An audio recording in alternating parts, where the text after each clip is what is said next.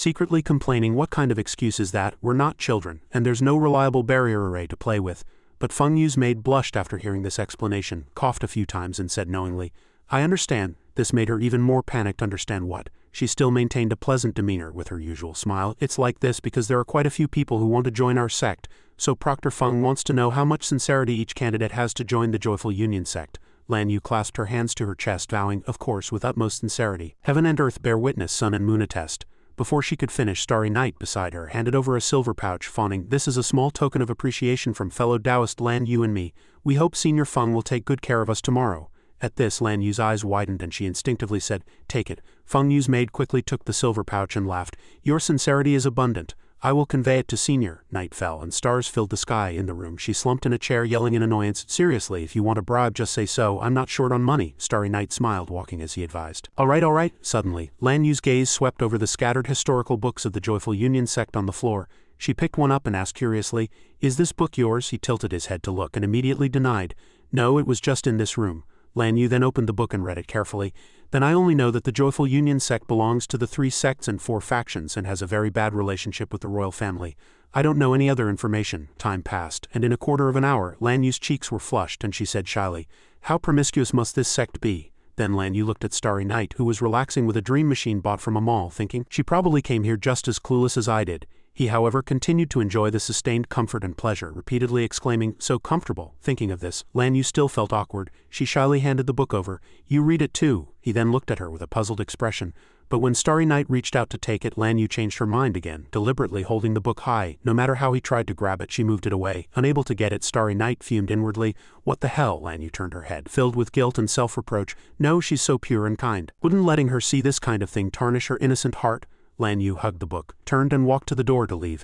It's getting late, I'm going back to rest. Starry Night glanced at her, spoke to the book, but she completely ignored him. Not even waiting for him to finish speaking, she quickly walked out of the room, slamming the door shut, only loudly saying, see you tomorrow.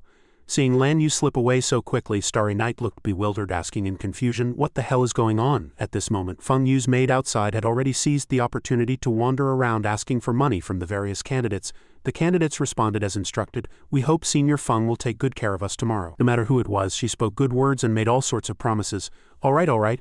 Feng Yu's maid, holding the recently received money pouch, smiled happily and analyzed, quite a harvest. If Senior is happy and gives me a cut, I'll be rich too. She was leisurely walking down the corridor when she suddenly saw Lan Yu waiting. Feng Yu's maid narrowed her eyes and asked, fellow Taoist Lan Yu, is there something wrong? Lan Yu looked at her and said seriously, return the shares for Starling and me. We want to enter by our own strength, not through such crooked means. On the other side, Starry Night was leisurely lying on the bed preparing to sleep and squinted his eyes to comment, this body is quite good, at least I don't have to constantly cover up when I sleep. Starry Night's smile didn't fade until he was comfortably lying in bed. He slept peacefully, no problem. With so much money given, I'll definitely pass the assessment easily tomorrow. On Lan Yu's side, she had already reclaimed Starling's large money pouch, making Feng Yu's maid leave in a huff while she happily thought, it's settled. This way I won't tarnish Sister Starling's pure heart and I'll prevent her from joining this promiscuous sect. Then Lan Yu looked up and recalled Starry Night's inner demon. You don't need to thank me. Inner demon Taoist, this is what I should do. The next morning, Starry Night was still asleep. As soon as he opened the door, he saw her waiting at the entrance, happily greeting, good morning, fellow Taoist Starling. Starry Night rubbed his eyes and replied, morning. Seeing Lan Yu so happy early in the morning, he asked curiously, what's wrong with you? Why are you smiling so happily? She squinted her eyes and smiled but said, nothing. Suddenly a loud notification sounded, drawing the attention of both. Fellow Taoist participating in the auxiliary disciple assessment, please gather at the plaza down the mountain. Starry Night excitedly said, let's go together. Lan Yu also happily agreed. Just as they turned and walked a few steps, a shout came from behind. Two ladies, please wait. It turned out to be Wang Chengrui. The two greeted him. Steward Wang, is there something wrong? He approached the two and informed them, you two don't need to participate in the assessment. She asked in surprise. Why, however, she was secretly happy, thinking, no problem, Sister Starling, I've already inquired. The Qingyun sect is currently recruiting disciples. That side is a righteous sect most suitable for us to join. Wang Chengrui happily said, Hallmaster Lu is very satisfied with your performance yesterday. You don't need to be assessed. You can directly become Hallmaster Lu's maid. Starry Night was a bit puzzled and asked in surprise, Hallmaster Lu, not Senior Feng? Lan Yu next to him froze, completely petrified. He explained, Senior Feng is the examiner. Hallmaster Lu is the hallmaster of our Joyful Union sect's enforcement hall. To be chosen by Hallmaster Lu, your future is limitless. But her heart was as if struck by lightning, suddenly thinking, Hallmaster of the Enforcement Hall, isn't that the sect master's living King Yama? She's also a dual cultivator. However, Starry Night was covered in sweat, still trying to get a clear answer. Steward Wang, could you please explain a little more clearly? This humble one doesn't know what she did to earn Hallmaster Lu's recognition. She still stood there, not having recovered. Wang Chenggui replied, that would of course be your attitude towards those who solicit bribes. Hallmaster Lu has always been upright and just, and she hopes her maids are also clean and honest. He was even more bewildered. Lan Yu, after understanding the reason, only knew how to pound her head in frustration. He no longer paid attention to their reactions. He urged, get ready, let's go. Dress up nicely, I'll wait for you here. Let's go together to see Hallmaster Lu. Inside the room, the two were distraught. Not knowing what to do, her face was ashen and she thought dejectedly, I can't believe it, inner demon Taoist, I messed up. I originally wanted to get your sister out of this demonic den, but I ended up directly recommending her into it. Starry Night's situation was no better. His mind was filled with chaotic thoughts. It's over, it's over. What do you mean recognized my attitude towards those who solicit bribes? At most it recognized my Starry Night. The bloodthirsty malice orb made him think of yesterday's scene. It must have been that old woman who leaked the secret, letting that woman know my relationship with the sect master. She wants to use me to frame him. System also spoke. Frame you? Why take the princess along? He answered blankly. You don't understand. She wants revenge on the sect master, so she definitely needs someone to deliver messages. He imagined himself delivering messages. Hallmaster Lu first takes Starling. Finally, after a long time, Wang Chenggui stood outside and asked, are the two of you ready? In the end there was no choice, so the two walked out of the room. They looked like walking corpses, sighing inwardly, it's over, we're dead. Seeing the gloomy atmosphere around them, he also felt bewildered. Did you two go to get makeup? You look like you're facing a great disaster. Wang Chenggui didn't hesitate, quickly took out his tools and personally reapplied makeup for the two. I'll do your makeup, then he said worriedly. Hallmaster Lu also has a bad temper, and if you look like this, I'll be implicated. The scene shifted to Lu Miao's room. This person was Lu Miao, Hallmaster of the Joyful Union Sect's Enforcement Hall at the early nascent soul stage. At this moment she was already seated, waiting, and heard a voice from outside. Hallmaster, Steward Wang has brought people. Lu Miao spoke indifferently. Come in. Wang Chenggui joyfully led the two in, smiling. Quick smile. Lan Yu and Starling looked up, revealing a twisted smile, then greeted in unison. Greetings, Hallmaster Lu. She sat above and seeing this scene wondered about their attitude. Are they possessed? He immediately explained. Hallmaster Lu, they have admired your name for a long time and are a bit nervous. Lu Miao threw a money pouch to Wang Chenggui, saying, a reward for you. He immediately happily accepted it, thanking her. Thank you, Hallmaster Lu, she spoke and commanded. First take them to my place to wash up. I'll be there shortly. Wang Chenggui humbly replied below. Yes. The scene shifted to the enforcement hall's side hall. The two were led to a room with a large bathtub. He took out a bottle and reminded them. After you two ladies wash up, remember to take this body strengthening pill. One pill was given to each person. Starry Night held the pill and asked curiously, isn't this a pill to temporarily strengthen the body? What's it for? Wang Chenggui explained. Hallmaster Lu distributed it. You two just reached Foundation establishment and she's afraid you won't be able to handle it later. Hearing this, the two immediately felt a chill, scared stiff. After giving instructions, he left. The two also obeyed and entered the bathtub to wash up. While soaking in the water, he thought with an ashen face, sure enough, she's the living King Yama. Is she afraid of accidentally killing me? Starry Night looked at Lan Yu on the other side and continued to ask, but why bring this foolish princess along too? He suddenly stood up, startling her, and she followed his gaze. Starry Night glanced at Lan Yu. I'm sorry, fellow Taoist Lan Yu, I probably implicated you. She covered her mouth, tears streaming down her face, thinking, this child thinks it's her own fault again, so touching. Lan Yu rushed over and hugged him tightly, holding him in a firm embrace, crying out, you're not worthy. Starry Night, startled by this sudden embrace, groaned, I can't breathe. After some struggling, he finally broke free from her arms. Starry Night, wiping his nosebleed with a towel, asked in confusion, what are you talking about? What does it have to do with me? Lan Yu turned away, her tone sounding very serious, warning, fellow Taoist Starling, what I'm about to say might overturn your worldview. You must be mentally prepared. This stunned him. Ah, Starry Night, seeing this, secretly guessed, is it a secret related to the royal family? But perhaps he was overthinking. She just continued quietly. The Joyful Union sect is actually not an interesting sect at all. This made Starling feel disappointed. Is that so? Then Lan Yu took out a book and placed it in front of him, saying, now that things have come to this, there's no point in hiding it. Read it yourself. This left Starry Night speechless. While waiting for him to finish reading, Lan Yu with folded arms glanced at Starry Night, then asked concernedly, do you know what kind of sect this is now? He also felt inwardly that it was written too conservatively. Lan Yu cried, wiping her tears as she recounted, to prevent us from falling into this demonic den, I retrieved the money you fellow Taoist Starling gave. Starling was utterly confused. She lifted her face, crying even louder, I originally thought that this way you could leave the Joyful Union sect and not tarnish your soul, but I messed things up. Hearing this, she pondered inwardly, wait, so Hallmaster Lu isn't trying to get revenge on the sect master, but because we didn't offer a bribe? Starry Night suddenly understood, his face radiating joy, and he gave a thumbs up, secretly praising, well done. Is this what they call foolish good fortune? This joy made Lan Yu even more speechless with emotion. I clearly hurt her like this, yet she still tries to comfort me with a forced smile, so I don't blame myself. Feeling too ashamed, she stood up and walked outside, intending to do something for him.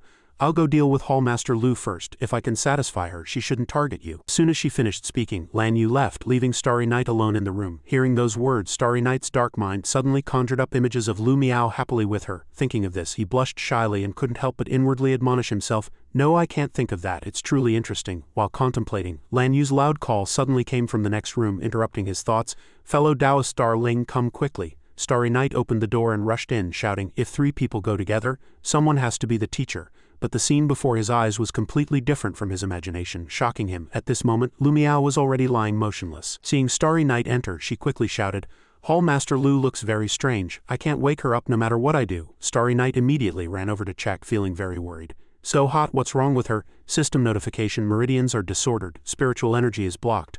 This is chi deviation. Someone with higher cultivation must be invited to clear her meridians, otherwise there will be danger." Seeing the urgent situation, Starry Night instructed, "We can't do it. You stay here and guard, I'll go call for help." Then he quickly ran out. Lan Yu replied worriedly, "Okay." Just as he reached the door, he reached out to push it open. But a formation was already on the door, trapping them, which left Starry Night very confused. He quickly opened the system screen to check the situation. This window also couldn't be opened. The entire room was covered by a formation. Starry Night looked at the prompt on the screen. "Signal cannot be sent, sending failed." His expression was solemn as he thought. Sure enough, voice transmission also can't be used. Seeing this, he walked out and asked, "What's going on? Why is there a containment formation at Hallmaster Lu's residence?" Starry Night replied seriously. "Obviously someone wants to harm her," Lan Yu quickly asked. "Then why are we involved?" He suddenly widened his eyes, understood something, and explained. "Because we just joined the sect and have no background, we're perfect to take the blame. If something happens to her, I'm afraid we'll have to be buried with her." Lan Yu, hearing this, blamed herself in fear, constantly apologizing. "I'm sorry, fellow Taoist Star Ling, it's all my fault." But Starry Night calmly slid the system screen to comfort her. "Don't worry," he confidently replied. "Wouldn't it be fine if we just rescued her?" After sliding the screen, Starry Night saw the Great Meridian Activation Pill, priced at 500. He clicked to buy, but the system prompted that purchasing this item required reaching the Golden Core stage. Starry Night's face immediately changed. Starry Night's attitude gradually became panicked. "What the hell? Items have level restrictions." This left Lan Yu opposite him very confused, her face filled with question marks. The system displayed a prompt, "It's always been there. The host just never shopped, so you didn't notice." Then it continued, "If low-level cultivators could buy high-level artifacts, how would the host earn creation points?" Hearing this, he could only think helplessly. Fraud. After much thought, Starry Night decided to only buy low-level items, then quickly clicked on the Minor Meridian Activation Pill, priced at 100 next to it. The system voice sounded, "Purchasing Minor Meridian Activation Pill." He immediately stuffed the freshly purchased pill into Lu Miao's mouth. Unexpectedly, her body trembled and she let out a groan. Standing nearby, she cried out in joy. "It worked, she's awake." However, Starry Night interrupted. "The medicine's effect is insufficient." She immediately fell back into a coma. Lan Yu paused after hearing this, thinking take advantage of her lucidity to find the mastermind. She immediately asked, "Hallmaster Lu, do you know who is trying to harm you?" Contrary to her worried expression, he anxiously rushed over, grabbing Lu Miao's shoulders and shouting, "Hallmaster Lu, quickly give me your sect identity jade pendant." This left Lan Yu completely bewildered. After some fuss, Starling also obtained the jade pendant engraved with the name Starling. He raised his hand to wipe the sweat from his forehead, let out a sigh of relief and said happily, "Fortunately I made it in time." Immediately after, Lan Yu looked at Starry Night in panic, shouting, "She passed out again, and because she mobilized spiritual energy to give you the jade pendant, her injuries worsened, making it even harder to explain now." At this moment, the system prompted creation points 112. The system then asked, "What's the use of an identity now?" He looked at the screen, thinking because saving her means offending the powerful figure who wants to kill her. Starry Night seriously weighed the pros and cons. "Although there are benefits to be gained, it's not within the mission scope, so I can't take a loss." The screen already displayed new content. Mission: Become a Joyful Union Sect Disciple. Condition: First earn 20,000 creation points, currently 112 20,000. The system was also speechless. Unexpectedly, Lan Yu spoke, blaming herself. "Fellow Taoist Star Ling, it's all my fault for dragging you into this." But before she could finish, he interrupted her. Her tone was firm as she said, "But don't worry, I guarantee we'll both be fine." She thought to herself, "Once I get out, I'll reveal my identity to the higher-ups of the Joyful Union sect." Lan Yu continued to speculate, "Once I'm taken away, I won't have a chance to see you again." She hugged Starry Night, crying uncontrollably, "It's been a pleasure meeting you, fellow Taoist Star Ling, my friend." Under the emotional impact, Lan Yu couldn't help but shed tears, secretly blaming herself. "I'm sorry, fellow Taoist inner demon, I can't keep my promise." Unexpectedly, she let out a HMPH, and then Lan Yu fainted on his shoulder. It turned out Starry Night had knocked her out to avoid her being a nuisance. He softly said, "Don't think too much, Sleep Princess." Starry Night carefully placed the two girls on the bed, then quickly took out the soul-devouring staff and used it. It asked, "Is the host planning to go out in soul form to find help?" Starry Night replied, "Yes." However, the system spoke to stop him. "You're not familiar with this place. Aren't you afraid of encountering the mastermind?" Immediately after, Starry Night's soul detached from Starling's body. Then he replied, "I'm just going out to find a place without signal blocking. Then I can use the voice transmission function to call for help." Unexpectedly, something flashed past him at this moment. Starry Night glanced, thinking, "What? Attacked? Seems I'm injured." This left him even more confused and curious, and he loudly asked, "Didn't you say I'm immune to damage in this state?" The system also said doubtfully, "Strange. No other person's aura was detected." Starry Night scanned the entire room, thinking, "Did they use an invisibility artifact?" Suddenly, a level 4 inner demon appeared before him, lunging at him.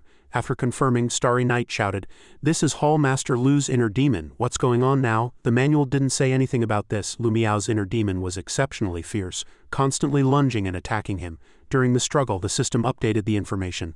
The manual only describes normal situations because the host's divine soul is infused with the bloodthirsty malice orb. It's a mutated entity. But I didn't expect you to be able to make contact with a real inner demon. Starry Night dodged its attacks and asked in confusion, "I didn't provoke it. Why is it attacking me?" It replied, "Inner demons also fall under the category of dark and evil entities. The dark energy emanating from your body is a great tonic for them." Then the system quickly summarized, "She's probably trying to absorb you."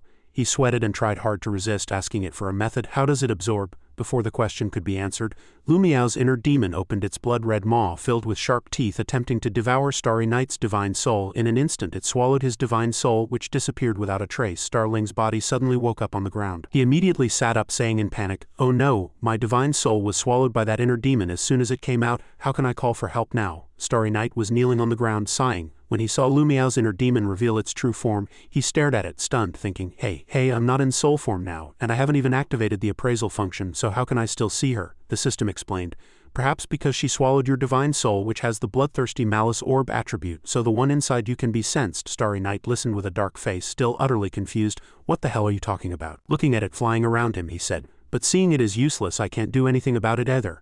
Unexpectedly, while circling, Lu Miao's inner demon accidentally bumped heavily into Starry Night's chest. Immediately after, it jumped around in front of him, seeming to provoke him, which confused Starry Night even more. Suddenly, Lu Miao's inner demon froze and asked, Why didn't it pass through? This person can actually touch me?" Only then did he suddenly realize and ask, "Ha, you can talk?" It cried out in fright. "What, you can actually see me?" Lu Miao's inner demon seemed to have turned into an evil spirit, extending its long sharp claws and chuckling sinisterly. "I actually got to experience such an interesting thing." It once again opened its big mouth, preparing to devour Starry Night's body as well. This girl still doesn't know what humans taste like. Lu Miao's inner demon thought this time it would be as easy as before to devour Starry Night whole. But before it could act, she was slapped hard by him. It flew out, fell to the ground, and cried out in panic, "How is that possible?" He walked to where Lu Miao's inner demon fell, saying arrogantly, "Don't think that just because you swallowed a small portion of my divine soul, you can swallow my main body," it asked in confusion. "You're clearly only at the foundation establishment stage," Starry Night also enthusiastically explained. "There are some things you don't understand. You're an inner demon of a nascent soul stage cultivator, but that doesn't mean you possess the strength of the nascent soul stage, and inner demons don't have direct combat capabilities. It's normal for you to misjudge your own strength." Lu Miao's inner demon gritted its teeth and probed. "Then have you ever fought my kind?" he frankly admitted. "No, you're my first." Starry Night's confident expression made it feel uneasy.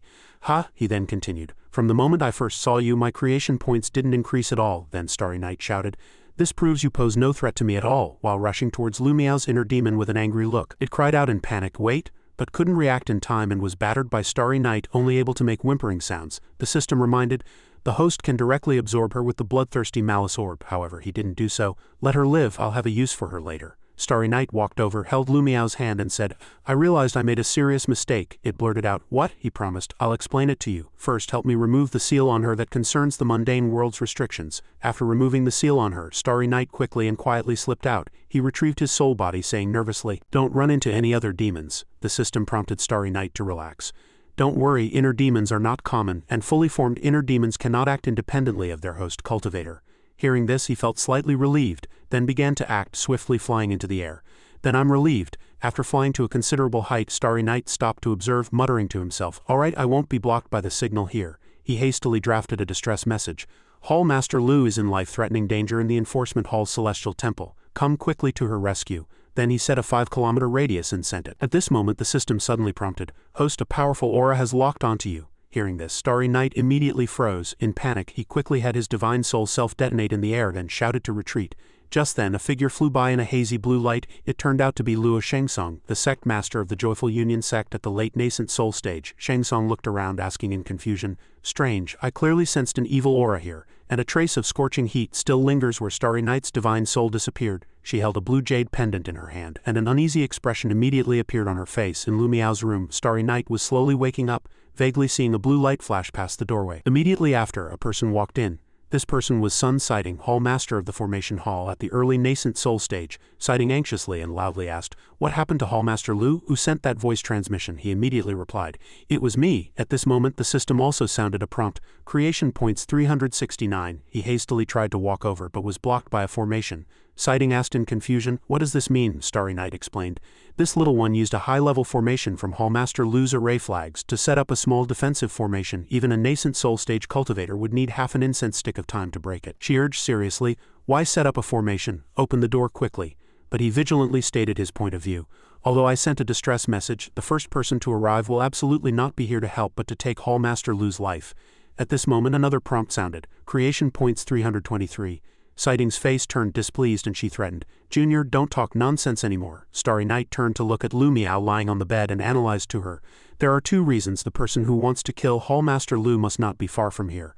Otherwise they couldn't have seized the opportunity to activate the containment formation," he analyzed with a serious expression. "Second, the plan has changed. You must be the first person to appear, erase traces of the containment formation, and by the way, eliminate us two who know the truth." The system again sounded a prompt, "Creation points 472. After hearing this, Sighting didn't bother to feign ignorance anymore and said directly, "Junior, who are you?" Starry Night happily introduced, "I am a maidservant, Star Ling, recently recruited by Hallmaster Lu." While he was speaking, another person burst in. The newcomer was Shengsong. As soon as she entered, she immediately asked, "What's going on? What happened to Lu Miao?" Sighting's face immediately changed and she greeted eagerly, "Greetings, Sect Master." He cautiously turned to ask Lu Miao's inner demon, "Inner demon, is the Sect Master Hallmaster Lu's friend?" This surprised it somewhat. Lu Miao's inner demon thought confusedly, "This little girl can actually transmit divine sense to me. How did she do it?" But outside, Sighting was speaking unpleasant words, attempting to sow discord. "Sect Master, this maidservant has ill intentions." It was trapped inside, growing increasingly uncomfortable and resentful. "That damned Lu Miao, if I were free I wouldn't help you." Then Lu Miao's inner demon replied, "The Sect Master is not." But before it could say much, Starry Night transmitted a message to remind it, "You'd best think carefully before answering. If anything happens to Hallmaster Lu, I'll immediately devour you and make you disappear forever." Hearing this, its attitude immediately changed, and it cooperatively replied, "Oh, the Sect Master is the closest person to Lu Miao in the sect." Outside, Sighting kept saying harsh words, slandering him. "Hallmaster Lu's life hangs in the balance, yet she used a formation to prevent me from rescuing her." But in her heart, she was plotting against Starry Night. "This Junior is too clever for her own good. Do you think there's no one in the sect to trust? Lu will die all the same." Before Shengsong could react, he had already broken the formation and opened the door, inviting, "Sect Master, please come in." Starry Night respectfully invited Shengsong in and she listened to him and walked in. Sighting followed behind, also trying to enter, but she was blocked by the formation after taking 2 steps, which confused Sighting. Starry Night merely smiled from inside, looking out, and softly said, "You cannot come in." This made her grit her teeth in anger and curse. "You!" System prompted, "Creation points 26. Shengsong knelt by the bed, bent down to look at Lu Miao for a while, then said to the outside, "Hallmaster's son, stay outside and guard, don't let anyone else disturb us." Sighting was very unwilling but could only obey and walk out. Before leaving, she also viciously threatened him. "Star Ling, right? This Hallmaster remembers." But Starry Night was fearless, responding without showing weakness, "Welcome back anytime." She stomped out angrily, then slammed the door shut. After Sighting left, he looked back and saw Shengsong channeling energy to heal her. So he curiously asked the Sect Master, "Hallmaster Lu?" Before he could finish, Shengsong understood and explained Lu Miao's condition.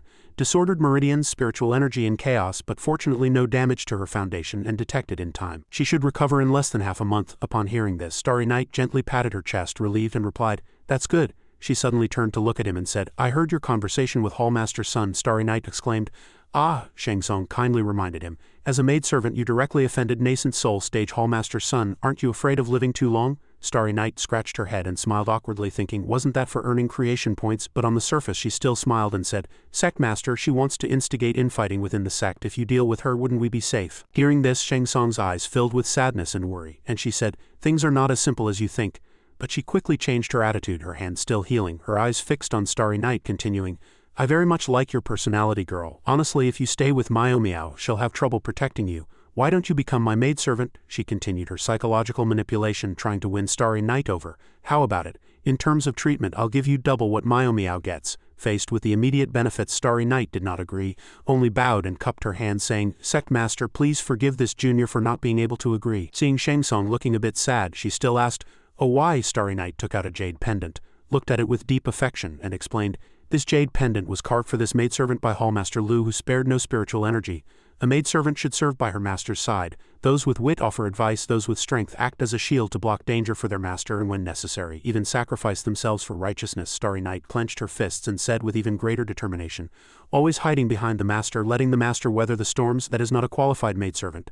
That is merely a pet. Although the words were grand, they translated to just a few words. Safe, how can I earn creation points? Shang Tsung's face flushed with excitement after hearing this long speech from him, and she exclaimed, Oh dear, Myomeow is no good even though she's helping me investigate. This girl's answers make my heart race, leaving the people listening utterly confused.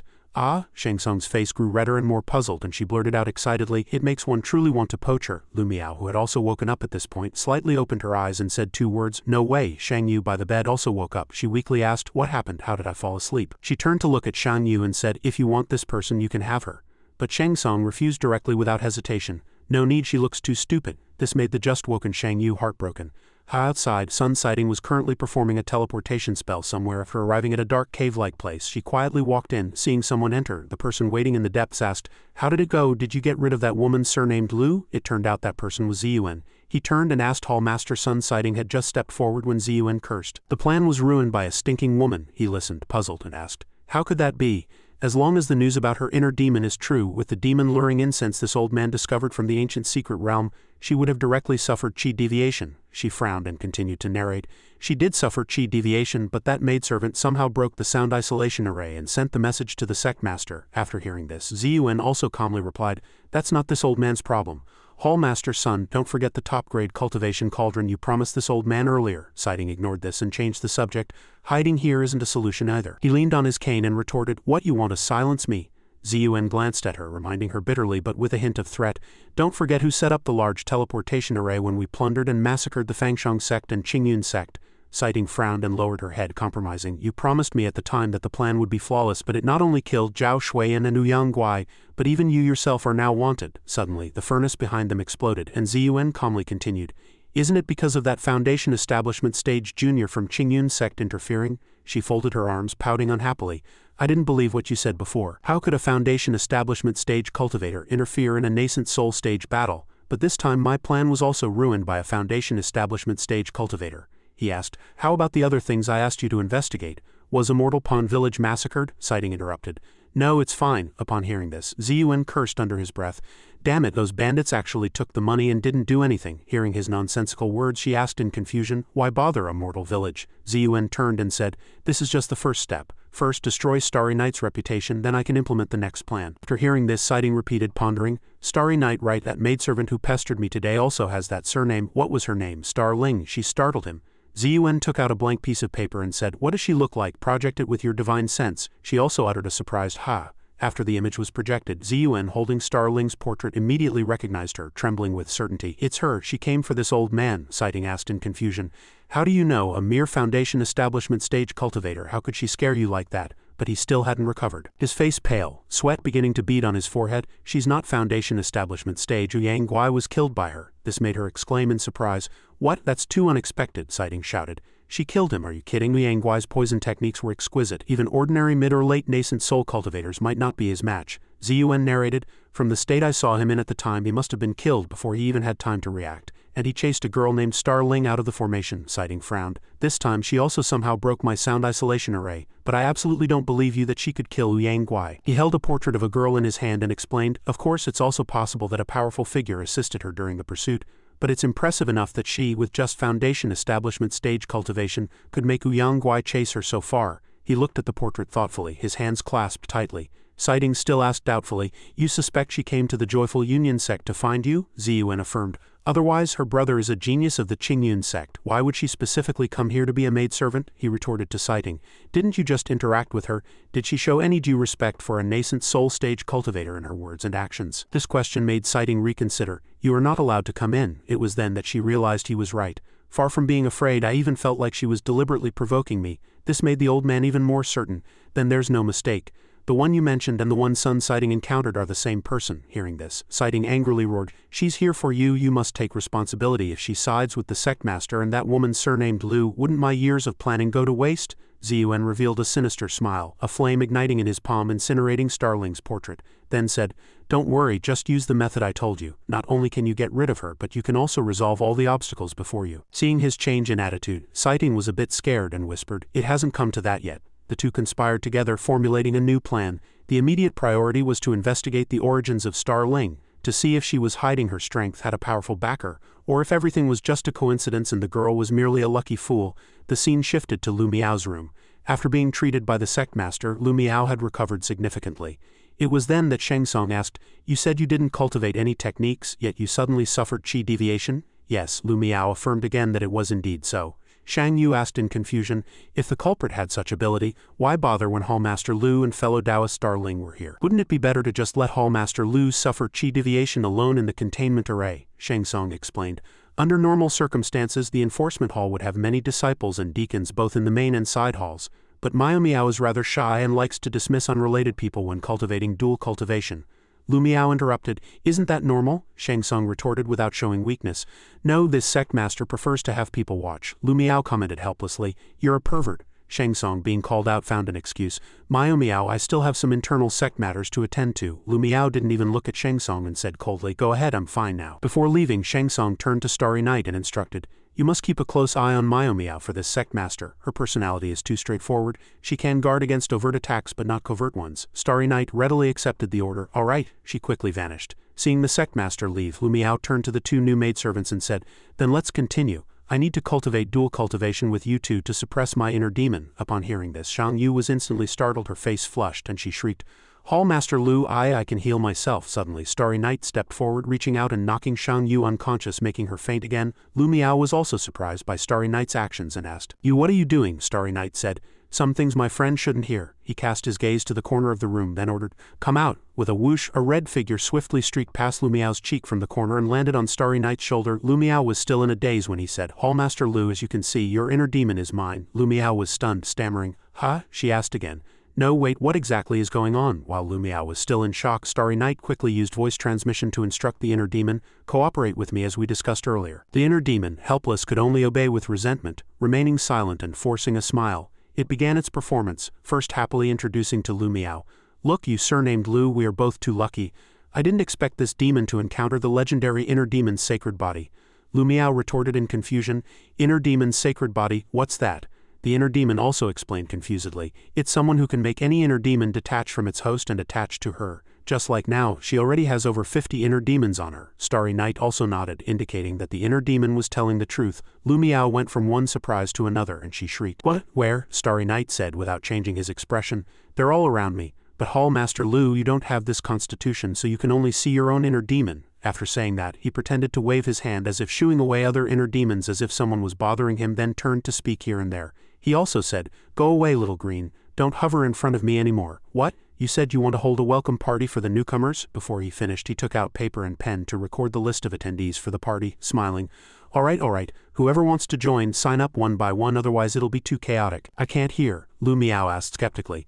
"So you live in harmony with those inner demons?" Lu Miao's inner demon said that because the inner demon's sacred body not only provides a continuous supply of negative energy for the parasitic inner demons, but also dies accidentally at the age of 21. Hearing this, Lu Miao was stunned for a few seconds. "Huh?" Sensing her attitude, Starry Night looked unconcerned, as if it was an ordinary matter. "That's right, they eat well and sleep soundly with me, and when I turn 21 they'll gain freedom, so there's no infighting or plotting to kill me." Starry Night pointed to the inner demon and said, "This inner demon of mine originally intended to harass me and make me die faster. Then it was beaten into this state by the other inner demons here." Lu Miao might have been a bit dazed and asked hesitantly this, but still continued, "How old are you this year?" Starry Night replied, 20 years and 3 months. This answer made Lu Miao slightly startled, and he continued, a hint of sadness on his face, "That's right, I only have a few months left to live." Then he began to recount the past. In the picture he smiled and waved at the people bowing behind him. "I'm an orphan, and since I only have 20 years to live anyway, I wanted to do my best to help those cultivators troubled by inner demons." The scene then switched to a cold lakeside where he stood alone looking at the distant sun. But as the end drew near, looking back at his short life, he felt very unwilling. His calm voice sounded, "I also want to be like other girls, join a sect I like." Meet companions, comrades, fellow Taoists, perhaps receive affection from elders and care from senior brothers and sisters. Lu Miao interrupted. So you came to join our joyful union sect? Starry Night placed her left hand on her chest and said with sincerity, I heard this is the sect that most respects female cultivators' personal wishes, so I want to live for myself, at least in my short life. The inner demon stood by completely stiff, not saying a word. She looked at Starry Night, questioning life itself. How could this guy act so well, fluent and flawless? Lu Miao listened to the story and also felt pity for this unfortunate life. She promised Starry Night, don't worry, as long as you help me clear my inner demon, this Hall Master owes you a great favor and I can fulfill any wish you have. Starry Night pretended to gently wipe away crocodile tears, his voice filled with immense gratitude. Thank you, Hall Master Lu. But in her heart, she was as happy as if it were a holiday. She had done all this just waiting for those words. Suddenly, Lu Miao's waist grew warm. It was the communication jade pendant warming up. A message came through, and Starry Night also asked Lu Miao worriedly. What's wrong? She said. The sect master says there's an urgent matter and wants me to go to the deliberation hall. The scene shifted to the inner disciple mentor's residence. Feng Yu's disgruntled complaints echoed throughout the room. Damn it, not only did those two bitches take back the benefits they gave me, but they were also directly taken in as maidservants by that woman surnamed Lu. This not only made me lose face, but also cut off my source of income. Sitting in the chair with a frown was Feng Yu, a Foundation Establishment Stage Grand Completion inner disciple mentor. So she was the examiner for the assessment. Starry Night and Shang Yu almost attended. The maidservant standing behind her with a downcast face was massaging her shoulders. Feng Yu glanced at the maidservant and asked, How much did you collect this afternoon? Did it decrease? The maidservant timidly replied. No one refused to give anything. Feng Yu snorted coldly, angrily saying, They're smart enough, however. The maidservant hesitated before adding, But 7 or 8 people still took back the benefits. This made Feng Yu roar, They're going too far. Suddenly someone walked in from outside and said, Fellow Taoist Feng, what has made you so angry? It was Sighting. Seeing this, Feng Yu quickly rushed to the door to greet her. Greetings, Hall Master's son. Sighting replied happily. All right, we're all family, no need to be so polite. She revealed a sinister smile and said, I've also heard about your situation, and I'm here to stand up for fellow Taoist Feng Yu. Feng Yu looked a bit worried, smiling awkwardly. No, it's just that our maidservants were ineffective. Sighting looked down at the grapes on the table, a slight smirk playing on her lips, and whispered, Don't be afraid of offending that woman surnamed Lu. She just suffered chi deviation, and although the sect master saved her, her strength is greatly diminished. Furthermore, with her inner demon constantly bothering her, she won't be able to advance her cultivation, so she won't recover to the nascent soul stage. Feng Yu seemed a bit confused, not quite understanding. Oh, is that so? Sighting noticed a grape of an unusual color in the fruit platter. She picked it up, played with it, and continued. I've already contacted the Spirit Medicine Pavilion, the Artifact Forging Pavilion, and members of the Elder Council to jointly report on the woman surnamed Lu. Sighting held up a grape, admiring it. After a moment of silence, she continued. According to sect rules, a hall master must possess nascent soul stage cultivation. Even if the sect master protects the woman surnamed Lu, she cannot violate sect rules. After admiring the grape, Sighting decided to bite into it. While eating, she asserted, So she's going to be removed from office. A villainous smile played on her lips as she said, Without cultivation, without status, the living King Yama can only crawl on the ground like a dog. The scene shifted to Sheng Tsung and Lu Miao's urgent meeting. The sect master of the Joyful Union sect slammed the table in anger, scolding loudly, Outrageous, I haven't even settled scores with them for hurting our people, and they still dare to be so arrogant. Lu Miao looked at the accusation letter, which was roughly accusing her, and the reasons were compelling. According to sect rules, she indeed no longer had the right to hold that position. Hearing these words, Sheng Tsung grew even more furious. Miao, have you understood the situation? Don't you know how many people you've offended during your tenure?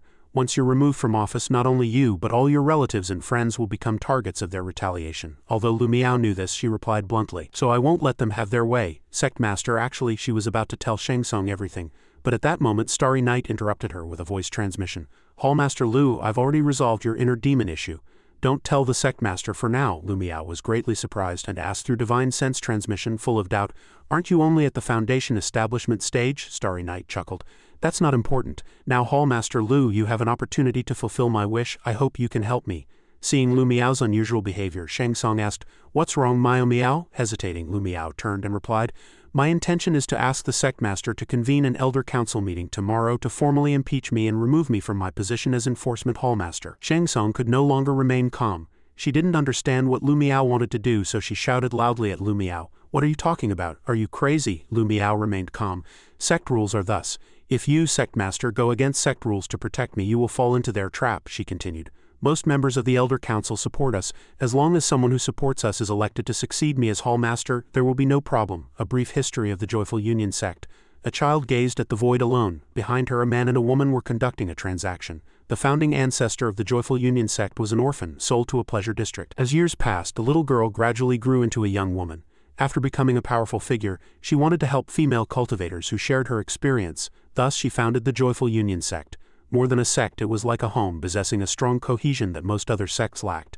A staircase displayed the names of various sects ranked from high to low, but in the past decade, the Joyful Union sect's ranking had been continuously declining. Another phenomenon also emerged. Some believed the Joyful Union sect was too conservative and would eventually become a second-rate sect. The scene shifted again.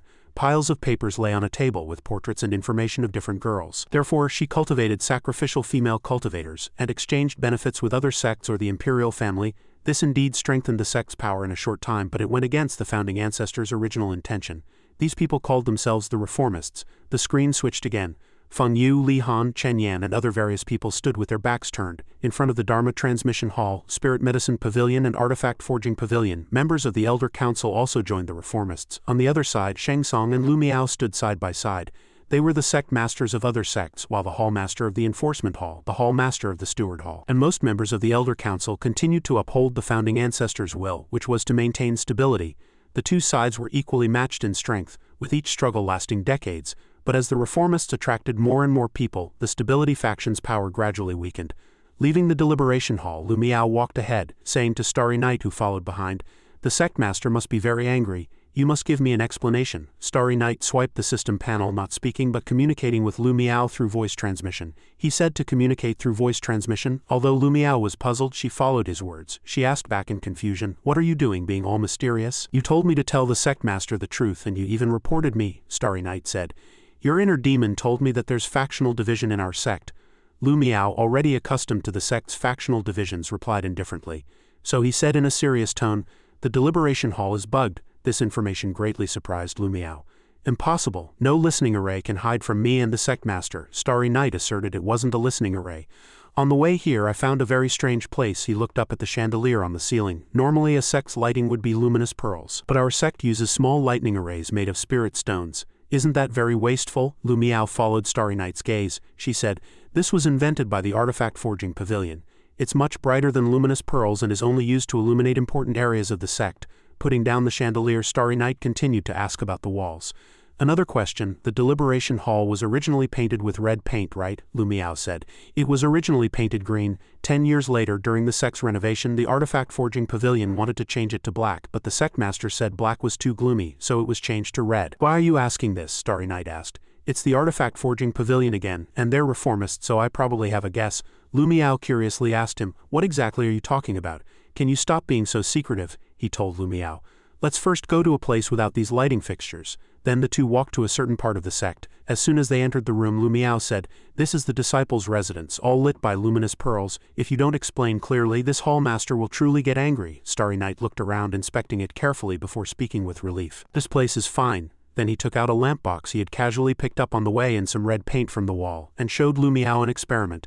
"This is our sect's array lamp, which I just took off the wall. Hallmaster Lu, try saying something." She was puzzled about what he was doing. "Anything?" He nodded and replied, "Yes." Lu Miao shouted, "It's over." He picked up the lamp and explained, "I will now reverse the operation of the array in this lamp." After speaking, Starry Night activated the lightning array on the lamp with his divine sense, and streaks of lightning appeared coiling around the lamp. Then it turned to the red paint mixture in his other hand, and then a voice emanated from the red substance. "Hall Master Lu, try saying something." "Anything?" It was the brief conversation they had just had. At this moment, Lu Miao's face had turned dark. She shouted loudly, "What are you doing? Why can this paint repeat our words?" Starry Night calmly explained, "This is the principle of a recorder. This lightning array can not only illuminate but also convert sound waves into signals. It creates a magnetic field on the paint material, thereby recording sound. They originally intended to use black. That's because the iron oxide in the magnetic field is black, but the sect master disagreed, so they settled for red iron oxide," he continued to explain. "Even if there's a large amount of iron oxide in similar iron oxides, no one would suspect it. That's roughly it. Did anyone understand?" Seeing Lu Miao's dazed expression, she probably didn't understand. She felt dizzy, muttering to herself, "What is she talking about? Is the generation gap between me and young people already this wide?" Starry Night chuckled, "It's okay if you don't understand." Back to the main topic. He summarized, "The reformists rely on this array lamp, coupled with red or black paint, to secretly eavesdrop on sect affairs without anyone noticing." It was only then that Lu Miao realized such a thing was happening. No wonder our important information has been leaked so many times. We thought there was an internal traitor, causing the Stability faction to be on edge and leave the Joyful Union sect, Starry Night reminded. So knowledge is power. A small recording principle has also caused you huge losses. Lu Miao still looked confused, pressing. But how did you know? I've never heard of such equipment. Starry Night gave an awkward smile, saying, I subdued some inner demons specializing in artifact refining. They reminded me. Lu Miao was half convinced, so that's how it was. She secretly thought, it seems that the inner demon on her is not a burden but a driving force. Putting that aside, he continued, but I have another plan for you, Hallmaster Lu, to resign from your position as Enforcement Hallmaster. Hearing Starry Night's words, Lu Miao asked in surprise again. Huh? Starry Night happily replied. I hope my month in the sect will be pleasant, so I will deal with everyone and everything that makes me unhappy. Starry Night looked a bit embarrassed, placing his hand behind his head and scratching his hair, saying, but I'm only at the Foundation establishment stage after all. The subsequent plan still requires Hallmaster Lu's cooperation. Lu Miao curiously asked, how do we do it? He seriously planned, tomorrow's sect assembly. Hallmaster Lu must be successfully impeached. This is the first step of the plan. Meanwhile, Lan Yu woke up drowsily in bed. She touched the back of her neck and murmured to herself, what happened? How did I end up in bed? Is it dark already? Lan Yu heard Lu Miao and Starry Night talking outside the door. That's enough for today. I'll come at 8 a.m. tomorrow. Okay. Starry Night returned to the room and seeing that she had woken up asked in surprise, oh, you're awake? Lan Yu didn't answer, thinking, I seem to have lost consciousness while preparing to sacrifice myself. Seeing her dazed, he continued, what's wrong? Why are you staring at me? Lan Yu was still immersed in her thoughts. Did fellow Taoist Star Ling knock me out and then take all the responsibility for me? She suddenly jolted awake, finding Starry Night already lying on the bed, groaning. So tired. He climbed into bed, pulled the quilt over himself, and then spoke. I never thought I'd have to deal with a nascent soul-stage cultivator just after joining the sect. Lan Yu's face turned pale, and she quickly covered her mouth, her mind a mess. Woo, fellow Taoist Star Ling is being tormented like this. It was my responsibility in the first place, and you're still sacrificing yourself for me like this. Do you want me to die of guilt? Starry Night next to her murmured, complaining, too much brain work, must quickly replenish brain cells by sleeping. It was only then that Lan Yu stammered, then Hallmaster Lu, is she okay? Starry Night immediately replied, how could she be okay? Tomorrow is the problem. Hearing this answer, she felt as if struck by lightning. What, is it happening again tomorrow? Lan Yu tightly clutched the corner of the quilt. She looked at the sleeping person next to her, filled with determination. Don't worry, fellow Taoist Star Ling, I absolutely won't let you bear tomorrow's burden for me. The next day, outside the room, Lan Yu seemed to have been waiting for a long time. She clasped her hands and bowed to Hallmaster Lu. Lu Miao said, I told you I'm here for Starling. Lan Yu still clasped her hands and continued, Starling has explained the situation to me. She's feeling a bit unwell, so I'll take full responsibility for what happens next. Lu Miao frowned slightly, secretly guessing, couldn't endure it. Did the inner demon's sacred body absorb my inner demon and then cause problems? She pondered carefully. It seems doing this still affects the body? Lan Yu next to her turned pale. What are you doing? Lu Miao looked at Lan Yu, wanting to confirm again. She said she's entrusting today to you, right?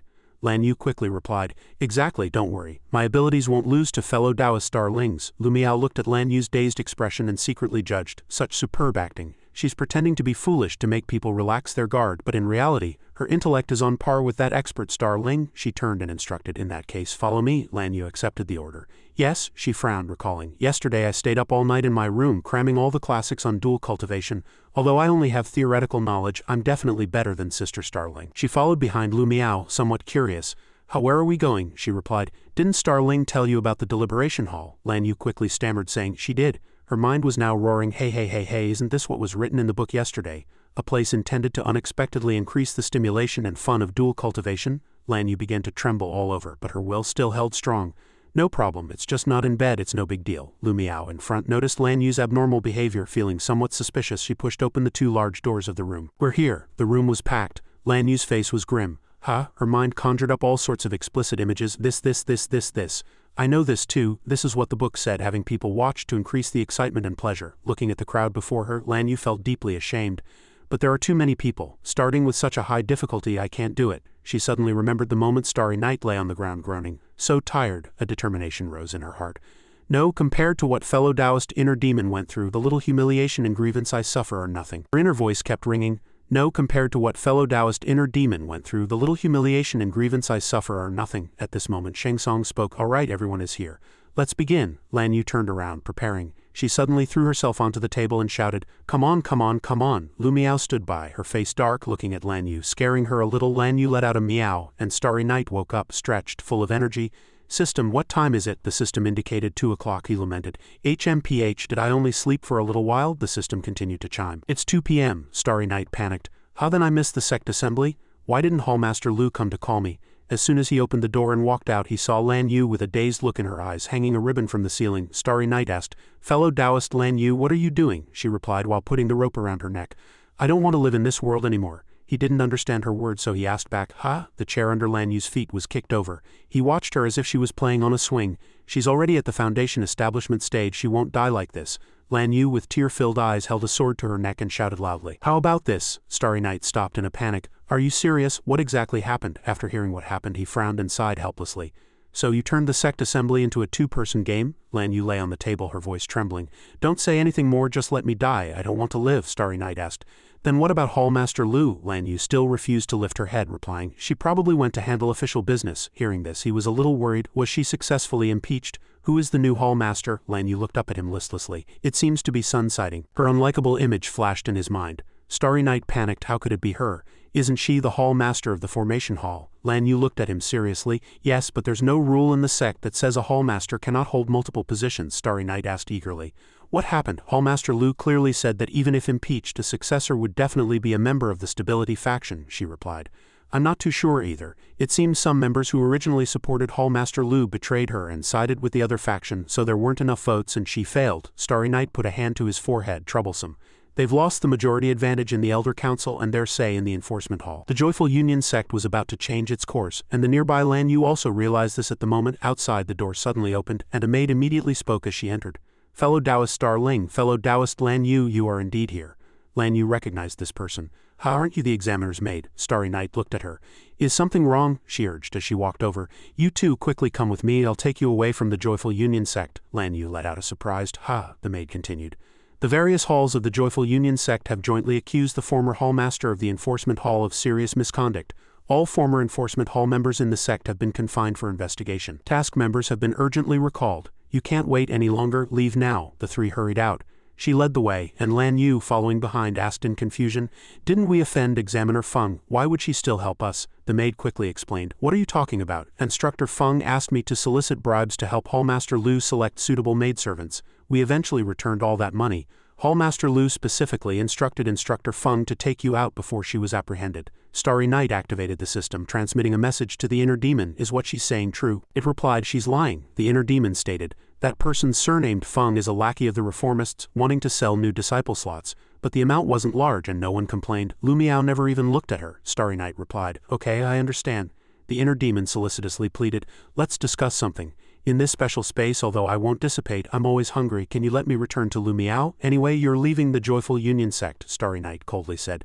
"Then return the bloodthirsty malice chi you absorbed from me." Hearing this, its face immediately stiffened, stammering. How can I return that?" he said crisply. "Otherwise, just stay here and compensate me honestly." The inner demon's voice trembled. Compensate," Starry Night interrupted. "Don't talk to me, I need to think." He looked at the maid leading the way, thinking, why is she lying? Starry Night moved, taking the opportunity to analyze. If she offended me and wanted revenge, there's no need to take me away. She could easily kill me by using the former Hallmaster's maidservant status as an excuse. Lan Yu asked, "Where did Hallmaster Lu go?" The maid immediately replied, "I heard she was also confined. The sect master wanted to protect her but was stopped by the Grand Elder," she lamented.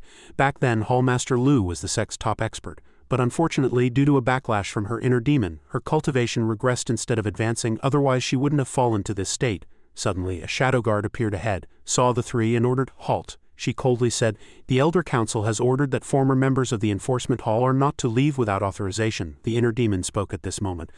"I never expected them to send shadow guards, direct subordinates of the Elder Council. The former members of the Enforcement Hall are truly pitiable. If they fall into the hands of those women, they'll be stripped of their skin even if they don't die." The maid in front was handing something to the shadow guard. "Senior, we are on a special mission. This is a pass token," Starry Night thought, directly under the Elder Council. He immediately understood it makes things easier. He quickly gave an instruction with one finger. The system prompted, "Creation points 526. The shadow guard was examining the pass token when she felt something on her waist heat up. Starry Night subtly moved up behind her. Lan Yu noticed Starry Night's movement, somewhat confused. The shadow guard looked at the glowing token in her hand and asked the maid, "Are the people behind you Star Ling and Lan Yu?" She replied, "Yes." Starry Night unexpectedly struck her from behind, knocking her unconscious. The maid fell heavily before everyone's eyes. Lan Yu panicked. "Fellow Taoist Star Ling, what are you doing?" Starry Night glanced at her. "This is part of the plan, understand?"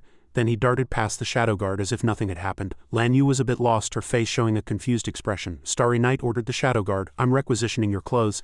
"This is part of the plan," the shadow guard replied with a smile. "Understood." Lan Yu, behind him, was dumbfounded. Starry Night flew up and Lan Yu rode her sword. The two swiftly flew away. Lan Yu, riding her sword behind, asked curiously, "Fellow Taoist Star Ling, do you know that senior?" He replied. "No," she pressed. "Then why did she listen to you?" Starry Night vaguely said. "Because this is part of the plan." Lan Yu was torn. "What exactly is this so-called plan?" she continued. "And why did you knock out that maid? Wasn't she here to help us?" Starry Night replied. "I couldn't trust her." "You too, fellow Taoist Lan Yu, don't believe what others say." The two continued to fly in a straight line. Starry Night looked at the clothes he was wearing and couldn't help but sigh. "As expected, this outfit is very useful. I've already flown out of the Joyful Union sect's territory, and no one has come to inspect me." He stopped and instructed, "It's getting late, let's find a place to rest first."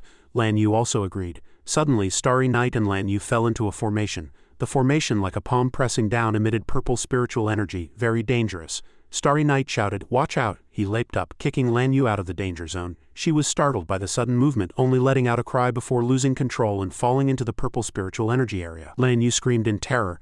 "Fellow Taoist Star Ling!" In the air, an invisible purple giant hand tightly squeezed Lan Yu, making her scream in agony. The attacker was Feng Yu, who appeared and said, "I really underestimated you two, to be able to transmit messages to the Shadow Guard and forge the Grand Elder's order, making me waste a lot of effort."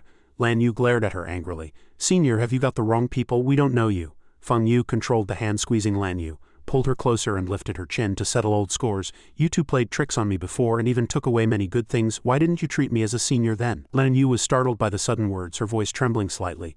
"What, you're Examiner Feng of the Joyful Union sect?" Feng Yu squeezed her tightly as a demonstration. "Quickly tell me how you forged the voice transmission and I can give you a quick death." Lan Yu groaned in pain. In the air, a small green projectile shot out rapidly. Feng Yu blocked it with her hand in time. She looked at the object in her hand, inwardly assessing. "This is hair, yet it carries such potent sword chi. It seems it's no less than a profound-grade flying sword." Feng Yu destroyed the projectile with spiritual energy, just a small trick. Unexpectedly, the same projectile appeared again, but this time in greater numbers and with stronger force. Feng Yu was startled by the sudden attack, only managing to say, "What?" The projectile swiftly dispelled the invisible giant hand squeezing Lan Yu. Starry Night appeared, quickly supporting her. "Fellow Taoist Lan Yu, are you all right?" She saw Starry Night's bald head and panicked. "Fellow Taoist Star Ling, your hair." In the air, another purple spiritual energy halo suddenly appeared. Feng Yu's body and hands were also gathering a large amount of purple energy. She shouted furiously, "Damn it, I'll kill you." Two huge invisible hands formed in the air and the Joyful Union palm immediately pressed down. Starry Night quickly escaped. He deftly dodged the pursuing Joyful Union palm. The purple palm forces exploded in the air, dazzling and illuminating the entire space. Feng Yu disdainfully said, "Blood shield technique, I'd like to see how long you can last." She attacked more and more fiercely. Starry Night fled with Lan Yu, the purple palm forces constantly pursuing and exploding around him. He secretly calculated, "This won't do, I'll be hit and die. But this princess won't stop once she starts." Starry Night frowned and said, "Lan Yu, when I count to 1 you will use your strongest sword technique to attack me and attack that woman." Lan Yu was shocked. "What, attack you?" Another Joyful Union palm struck fiercely, and Starry Night dodged it again.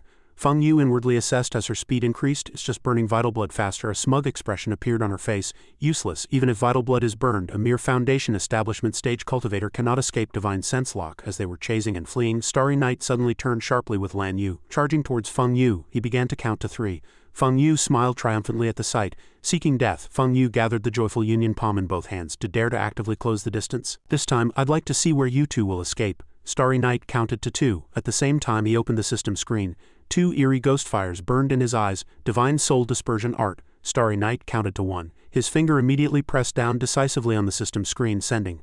Feng Yu's Joyful Union palm suddenly dissipated, and she only managed a few gasps of surprise. Lan Yu unleashed her full power with the Azure Firmament heaven-shattering art, striking at Starry Night. The two combined their efforts, erupting with immense power. Starry Night shot out like an arrow. He used his head as a weapon, charging straight towards Feng Yu. She immediately spat blood after being hit. Lan Yu landed, her eyes fixed on Starry Night, not moving for a moment. She had indeed exhausted all her spiritual energy. "Fellow Taoist Star Ling, what exactly happened?" Just when she thought victory was assured, Feng Yu's abdomen suddenly glowed. Her entire body was protected by a purple light sphere. Starry Night was suddenly pushed away by a powerful force. Lan Yu below reached out to support him, but due to the strong impact she also staggered and cried out. Feng Yu gritted her teeth, furious, inwardly assessing, "Fortunately, I still have the profound spirit tent, a Earth-grade magic treasure which automatically activated. What method did she use to penetrate my divine sense defense and directly attack my sea of consciousness, making me unable to summon spiritual energy? I almost fell to these 2 Foundation establishment stage bastards." Lan Yu supported the unconscious Starry Night. She looked at Feng Yu, who had landed in the distance. Feng Yu said, "Don't worry, we're all in the same situation now. I can't summon spiritual energy and your spiritual energy is exhausted." A cunning smile filled Feng Yu's face.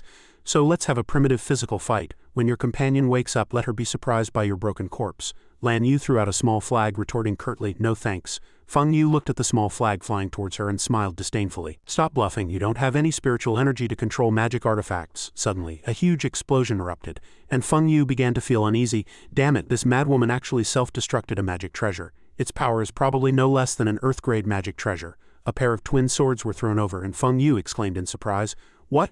Another huge explosion sounded, and smoke and dust filled the entire space. She couldn't help but exclaim, "Another Earth-grade magic treasure?" Feng Yu loudly provoked. "This is too interesting, keep going. I'd like to see how many Earth-grade magic treasures you can detonate." As if on cue, bells, gourds, incense burners, bronze mirrors and sieves flew towards her continuously. Feng Yu was in a panic. So much money, why didn't she go back and exchange it for money? Before her, fire flashed continuously and earth-shattering explosions illuminated half the sky. Starry Night slowly woke up in a dark cave with a bonfire burning nearby. He saw a blackened figure lying in front of him. Starry Night was shocked and hastily hugged the person. "Lan Yu, why have you become like this?" Lan Yu spoke from outside the cave. "Hey, I'm over here." He turned his head and was greatly surprised. "Is that the instructor? Why does she look like a ghost?" Lan Yu's voice sounded. "She was blasted by over a dozen Earth-grade magic treasures." Starry Night listened and couldn't help but feel a pang for the money. Lan Yu happily said, "Really? Fortunately, fellow Taoist Star Ling's divine sense attack prevented her from using protective spiritual power." Starry Night replied, "You're too kind. Your other metal attribute abilities are also very strong." He secretly calculated, "How rich is this girl? Over a dozen Earth-grade magic treasures? My master can only casually use high-grade, profound-grade magic treasures. Sectmaster, please don't deduct my salary." A bucket of cold water was poured over the unconscious Feng Yu. She slowly opened her eyes. Starry Night, seeing Feng Yu wake up, happily asked, "Can you speak now? I have something to ask you." Feng Yu angrily opened her mouth to retort, "I am a cultivator of the Joyful Union sect, how dare you?" Starry Night deftly shoved something into her mouth and then said, "Good that you can speak." Feng Yu coughed. "What did you feed me?" He looked at her. "I ask you, why did you attack us?" Feng Yu smiled proudly. "What reason is needed to step on ants?" The next second she replied again. "You wanted to take away my interests and my face." In Feng Yu's mind she was panicked by her own words. "What's wrong with my mouth? It won't listen." Starry Night wondered. "Just for such a small matter you chased us so far to kill us?" Feng Yu's mouth couldn't keep a secret and immediately confessed, "I just wanted to teach you a lesson." The order to kill came from Hallmaster Sun. She hastily covered her mouth with her hand, trying hard to restrain herself. "Damn it, stop." Starry Night continued to press. "Then why did you make your maid put on a show to save us? Wouldn't it have been better to just attack directly?" Feng Yu recalled her conversation with Sun Sighting. She desperately controlled herself, her body trembling, but her mouth wouldn't listen. She naturally revealed the secret. Hallmaster Sun instructed it. She said if you agreed to leave the Joyful Union sect with the maid, she would take you to the designated location to kill you. If you didn't agree to leave, she would never make a move. Starry Night asked in surprise. "How, why?" Feng Yu replied, "I don't know, that's just what she told me." He looked at her, somewhat thoughtfully. "This is interesting." Feng Yu bit her teeth in pain, glancing at Starry Night. "Damn it, the vitality in my body is decreasing. What evil technique did you use?" He didn't answer, left her in the cave and then walked outside and said, "Lan Yu, we're not returning to the Joyful Union sect." "What are your plans?" Feng Yu shouted from inside the cave. "Where are you going?" Lan Yu replied, "I heard that the Qingyun sect is recruiting new disciples. Do you want to go together?" Starry Night stroked his chin. "Qingyun sect, that's fine, but I want to take care of some business first. We can meet up at Qingyun sect then." Lan Yu asked curiously, "What do you want to do?" "Can I come with you?" he replied. "Yes." Starry Night looked somewhat sad. He lowered his eyelids. "Because it's almost the death anniversary of my parents and brother. I want to go back to my old home to pay respects." Hearing this answer, she looked a bit guilty. Then I'll wait for you at Qingyun sect." He flew off first, leaving behind the words, "Then I'll see you at Qingyun sect." Lan Yu flew her sword behind, gently murmuring, 15 minutes later, Starry Night returned to the cave entrance. The system's voice chimed, "Host, why did you go all the way around and come back?" He replied, "Wasn't it just to send the princess away? In this situation, I can't take her back to the Joyful Union sect." Starry Night entered the cave and saw Feng Yu still lying spread-eagled on the ground, groaning for help. "Help, help," he said, as expected of someone at Golden Core Grand Completion. To be able to resist the truth-telling Ji for so long, she was exhausted, her voice trembling as she cried, save me, I'll do anything." Starry Night connected to the system and asked, "System, do you have any cultivation techniques to control others?" The system responded, "There are dozens in the store, but the most suitable for the host is the slave seal technique." It continued to analyze. "It can plant a slave seal in the opponent's sea of consciousness. With a single thought, the opponent's sea of consciousness will collapse, and it can also monitor what the slave seal is hearing and seeing. However, the premise is that the opponent's sea of consciousness must be completely unguarded. Otherwise, even the slightest resistance will cause the seal to fail." Starry Night revealed a cunning smile, then approached Feng Yu and placed his hand on her head. I'll use this." In the secret chamber of the Joyful Union sect, Zun was a little flustered. "What? Has Starling already been eliminated?" Sighting replied, "It's not clear yet, but my subordinate has gone after her." He then asked, "What's her cultivation level?" She replied, "Golden Core Grand Completion." Zun reminded, "Last time a nascent soul stage cultivator went after her." Sighting said, "I already sent someone to scout ahead, saying the sect was dangerous and they wanted to help her escape." Starry Night's image appeared, accompanied by Sighting's voice. "If what you said is true, that she came looking for you, then she definitely wouldn't agree. After all, her objective hasn't been achieved, and if she's truly that powerful, no one in the sect could threaten her." Zun asked curiously, "And then," Sighting replied, "she readily agreed to the escape plan and even evaded the person I sent to scout." He wondered, could it be that she's feigning an escape then secretly lying in wait? Sighting revealed the plan. "I thought so too, so I sent that Golden Core stage person to find her. If they can't find her, then we'll need to be vigilant." Unexpectedly, Sighting continued, "But she found her quickly. She just sent a message saying she had discovered her tracks and had already run out of the Joyful Union sect's jurisdiction." Zun was somewhat incredulous. "So she really wants to escape?" Sighting replied, "That's right, it seems you were mistaken somewhere. Ouyang Guai's death has nothing to do with her." He lowered his eyes. "I hope so. I'm waiting for your subordinate to eliminate her." Sighting's waist suddenly heated up. She looked at the glowing communication token in her hand and happily laughed. "You just said it, and she's already sent back a message." A voice came through the token. "Hallmaster Sun mission failed." "That Starling is a top-tier expert with hidden strength," Sighting cried out in terror. "What's going on? Where are you?" A beeping sound rang out, and she frowned, looking at the communication token in her hand. "The communication signal has been cut off." Zun gritted his teeth at this moment. "Indeed, I knew this would be a case of beating the grass and startling the snake," Sighting comforted herself. "Since she was able to send a message to me, she must be temporarily safe. The most urgent task is to find her first and clarify the situation." The scene shifted in the cave. Feng Yu asked doubtfully, "Master, I haven't finished saying everything you instructed." Starry Night reminded, "Loose lips sink ships. Anyway, the goal has been achieved." "Ah, surprised? What goal?" As he left, he glanced back and warned, "Don't ask too many unnecessary questions." Feng Yu obediently replied, "Yes." The system chimed with a question. "Host, how did you become a top-tier expert?" Starry Night helplessly said, "You ask me, I ask who?" He shared, "I saw her, a nascent soul stage cultivator, being so circuitous when dealing with my foundation establishment stage, so I tested her. I didn't expect to be right." The system also asked curiously, "How did you know you were right?" Starry Night glanced at the controlled Feng Yu and replied, "If a Golden Core Grand Completion says a foundation establishment stage is a peerless expert, how would you respond?" The system replied, "Scold her for being mentally unstable." His eyes became dangerous. "Exactly. But that Hallmaster Sun still seriously asked what happened. Isn't that strange?" The system replied innocently, "Indeed, but only that." Starry Night became excited. "Of course further evidence is needed, so please give me a cultivation technique that can disguise me as a peerless expert." The system gave a brief answer, "There is no such cultivation technique." He opened the system screen to search. "Then I'll create one myself. Didn't I get a cultivation technique alteration ticket before?" The system reminded, "But it must also comply with the rules of the cultivation world." Starry Night suddenly discovered something, his eyes wide. How did this thing get in the panel?" The scene shifted and a person was seen raising a cup of tea. This person drained the tea and laughed loudly. "Finally, this day has come. It's not in vain that we painstakingly plotted for decades." In the deliberation hall of the Joyful Union sect, besides this person there were 3 others. This person asked, "Grand Elder, what did the Elder Council say? Haven't those 4 elders changed their minds yet?" The person asked slowly replied, "This old woman can't persuade them." She was Chen Yan, Hall Master of the Joyful Union sect's Artifact Forging Hall, early nascent soul stage. The person asked was Su Qingyu, Grand Elder of the Joyful Union sect, late nascent soul stage. Another person also spoke, "It doesn't matter anyway. 6 elders are on our side. Now, besides the power of the Enforcement Hall, the Elder Council's Shadow Guards also obey our reformist faction's orders." She was Dan Lihan, Hall Master of the Joyful Union sect's Medicine Hall, late nascent soul stage. Chen Yan smugly poured tea for herself. "Exactly, the Stability faction is no longer a threat. Now we can act freely." Lihan looked at Qingyu as if suddenly remembering something and asked, "By the way, I just noticed a team of Shadow Guards all left the sect. Does the Grand Elder have any arrangements?" She calmly replied. This old woman was entrusted by Hallmaster Sun to search for a sect instructor named Feng Yu. Chen Yan glanced at Sighting disdainfully, saying, "Why mobilize Shadow Guards for such a small matter?" Sighting seemed to be pondering something and did not reply. Chen Yan looked at her and shouted, "Hey old son, what are you spacing out for?" Just then a communication token in Qingyu's hand lit up and she said, "The Shadow Guard sent back a message saying they found the person. This old woman is also curious. Let's all go and take a look." The scene shifted to a huge plaque with 3 red Chinese characters emerging. On a large table a person lay motionless, completely wrapped in bandages, looking like a mummy. At this moment, Qingyu, Sighting, Chen Yan, Lihan and a shadow guard surrounded the bandaged person. Lihan said, "These injuries are too severe." Chen Yan, with her fiery temper, shouted, "Who was so blind as to dare lay a hand on someone from our Joyful Union sect?" The shadow guard reported.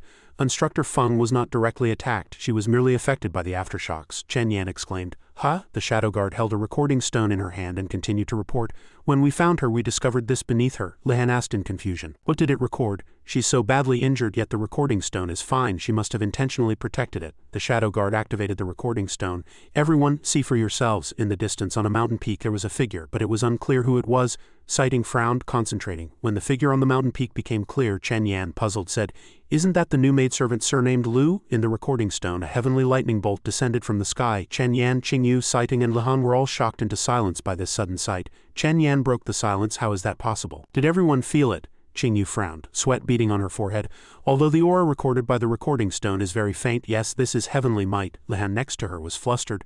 Is she going through tribulation? But only nascent soul stage cultivators breaking through to spirit transformation stage need to undergo lightning tribulation. Isn't she only at foundation establishment stage? The image in the recording stone gradually blurred, became illusory, then suddenly flickered, and a dazzling light stung everyone's eyes in the room. The recording stone slowly shattered in the shadow guard's hand. Xingyu said, "It seems even a small amount of heavenly might is something a recording stone cannot withstand." Chen Yan looked at the person lying on the table. So Instructor Feng was struck by lightning. Lihan asked the shadow guard, "Did this maidservant know this senior undergo tribulation?" She replied, "Not entirely clear. When I found Instructor Feng there was no one else around." Chen Yan loudly questioned, "Citing, what exactly is going on? Do you know something? Otherwise why would you specifically send shadow guards to find this person?" Citing frowned, pondering. "She couldn't expose Lin Ziyuan, otherwise she would also be implicated," she replied. "She's only at foundation establishment stage, yet she ruined my plan against Lu Miao. I felt something was fishy, so I sent Instructor Feng to investigate. As a result, Instructor Feng lost contact." Lihan stated what she knew. Undergoing heavenly lightning tribulation means breaking through to the spirit transformation stage. In our Kanglan kingdom, besides the one under the dragon vein, only the supreme elder of Qingyun sect has reached the nascent soul stage. Nascent soul stage cultivators from other countries wouldn't specifically come here to undergo tribulation. Qingyu spoke a name. "What if it's the 5 great temples?" The atmosphere in the room suddenly grew heavy and no one spoke anymore. Chen Yan spoke, but her tone was uncertain. "People from the 5 great temples have even less reason to come here to undergo tribulation, right?" Qingyu regained her composure. "This old woman did receive news that the 5 great temples may send their divine sons to the lower realms for trials." Lihan was surprised, covering her mouth. "Divine sons? That's possible." Sighting made a judgment. "Whether she's a divine son or not, this person is someone we cannot afford to offend, although we don't know why she concealed her cultivation and came to our sect. If she appears again, we must deal with her cautiously and try to leave a good impression." Chen Yan found this strategy a bit tricky and reminded, "But she seems to be Hall Master Lu's person." Sighting smugly glanced at her. "Nonsense, would a top-tier expert like her become someone else's maidservant? She did this only to break through her state of mind for the lightning tribulation." Sighting's eyes became ruthless. "Once she successfully undergoes tribulation, I dare say the first person she'll want to kill is the one surnamed Lu." Lihan next to her wondered. "But she only pretended to be at foundation establishment stage for a breakthrough in her state of mind, so how should we treat her?" Qingyu replied, "It's a great opportunity that she chose our sect to cultivate her state of mind. If she returns to the sect, everyone needs to pretend not to know her identity. Continue to treat her as a foundation establishment stage disciple, but also try to leave the best impression." Chen Yan clasped her fists. Lihan bowed her head. Everyone in the room responded in unison. "Understood, Grand Elder." Before leaving, Qingyu did not forget to remind, "If Instructor Feng wakes up, notify this old woman immediately." "Understood." The response came. Feng Yu's slave seal technique in her mind was connected to Starry Night's consciousness, conveying everything that happened in the Joyful Union sect. Qingyu's and her companions' voices were clearly audible. "If Instructor Feng wakes up, notify this old woman immediately." "Understood." Starry Night opened his eyes in a good mood. "Divine Son, they sure have imagination." The system chimed. Host really left them speechless. It continued to assess. But the cost was too high. Starry Night's body had shrunk at this point. He looked at the system screen and replied, "No choice, the lightning tribulation had to descend, otherwise those old hags wouldn't be fooled." The system screen displayed, "Foundation Establishment Level 5 with Kate Body Development Speed and Fused Demon Core." Starry Night's voice chimed, "I really didn't expect that after the Fused Demon Core was absorbed by this clone it could still be retrieved from the system's attribute panel." He observed his gradually growing, shrinking arm, and also took the opportunity to check the bloodthirsty Malice Orb's body repair limit. Half an hour later, Starry Night's palm had returned to its original state. It was flexible, and his body had also returned to normal. "It seems body healing is much faster than soul healing." Starry Night revealed a cunning smile. "Joyful Union sect, here I come." Lan Yu suddenly appeared at the cave entrance and said, "You're going back to the Joyful Union sect?" Starry Night didn't have time to react, only letting out a ha, and quickly walked over to ask, "Lan Yu, why are you back again?" She replied, "Fellow Taoist Star Ling taught me, don't believe anything others say." Lan Yu looked at him with suspicious eyes. "I flew a long distance, then suddenly remembered that the direction you were heading was opposite to the Imperial City." Starry Night was puzzled, repeating, How Imperial City? She seemed to have let slip a secret and quickly covered it up. No, nothing. Lan Yu's embarrassment immediately made Starry Night understand. Oh, I see, Starry Night thought to himself. This place is originally far from the princess's Imperial City. According to my previous lie, even if she secretly ran out as a child, she couldn't have run this far. So if I returned to the village to pay respects, it might also be flying in a direction closer to the Imperial City. He fell into deep thought. This girl wasn't as stupid as he imagined. Lan Yu saw Starry Night suddenly silent and asked confusedly, "Why are you looking at me like that?" She suddenly lowered her head and spoke. "Fellow Taoist Star Ling, you must have a reason for having to return to the Joyful Union sect. I know I'm stupid, and even if I say I want to go back with you with grand ambitions, I definitely won't be of any help and might even cause you trouble. So please accept this." Lan Yu held a ring in her hand. She looked at him and continued, "If you encounter an unresolvable crisis, break the enchantment and the things inside might help you." Starry Night looked at the ring and asked curiously, "What kind of life-saving measure is this?" Lan Yu didn't want to say more, so she perfunctorily explained, It's just a storage bag with an enchantment outside. Once broken, the things inside will gradually lose their effectiveness. So don't break it easily unless it's a matter of life or death." Starry Night turned away indifferently. "Then you keep it yourself." Lan Yu angrily drew her sword and took a stance. "If you don't accept it, I won't let you return to the Joyful Union sect alone. Even if I'm not a match for fellow Taoist Star Ling, I will try my best to stop you." Starry Night, however, calmly said to her, "Then let's go back together." Lan Yu immediately froze, then let out a "ha!" Starry Night flew into the air. Lan Yu followed closely on her sword and they flew back to the Joyful Union sect together. Lan Yu looked at Starry Night flying beside her and couldn't help but ask, "Fellow Taoist Star Ling, what exactly are you thinking? Since you've already agreed to let me follow you, why are you still lying to me?" He replied truthfully, "Because the situation is different now. I can't guarantee you won't encounter danger if we separate, but I can guarantee that you'll be absolutely safe if you stay by my side." Lan Yu was surprised and shy. Suddenly Starry Night changed direction. "We've reached Joyful Union sect Immortal City. Let's go down and earn some points." Lan Yu pouted, both shy and annoyed. "What absolute safety, fellow Taoist inner demon, your sister sure knows how to brag." She recalled the scene of bidding farewell to Starry Night. "However, when I parted ways with her earlier, I felt a pang of emptiness." Lan Yu landed with Starry Night, already sensing something unusual. "Even though I knew returning to the Joyful Union sect with her would be dangerous now, I felt especially at ease. As soon as Starry Night arrived, she saw a little girl asking a city gate guard, 'Can I enter the city without spirit stones?' The guard replied, 'You can as long as little sister plays with me.' Unexpectedly, she punched the guard in the face. The system prompted Creation Points 288. Lan Yu behind her was bewildered, her mouth agape. The guards on the city wall blew an alarm. Footsteps and shouts echoed, "Assemble, assemble, we have an enemy." In an instant, Starry Night and Lan Yu were surrounded by the soldiers below the city gate. Song Peng, commander of the Joyful Union sect Immortal City Guards and an early Golden Core stage cultivator, spoke, "Who dares to cause trouble in the Joyful Union sect Immortal City?" Lan Yu secretly worried. "Yes, in this situation we should be humble. Has fellow Taoist Star Ling's hatred for this person reached an uncontrollable point?" Starry Night calmly replied, "There was a mosquito on his face, I was just helping him swat it." Lan Yu cursed inwardly. "Aren't you just asking for trouble?" The system's voice sounded again. Creation Point 649.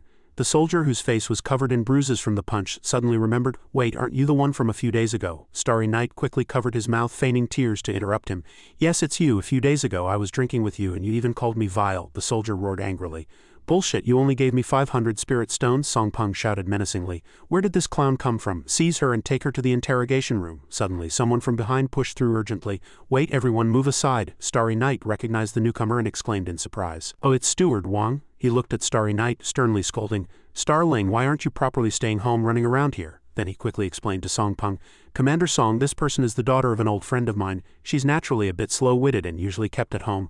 I don't know how she escaped today." Wang Chengrui waved Starry Night away. "Go, go, this isn't a place for you." Song Peng maliciously ordered, "Form the array." All the surrounding soldiers immediately raised their long spears, shouting battle cries, forming a barrier that trapped everyone within its range. Lan Yu suddenly collapsed. Starry Night anxiously asked, "What's wrong?" The system sent a message. "This is a suppression array that condenses the killer's killing intent. The bloodthirsty malice orb within the host's body can resist this suppression." He helped Lan Yu up and seeing her pained expression, he finally understood. "So that's how it is?" Wang Chengrui was alarmed. "Commander Song, what is the meaning of this?" Song Peng leisurely brought up old scores. "Steward Wang, I was just looking for you, and here you are delivering yourself to my doorstep. You were the one who reported our Immortal City Guards for accepting bribes before, right? Do you know how many spirit stones I lost because of that?" Wang Chengrui angrily retorted. "Don't slander me. You Immortal City Guards are trying to attack an intersect steward, aren't you?" Song Peng said contemptuously. "Wang Chengrui, do you think I don't know anything? Hallmaster Liu has already fallen, and once the enforcement hall is cleared it'll be your steward hall's turn. I can kill you on any pretext now and no one will say anything, Wang Chengrui anxiously calculated. He had originally wanted to help but ended up implicating them. I must stop them and let you and junior sister Lan Yu escape. Unexpectedly, Starry Night suddenly pretended to go insane, shouting, Starling won't run. I want to beat this scoundrel with Grandpa. Wang Chengrui's mouth fell open in shock as he cried out, What the hell are you talking about? The scene shifted to the Joyful Union sect where Feng Yu was lying in bed, and a voice in her mind resonated, Wake up, time to work. She suddenly opened her eyes. Feng Yu spoke, Something terrible has happened, quickly call Hallmaster Sun. The guards were caught off guard and couldn't react in time. Sun citing Chen Yan, Su Qingyu and Dan Lihan had all arrived and surrounded Feng Yu's bed. Su Qingyu spoke, What exactly happened? Quickly explain. Feng Yu's voice trembled. At Starling she is absolutely no ordinary disciple. Sun citing eagerly wanted to know more. Isn't she a tribulation transcending expert? We've all seen the recording stone. Did she ultimately succeed in transcending the tribulation? Feng Yu replied, That wasn't a formal lightning tribulation. She was supposed to use some method to prevent the tribulation from descending, but she couldn't suppress it for too long, so it would strike occasionally. Dan Lihan asked in confusion, How do you know all this? And with her cultivation, how could she not have noticed you secretly recording with a remnant recording stone? She recalled, The reason I found her was because I detected tribulation clouds in the distance. By the time I got close, she was already locked onto by the lightning tribulation and couldn't hide me. The dangerous moment appeared vaguely in her mind, and Feng Yu's voice sounded, Then the lightning tribulation struck, burying me under the rubble, and she was also severely injured. She probably didn't realize I was still alive, thinking I was dead, she continued to recount. Afterward, I heard her communicating with someone, Master, the tribulation evasion pill can no longer suppress the lightning tribulation. Your disciple only has one more left, the communication token's voice replied.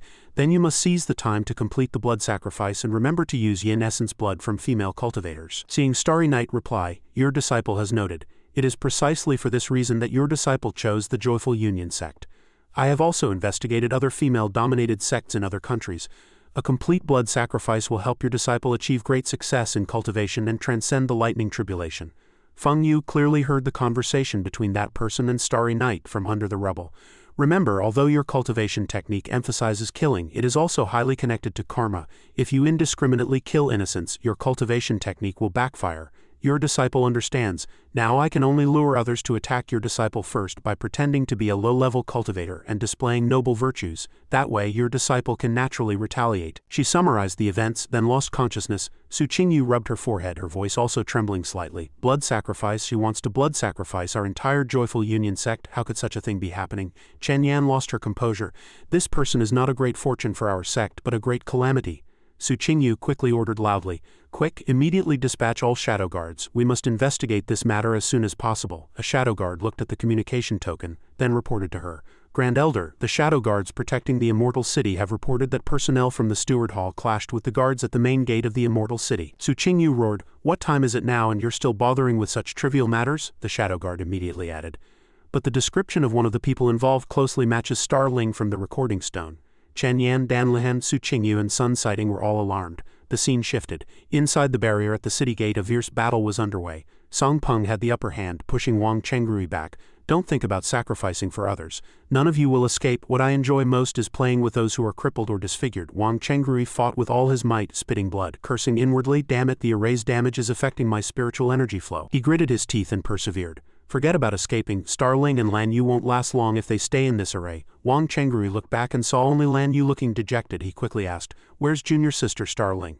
Starry Night suddenly appeared behind Song Peng in the blink of an eye. Wang Chengrui shouted, Starling! Song Peng vigilantly and quickly assessed, So fast, she's not affected by the malice condensing array at all. Seeing Starry Night's attack approaching, he said contemptuously, But the aura she's emitting is at most foundation establishment stage and she only uses her fists and palms, no artifacts. What a fool, seeking death. Song Peng met Starry Night's fists and palms with his own. Starry Night blurted out, Left fist self-detonation. A deafening explosion instantly illuminated the entire space. The array-forming soldiers couldn't withstand the pressure from the explosion. Staggering and crying out in fear, Wang Chengrui quickly shielded Lan Yu and the two hid behind his magic artifact. Flames and smoke filled the air as the smoke gradually cleared. Starry Night worriedly looked back at Wang Chengrui and Lan Yu.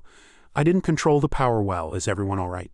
Song Peng's hammer violently smashed into the ground. Wang Chengrui was horrified. She actually managed to beat Song Peng, who was boosted by the array like this with one punch. At this moment, Song Peng was disheveled, one arm still trembling uncontrollably. Impossible. She's clearly only at foundation establishment stage. How can her attack power be so strong? Wang Chengrui worriedly looked at Starry Night. Fellow Taoist darling, your hand, she replied. Ah, it's fine, this move is just like this, the system prompted. Host, you're quite ruthless. You actually thought of using your own body parts to create self-detonating artifacts, Starry Night thought. Isn't this exactly the inspiration I got from Lan Yu's previous experience? Although my body is a bit weaker, my spirit root is a heaven-grade demonic sword spirit root, so I suppose the power of the self-detonation should be similar. Wang Chenggui looked at the mess and quickly reminded, the commotion is too great, let's leave quickly. As soon as he finished speaking, a spirit efficiency shadow guard of the Joyful Union sect appeared behind them. Lan Yu vigilantly assessed this person. Her killing intent is naturally exuded, even stronger than that array. Wang Chenggui recognized the newcomer and broke into a cold sweat. Your Excellency, Spirit Efficiency, why is she here? Song Peng saw her and was secretly delighted. She actually alarmed Your Excellency, Spirit Efficiency.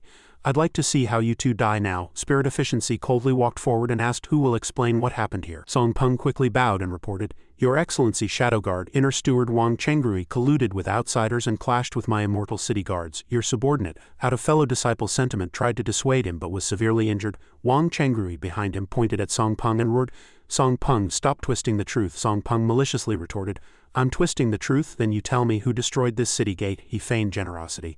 As for my injuries from your attack, considering this person has a good relationship with Steward Wang and we are fellow disciples, I can let it go. Song Peng pointed at Starry Night and accused, but daring to destroy our immortal city gate is openly defying our Joyful Union sect and trampling on its dignity.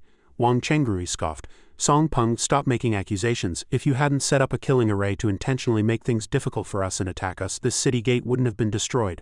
Song Peng, having been exposed, argued, Then who inexplicably injured my subordinate? Lan Yu said angrily. It wasn't inexplicable at all. We saw that guard trying to deceive a little girl. If you don't believe us, you can go and confront that little girl. Song Peng then pointed at Starry Night and questioned, What little girl? She didn't say that at the time. Starry Night calmly replied, Yes, it has nothing to do with the little girl. I hit him because there was a mosquito on his face.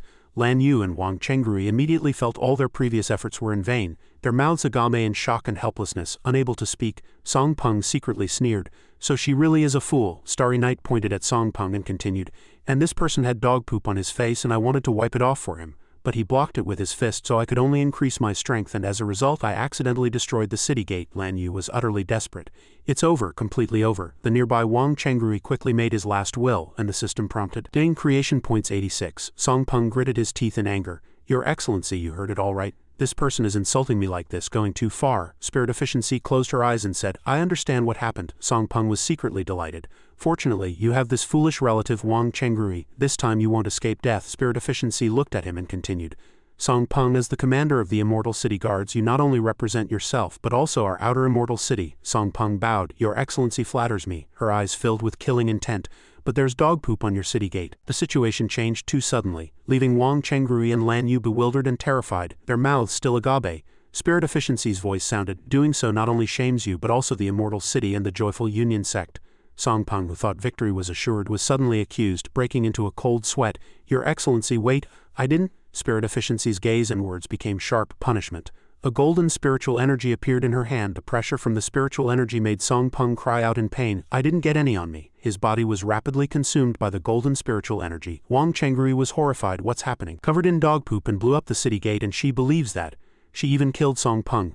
Starry Night appeared behind Spirit Efficiency. She patted her shoulder, feigning, Oh, just let him wash his face properly. There's no need for this, is there? Spirit Efficiency turned and replied, You were thinking of our Joyful Union sect and even suffered severe injuries. It is my dereliction of duty. She coldly and immediately severed her own left arm with killing intent. Lan Yu and Wang Chenggui were horrified, completely frozen. Spirit Efficiency held her newly severed arm, lowering her head and saying, If this still cannot console your wronged heart, I am willing to atone with my death. Starry Night quickly stopped her. No need for that. Lan Yu blankly pinched her own cheek. Am I dreaming? The nearby Wang Chenggui was equally stunned. Am I crazy or is this world crazy? Spirit Efficiency spoke. Fellow Taoist, what other compensation do you require? Just say it. Starry Night looked at the communication token in her hand, smiling. No need for compensation. I am actually a disciple of the Joyful Union sect and now wish to return to the sect. The scene shifted. Two figures vaguely appeared behind a screen and Spirit Efficiency reported from outside, That's how it is, and then I told the Grand Elder you wanted to see her and she said she'd wait for you in the disciplinary hall. 5 shadow guards stood guard around them. The person behind the screen was Su Qingyu, who spoke. You've done very well. She was gently controlling a young woman.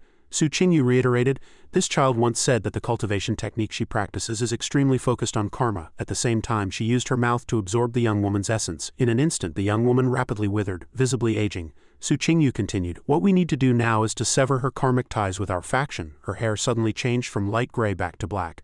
Spirit Efficiency's voice sounded, but this is not a long-term solution. A guard commander can be killed, but if she targets core figures in the sect. Su Qingyu rose and left. She left behind a withered corpse drained of its essence. Su Qingyu wiped her mouth with a handkerchief and gently walked out. This old woman has already sent Elder Dan to the Holy Temple to inform them that a demon in Arcanglan Kingdom is about to undergo heavenly lightning tribulation. Spirit Efficiency was surprised. She's a demon, but weren't demons banished to the Nether Sea thousands of years ago? Su Qingyu chuckled and replied, whether she's a demon or not, it doesn't matter. The 5 holy temples will not stand idly by. Aside from their unanimous stance against demons, the 5 great temples are fiercely competitive in all other aspects, each claiming to be the righteous path. Orthodox, she continued, even if she's not a demon, but a divine son cultivating an evil technique from a holy temple, the other 4 holy temples would never miss this opportunity to suppress a rival divine son. Spirit Efficiency bowed her head and said, Grand Elder is indeed far-sighted. She instructed the Shadow Guard, so before the Holy Temple envoy arrives we must stabilize Star Ling and eliminate any possible reasons for her to attack our sect. Spirit Efficiency replied, understood. She teleported away with spiritual energy, leaving only one sentence, I will go see her first. Knowing ourselves and our enemy allows us to formulate better strategies. In the enforcement hall, Starry Night leisurely ate an apple while waiting. Lan Yu beside her was so nervous she was sweating profusely. She asked him with a trembling voice, fellow Taoist Star Ling, what exactly is going on? That nascent soul stage senior is too polite to you. No, not polite but too self-deprecating. Lan Yu looked at Starry Night, extremely confused. Hallmaster Lu has already been imprisoned by them, so why are they treating you, a maidservant, like this? Starry Night wiped her mouth with her hand. So it's absolutely safe by my side, Lan Yu's voice still trembled. No, it's precisely this strange sense of security that makes me extremely worried. Suddenly a sound came from outside the door, attracting their attention. Qingyu pushed open the door and said with a smile, this old woman, Su Qingyu, Grand Elder of the Joyful Union sect, apologizes for keeping young friend Star Ling waiting. Lan Yu felt fearful in her heart. As a Grand Elder, is it really appropriate to be so polite to a mere maidservant? Starry Night asked coldly. Don't you know proper etiquette, entering someone's room without knocking? Lan Yu beside her was even more frightened, her eyes wide with shock. System notification, creation points 113. Qingyu gently turned and retreated, saying this old woman was rude. She knocked on the door and then asked, is young friend Star Ling there? Starry Night replied carelessly, no. Lan Yu was in extreme fear at this moment, her mouth agape like a hippo. System notification, creation points 202. Qingyu outside the door barely suppressed her trembling. Lan Yu was now in tears, her hands clasped, continuously praying in her heart, heavens, please give me another chance. I swear I'll never again say I want to return to the sect with her.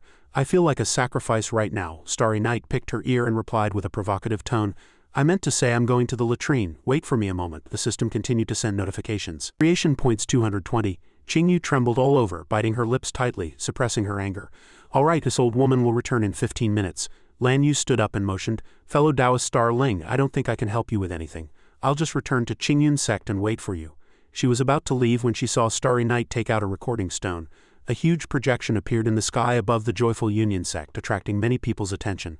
A person in red spoke, is that a recording stone? How can the image be so large? A person in yellow next to her also asked in confusion, is it a new invention from the artifact hall? Suddenly, the conversation between Starry Night and Qingyu rang out, flustering them. This old woman, Su Qingyu, Grand Elder of the Joyful Union sect, apologizes for keeping young friend Star Ling waiting.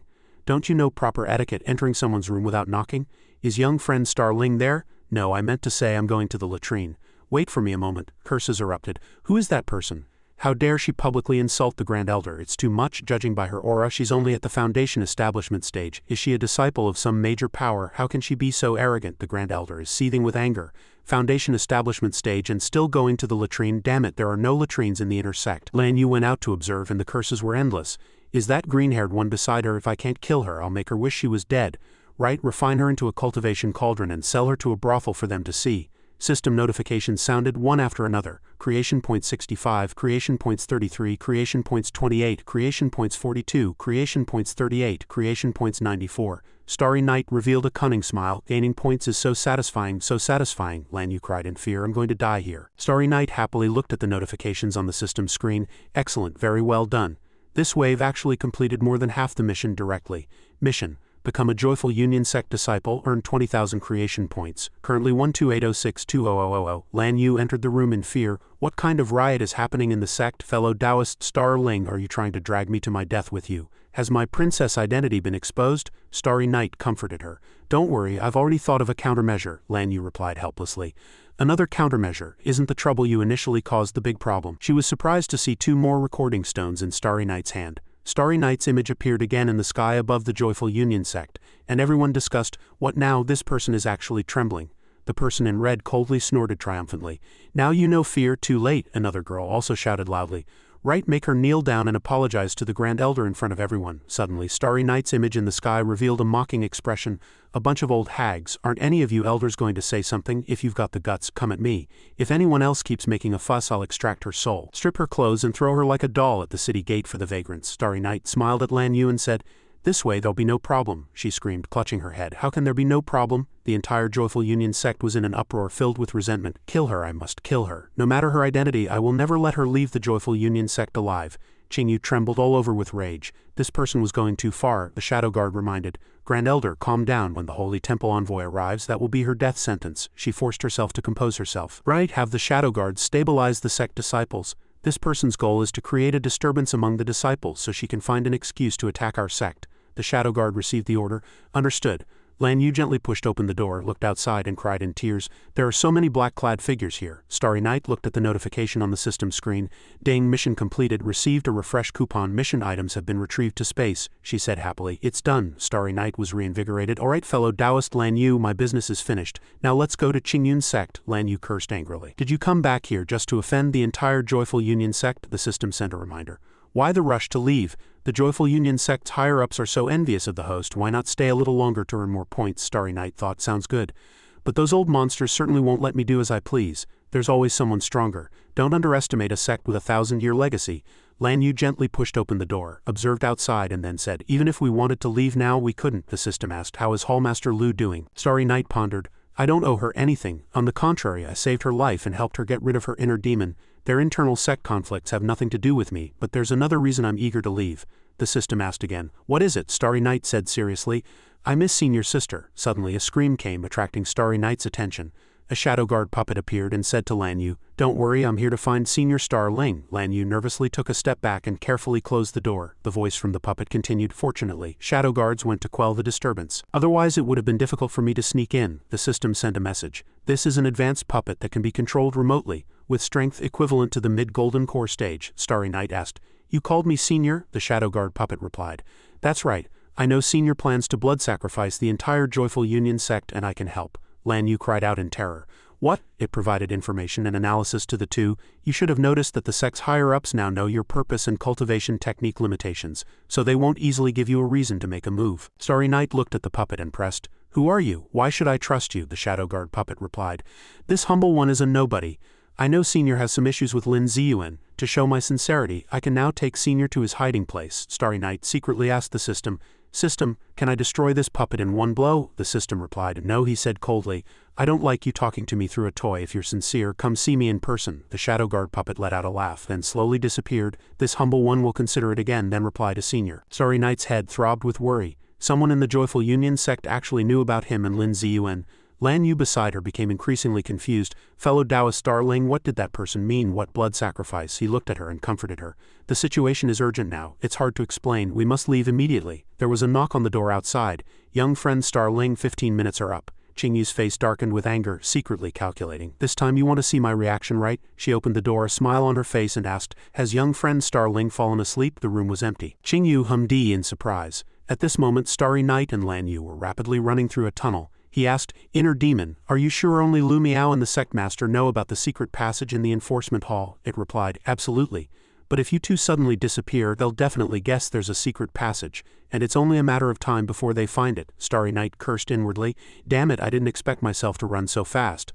I should have said I was going to take a shit for an hour. The system asked him. Host, why are you running so fast? Starry Night replied in his mind while sprinting. If I don't run now, it'll be too late. I've been exposed, the system exclaimed. Ha, he estimated that the puppet was just a probe. If, as it said, his cultivation technique had very heavy karma, then he would definitely want to take revenge on Lin Ziyuan's enemies, and then he would have no reason to refuse him. But if he really went with it to see Lin Ziyuan, there would be two scenarios. Starry Night thought of the first possibility. First, it lied to him and had never met Lin Ziyuan. Then he would definitely be furious about this, but unable to do anything. Then he thought of the next scenario. Second, if that woman really took him to see Lin Ziyuan, then he would have no other choice but to bluff and kill him. The system also agreed exactly. Suddenly, Starry Night stopped, crying out in pain. The system asked, "What's wrong?" Starry Night noticed something amiss. Instructor Feng was killed and the control of the slave seal disappeared, the system exclaimed. How Starry Night felt something was off. He couldn't help but wonder, strange, if they suspected Instructor Feng was bribed by me, they should have interrogated and coerced a confession first. What's with just killing her directly? The system warned him. Bad news, host. They're probably going to use a soul-searching spell. Then he continued to sprint, thinking, directly soul-searching? This is bad. It seems I'm completely exposed. Lu Miao's inner demon appeared and said, "Young friend, I remember you have a way to make your divine soul leave your body and pass through all formations and restrictions, right?" The system exclaimed angrily. "What are you trying to do?" it proposed. "Let's make a deal. I have information that can help you get out of this predicament." Half an hour later, Ziyuan picked up a handful of soil. He asked, citing in confusion, "Is this really the soil dug from the place where she survived her lightning tribulation?" She replied, "I had the shadow guard bring it back." "What's wrong?" he turned and said. "This old man has some connections with this hall. Years ago I had the privilege of attending the spirit transformation stage breakthrough tribulation ceremony of a nascent soul stage cultivator, as well as the heaven-grade magic treasure manifestation ceremony. Both events triggered lightning tribulations, but their nature was completely different. Ziyuan believed that the aura of the soil you brought back from her tribulation site was not that of a nascent soul stage breakthrough tribulation, but rather a lightning tribulation caused by a rare treasure manifesting. Feng Yu appeared from a lamppost. She said, "It was all fake. She has a bead on her that can trigger lightning tribulations. Her own strength is at the foundation establishment stage, there's no mistake about that. If Lan Yu hadn't detonated a large number of Earth-grade magic artifacts, I would have killed both of them." Sighting nodded upon hearing this. "No wonder old man Lin is so knowledgeable. He was right after all." However, Ziyuan seemed a little annoyed. He cursed. "Damn it, she's just like that beast. This little bastard deceived this old man terribly." Sighting didn't understand why he reacted so strongly, so she said, "She was able to kill Yang Guai most likely by using a rare treasure to attract lightning tribulation, although Feng Yu almost killed her. She didn't succeed. Why do you think that is?" Ziyuan explained that a foundation establishment stage cultivator killing a nascent soul stage rare treasure must have many restrictions, but it's certain that after killing Yang Guai it couldn't be used again in a short period of time. Sighting looked at Ziyuan's puppets, then suggested to him, "To ensure safety it's better to use those mechanical puppets you refined to disable her before she appears." He agreed. "All right." Ziyuan glanced at her, then probed, "A rare treasure that can attract heavenly tribulation must be heaven-grade, right? Aren't you going to reveal this to the other reformists?" Sighting scoffed, then affirmed, "I don't belong to anyone's faction. What I crave is the power and authority to dominate. Now that the opportunity to achieve my goal is at hand, why should I align myself with those who are bound by sect ideals?" Ziyuan used her words to immediately state his position. "Coincidentally, what this old man pursues is the pinnacle of martial arts. I have no interest in power or such things." Sighting heard this and gave him hope. "Don't worry, Elder Lin, as long as we seize that precious treasure and clear all obstacles, we will no longer need to fear those large sects with thousand-year legacies." Ziyuan stroked his beard in contemplation and said, "Now we must find a way to hide it from others in the sect and lure that starling out." Just then, the stone in Sighting's belly grew warm. She took it out and reported joyfully, "Just when you mentioned it, the Shadow Guard team sent a message saying that Star Ling and her companion have disappeared." Ziyuan was greatly alarmed upon hearing this. He asked her, "What? Disappeared? Weren't many Shadow Guards watching her?" Sighting replied, "Indeed, they must have escaped through some secret mechanical passage in the enforcement hall. After all, she was once Lu Miao's maidservant, and he was reliable." He became very anxious at this point and ordered her, "Damn it, then quickly send your people to the enforcement hall to find the entrance to the secret realm passage before she does." Sun Sighting remained calm. She told Lin Ziyuan not to worry and not to look for the entrance. The scene shifted to the detention room where the door slowly opened and Sun Sighting walked in. As she walked, she wondered, isn't anyone guarding it? Have they all been transferred to the enforcement hall to search for the secret passage? But such lax security is actually a good opportunity for her. This way it's even better. Avoid having to kill shadow guards in case something happens. Sun Sighting walked to the center of the detention room where Lu Miao sat in a barrier. She greeted, "Greetings, Sect Master." The woman saw her uninvited and curiously asked, "Sun Sighting, what are you doing here?" She stated her purpose directly. "I have something I'd like to ask Hallmaster Lu." Lu Miao didn't think much of it and quickly invited her in. "All right, come in and talk." Sun Sighting explained, "I cannot enter this spirit-locking array. I just want to ask Hallmaster Lu one thing, and that is, where's the exit of the enforcement hall's secret passage?" Lu Miao asked Sun Sighting in confusion. "What secret passage? There's no such thing." She handed a sphere to Lu Miao. "I don't have much time, let's cut to the chase." Lu Miao looked back at the sphere and was surprised by everything she saw. Inside, her disciples were controlled by Sun Sighting's subordinates. "These are all your trusted aides, right? From now on, if you don't tell me the location of the secret passage's exit, I will kill one person every 10 breaths," Lu Miao shouted. "The sect master is still here. How dare you openly massacre fellow disciples?" She remained composed. "Their lives are yours to decide, not mine, Hallmaster Lu." Sun Sighting looked at her with a sharp warning gaze. 4 breaths left. Lu Miao frowned, her face pale. What's happening outside? Why are you asking this? She didn't answer Lu Miao's question but continued to count down. 1 breath. At this, Lu Miao's face twisted in anger and she slammed the partition. The exit is in a temple at the foot of Saddle Mountain. Among the captured disciples, one was about to die. Just then, Sun Sighting's subordinates stopped and turned to face her. As soon as she heard the answer she wanted, she immediately left. Then I won't disturb the 2 of you. Lu Miao finally relaxed and sighed. Indeed, I'm not good at acting. Above that dark forest, 2 people were flying rapidly. Flying ahead was Starling, followed by Lan Yu. Suddenly, a voice came from behind Starling, making her turn back in surprise. Senior, where are you rushing to? Chasing the 2 was the puppet Shadow Guard. Starling shouted angrily, damn it, how did they catch up so quickly? When she turned back, 5 more black-robed puppets stood in front of her. At this moment, the system popped up a warning. All of them are advanced mechanical puppets, the weakest having the strength of an early Golden Core stage cultivator. Starling flew in another direction.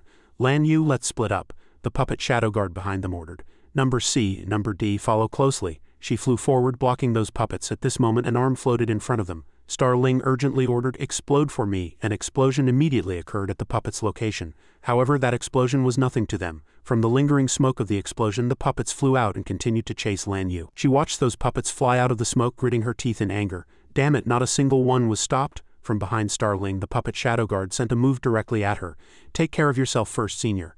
Time shifted to the next morning. As the sun began to rise, she and Starling had been captured and lay on the ground with the puppet Shadow Guard and its subordinates standing around her. Very good. You are the strongest Foundation Establishment mid-stage cultivator I have ever seen.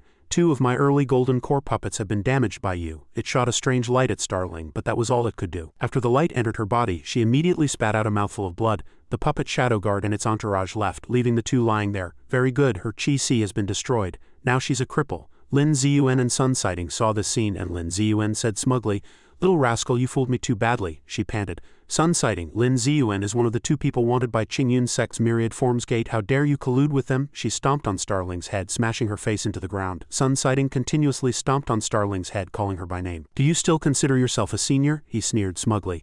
As long as I obtain the treasure on you that can trigger lightning tribulation, I will make the Qingyun sect and Myriad Forms Gate pay. Starling suddenly widened her eyes, stammering. Agai. Sun Sighting looked at her disdainfully. What? Surprised. If it weren't for Elder Lin's extensive knowledge, knowing the difference between a cultivator's tribulation and a magic artifact's tribulation, we would have been fooled by you. The puppet Shadow Guard then handed Lin Ziyuan 2 rings. These are their storage rings, he praised. Very good. After seeing them at this moment, he seemed to be looking for something. No, damn it, not here either. It's all trash. Lin Ziyuan grabbed Starling's hair, pulled her head up and cursed angrily. Little girl, where did you hide the item? Starling, with her hair in Lin Ziyuan's grip, turned to Sun Sighting and proposed a condition. Sun Sighting, if you kill this old man, I'll let you have the treasure exclusively. She frowned slightly and looked down. Don't bother trying to sow discord. Elder Lin and I have no conflicting interests. He violently yanked her head up, threatening.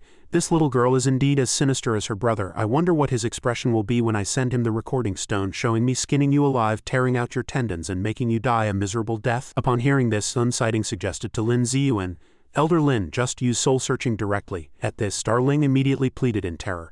No soul-searching, I'll tell you. He now revealed a sinister smile and began to cast soul-searching on her. It's too late to be afraid now. Lin Ziyuan's soul had already invaded Starling's body. Now this old man will pull out your soul. At this moment another soul appeared, and it was more powerful than his. That soul swung a sword and pierced his soul. Lin Ziyuan's body was also affected by the attack on his soul, causing him to spit out a mouthful of blood. Elder Lin, she shouted. Sun Sighting stepped forward to support Lin Ziyuan, who was coughing. Starling said disdainfully, What did you do to yourself? You're spitting blood? He heard this and said angrily, Damn it, she and her brother both have unusual divine souls. Soul searching is useless on her. I've never seen a divine soul that can cut people with a sword. At this, Starling began to propose a condition to Lin Ziyuan. Agree to one condition and I'll tell you where the treasure is hidden, otherwise I'll immediately self-detonate my divine soul. He refused to compromise, instead threatening, Stop bluffing, your Chi-Si has already been destroyed. However, he told her an unexpected piece of news. No unusual divine souls can self-destruct without circulating spiritual energy. Only then did Lin Ziyuan accept her condition. Speak, what is your condition? Starling requested. I would like to ask Hallmaster Sun a few questions, and I hope you can swear on your Tao heart to answer truthfully. He pondered for a moment, thinking he could agree as she was about to die anyway. Sun Sighting raised her hand and swore to Starling. All right, Sun Sighting vows to answer Starling's questions truthfully. If there is a single lie, my cultivation will not advance an inch in this life. She pressed, Is that acceptable? Starling seemed satisfied and replied, Good, then I'll ask now. She then asked, What is your bust size? System notification, creation points 108. Sun Sighting's face turned pale. I refuse to answer such a trivial question. Starling then asked, Then I'll change the question. In the Joyful Union sect besides you, who else is an accomplice of that old man Lin Ziyuan? She then revealed everything. Her questions came one after another. Do others not know about your dealings with that old man Lin Ziyuan? Sun Sighting heard this and did not deny it, replying home. Just then the system prompted, Creation Points 108. Starling finally asked two crucial questions. How do you plan to deal with the treasure? She did not hide it, saying, turn the Joyful Union sect into a place that only obeys me. She heard this and then asked, have you never thought of bringing benefits to the sect? Sun Sighting's face gradually became ugly and she answered impatiently, no such intention. Only then did Starling finish her questioning. All right, I'm done asking, you can proceed. At this moment, Lan Yu suddenly woke up, startling both Lin Ziyuan and Sun Sighting. Oh, I'm really exhausted. Returning to half an hour ago, she was speaking with Lu Miao's inner demon. What intelligence? A soft whisper responded. You must promise me to let me return to Lu Miao's side, Starling replied impatiently. Enough nonsense. Are you going to tell me or not? It told her. Before I sensed that Lu Miao was imprisoned. The front part of this tunnel is directly below the cell, and it seems I overheard some earth-shattering news which greatly surprised Starling. Meanwhile, Lu Miao, sitting in the array, continuously wondered, what's happening outside? The sect master whispered in reply, what else could happen? I'm afraid by the time they let us out, the reformist faction will already dominate. At this moment, Lu Miao's inner demon suddenly connected with her. Hallmaster Lu, did you hear that? Lu Miao was surprised. She quietly contacted her. Starling, how did you do that? This array can block voice transmission. She quickly responded, because I'm also in the array. This answer seemed to freeze the entire space. Lu Miao panicked. What? Starling didn't pay much attention to her expression and said, none of that matters. Hallmaster Lu, how are you doing now? Is anyone guarding you? She heard this and immediately described the situation. The sect master and I are both confined in the spirit locking array, only able to use less than 1/10 of our spiritual energy. Outside the array are 2 shadow guards. Hearing Lu Miao mention the sect master, she wondered, oh, is the sect master also there? She then recounted, yes, when the sect master came to visit me, she was ambushed by the Grand Elder and those shadow guards and also confined in this array. Lu Miao's inner demon wondered if there was a way to break this array. She heard this and replied softly, this is a branch of the sect protecting array. It not only suppresses the cultivation of those inside the array, but its defensive power is also very strong. It can only be opened by relying on the array flags in the hands of the 2 guarding shadow guards. It then asked about the current situation there. So besides the array, can you also see what's happening inside the array? Lu Miao quickly replied without hesitation, yes. Just then another question arose. Can they sense the cultivation of those inside the array through the array? She suddenly realized that they couldn't. This array could block divine sense probing. Starjay looked at Lu Miao's surprised expression and asked, what's wrong, Mio Miao? Why such a strange expression? It was very pleased to hear her say this. Then it's simple, Hallmaster Lu. I need you to cooperate with the sect master in putting on a show. Hearing this, Lu Miao's face showed a hint of surprise. Returning to the present, Lan Yu no longer pretended to be unconscious and stood up to face Lin Ziyuan and Sun Sighting. He saw her no longer feigning and said disdainfully, if I were you, I would continue to pretend to be unconscious. Around Lan Yu, the puppet shadow guard and its subordinates were rushing to attack. However, as they approached her, they all disintegrated into pieces. Seeing this incredible scene, Lin Ziyuan and she both exclaimed, what? After dealing with those puppets, Lan Yu turned around and began to attack the 2 with palm techniques, catching them off guard. She struck a pose and began to shout, Joyful Union Palm. Lan Yu unleashed palm force towards him and Sun Sighting. A powerful air current suddenly appeared around Lin Ziyuan and her. How could the power be so great? A huge explosion occurred where they stood and the air became more tense than ever. That massive explosion shook the surrounding environment, and a golden light spread from the front. Starling suddenly exclaimed, this is the Joyful Union Palm compared to Instructor Feng's. It's like a pistol against a rocket. From where the explosion occurred, a white smoke began to diffuse from the smoke. He and Sun Sighting gradually reappeared. Lin Ziyuan exclaimed in surprise, even my Earth-grade mid-tier profound spirit shield couldn't withstand it. Nascent soul late stage, he angrily shouted at her. Who exactly are you? Starjay slowly revealed herself, and her disguise also dissipated. It's truly disheartening, Hallmaster Sun, do you not even recognize me? This sect master, Sun Sighting, covered in injuries, asked hoarsely, Luo Sheng, how is this possible? When I went to Lu Miao's place, you were clearly still in the array. Upon hearing this, her face turned pale, and if she couldn't figure it out, she wouldn't just be a muddled ghost, returning to a previous time within the array she had created. Starjay slowly woke up and spoke to Lu Miao. Sectmaster, Starling just sent me a voice transmission saying there's a way for us to leave here, but it requires cooperation from both of us. She was somewhat surprised to hear this. She continued. The plan is as follows. First, a male soul body will invade the array. That soul body is Starry Night. When he sees the 2 of them, he will pretend to be lecherous and say, there are 2 beauties here. Hearing the sound, the 2 shadow guards outside rushed over, exclaiming in surprise, what is that thing? How did it get into the array? The plan continues. Then we engage him in battle, feigning defeat. After Starry Night defeats Lu Miao and Starjay, he will be smug, his aura suppressed to a weak nascent soul early stage. Now I will drain you dry. At this point, the plan will still proceed. The guarding shadow guards, seeing us in danger, will likely open the array to rescue us. A shadow guard holding a token said, "Quickly report to the Grand Elder." While feigning unconsciousness, she overheard the conversation outside and thought, "I still need to send a voice transmission to Su Qingyu." The plan failed. The system timely popped up a dialogue. "Grand Elder, an evil entity has entered the spirit-locking array. He is currently fighting with the Sect Master and Hallmaster Lu. Your subordinate does not know what to do. Please make a decision, Grand Elder." He quickly replied, "Quickly open the array and protect their safety." The two shadow guards were somewhat surprised after receiving the reply, but they still complied, shouting loudly, "Open!" The array gradually opened and the two shadow guards began to threaten. "Die!" When the two shadow guards approached the array, it was exactly when Lu Miao and she woke up. "Quickly knock them out." Shang Tsung praised with a hint of sarcasm. "Well done." She was puzzled. "Didn't they send a voice transmission to the Grand Elder? Why did they just open the formation directly?" Lu Miao seemed to agree. "Yes, it's really strange." Lu Miao turned and asked Starling, "Young friend Starling, where are we now?" Starry Night heard her question and immediately replied, "Beneath the secret passage." This answer greatly surprised Shang Tsung.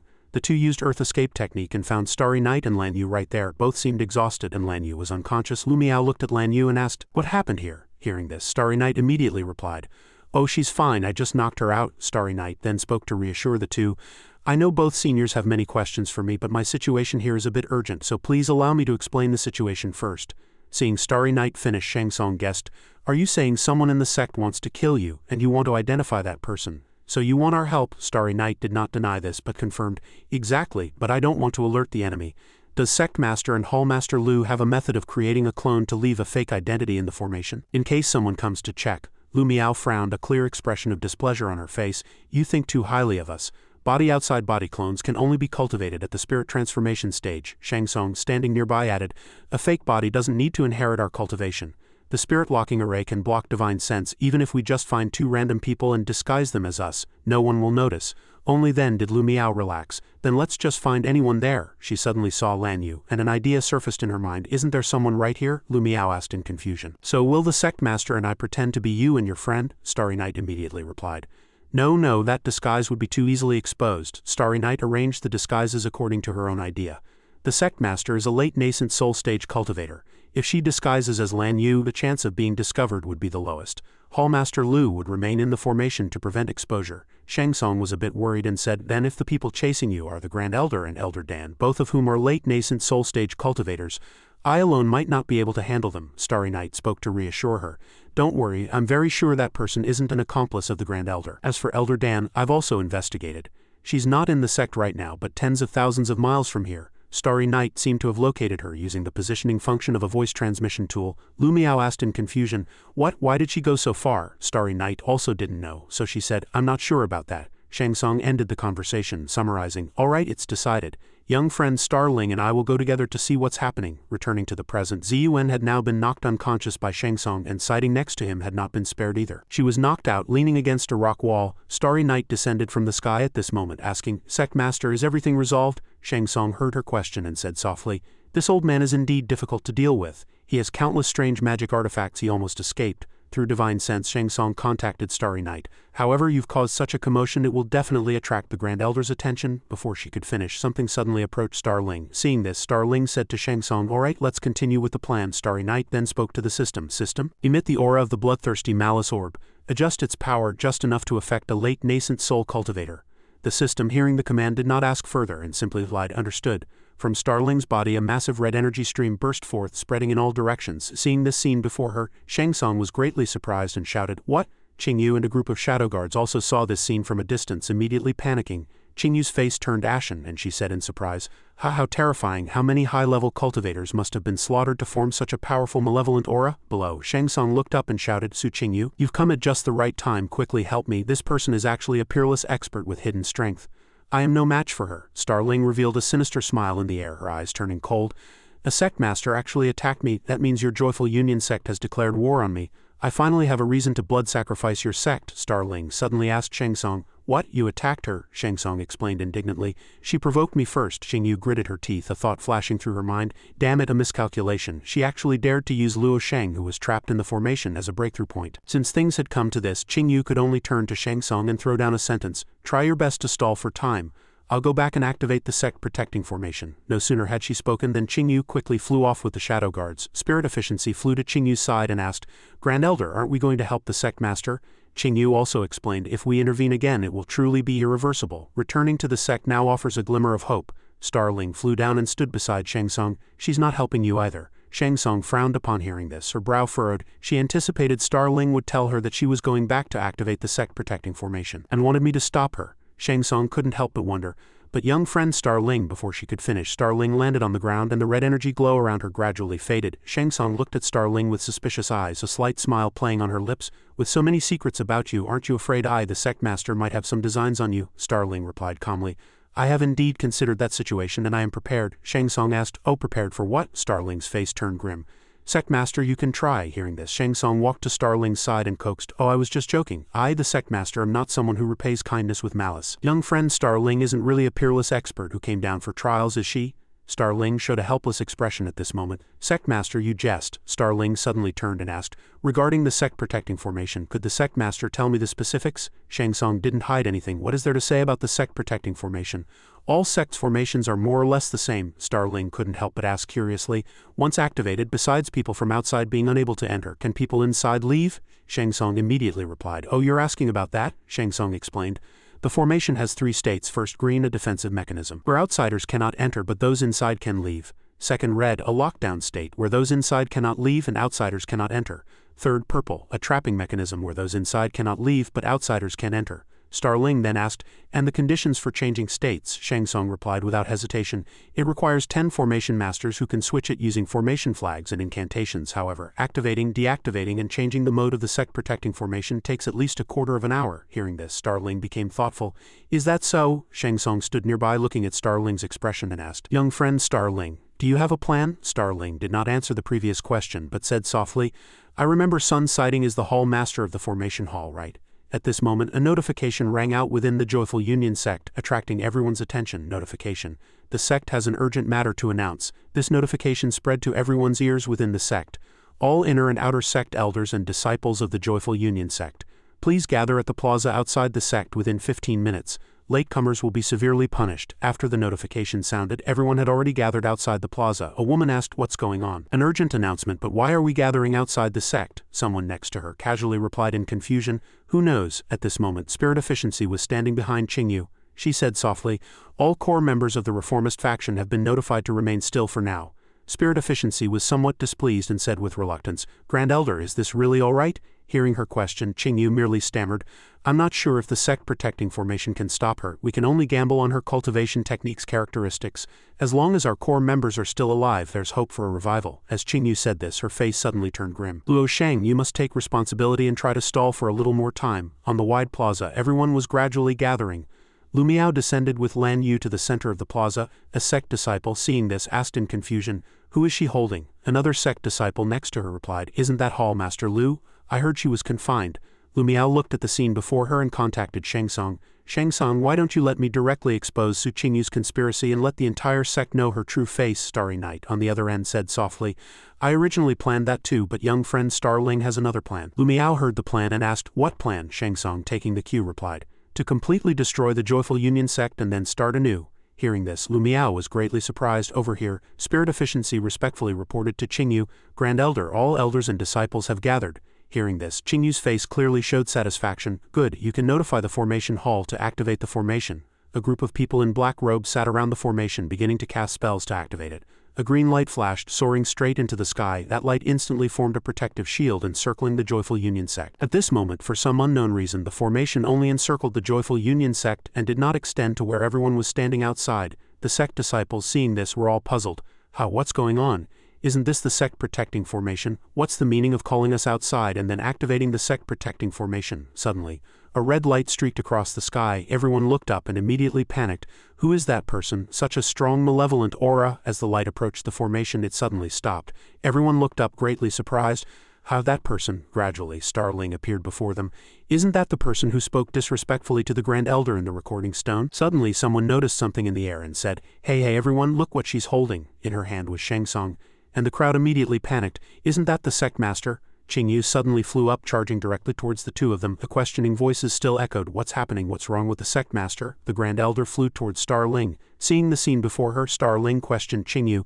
Su Qingyu, what is the meaning of this? You activated the sect protecting formation, yet you left so many people outside. Qingyu began to explain.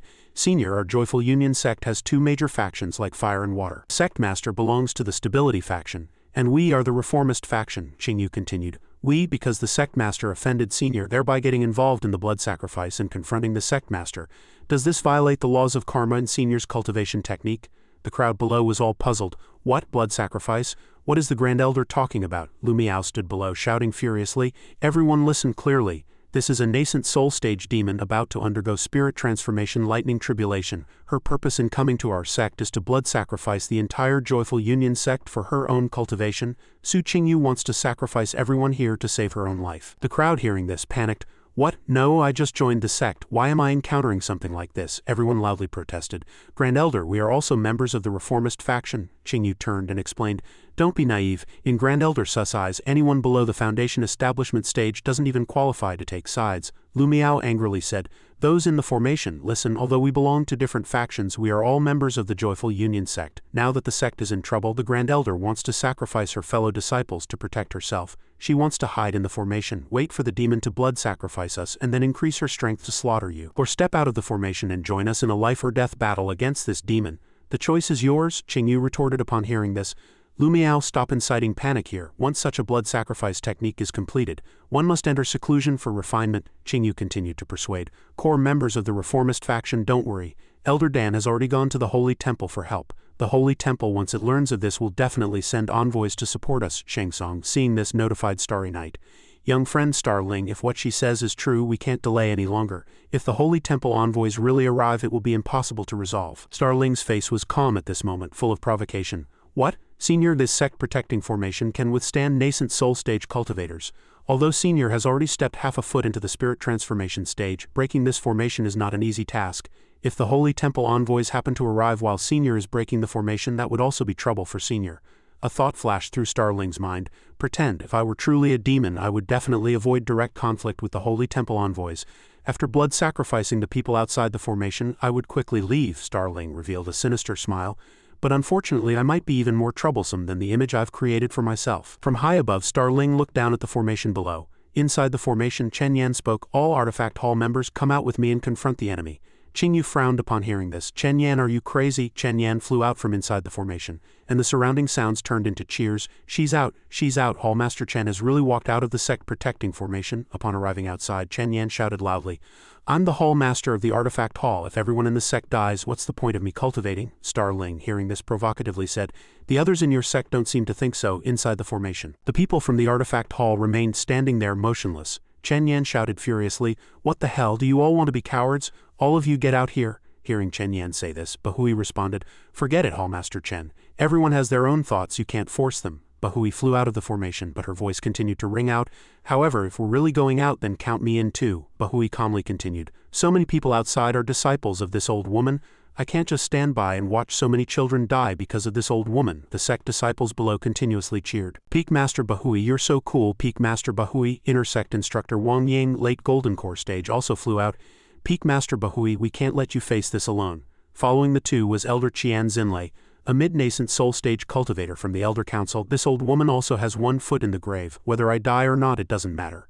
Gradually, everyone else also flew out of the formation, one after another, saying, count me in too, and me, Qingyu, seeing this, frowned in displeasure over here. As Spirit Efficiency followed the crowd out, she was called out by Qingyu. Spirit Efficiency, what are you doing? She turned around and replied indifferently.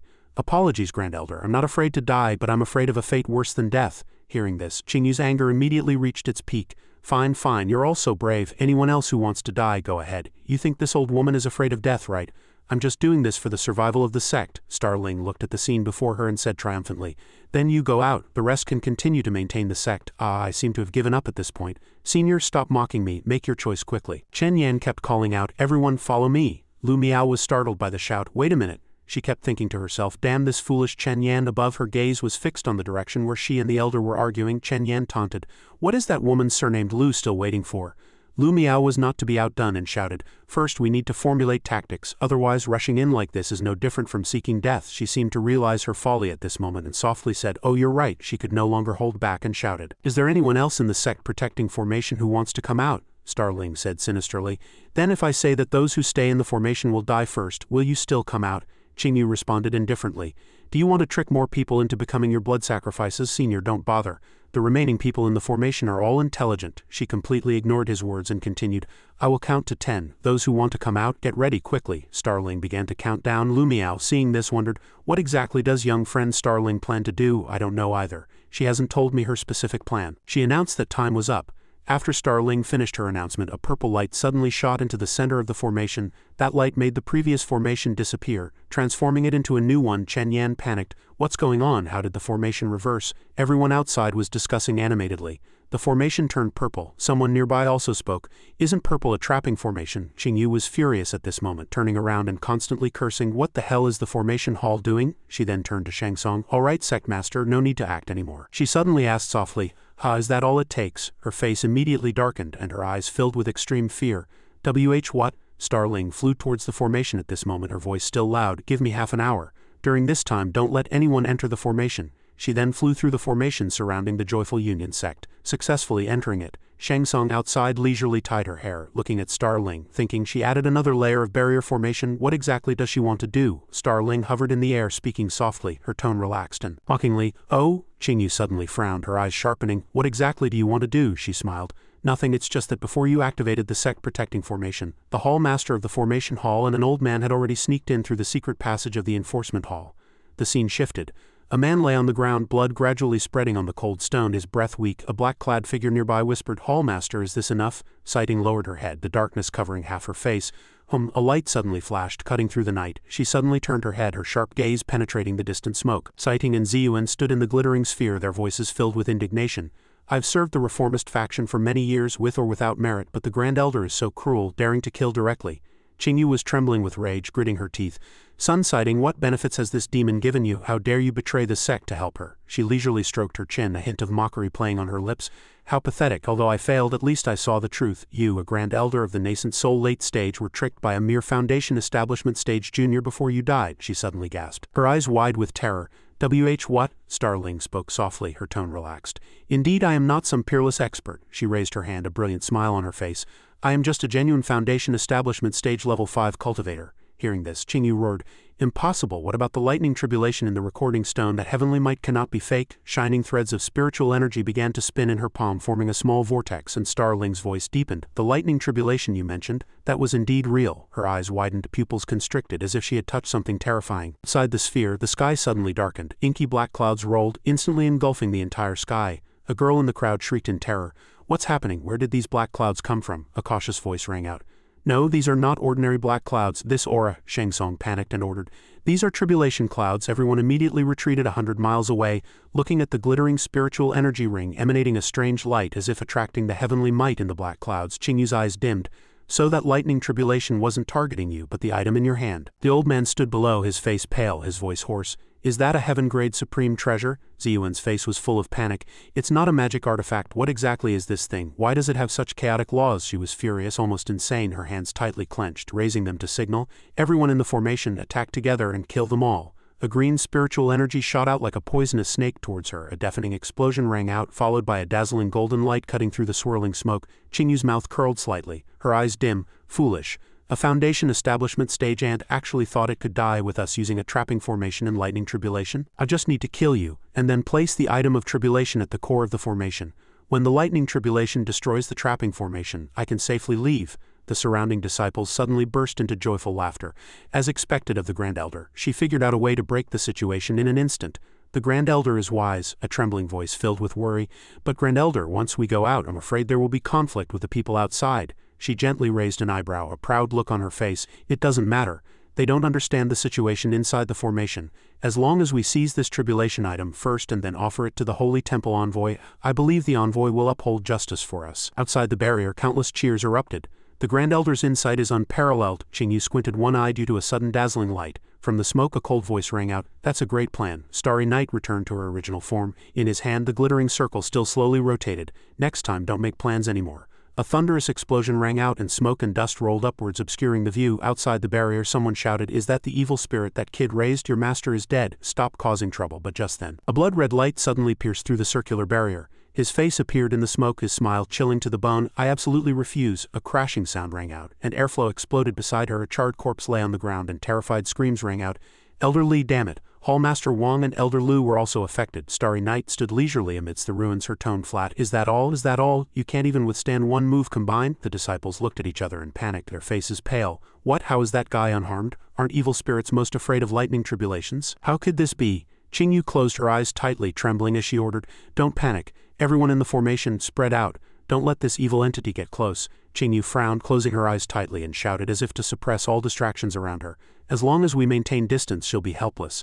Don't try to use object control spells. The soul power exerted on the item of tribulation will be met with heavenly backlash." As soon as she finished speaking, Starry Night flew from a distance, her entire body enveloped in a dazzling red spiritual energy. "Are you full of ideas, old woman?" Suddenly, a blinding green light shone in front of him, startling him. She stood firmly in the light, her face cold, her voice low and threatening. "Utterly foolish.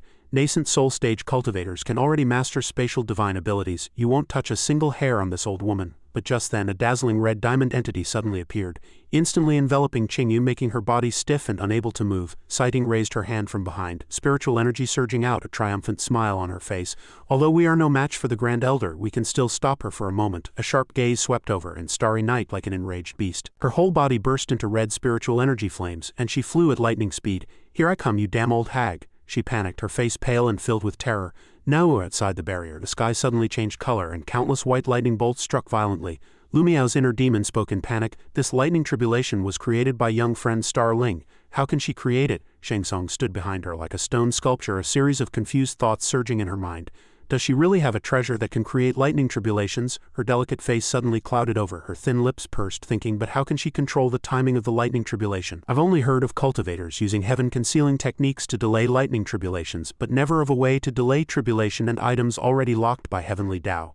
The original purple barrier began to shatter, fragments of light dissipating into the void, and a surprised voice rang out. "Ha, the formation is opened." The young girl trembled, pointing at the sky, her voice full of fear.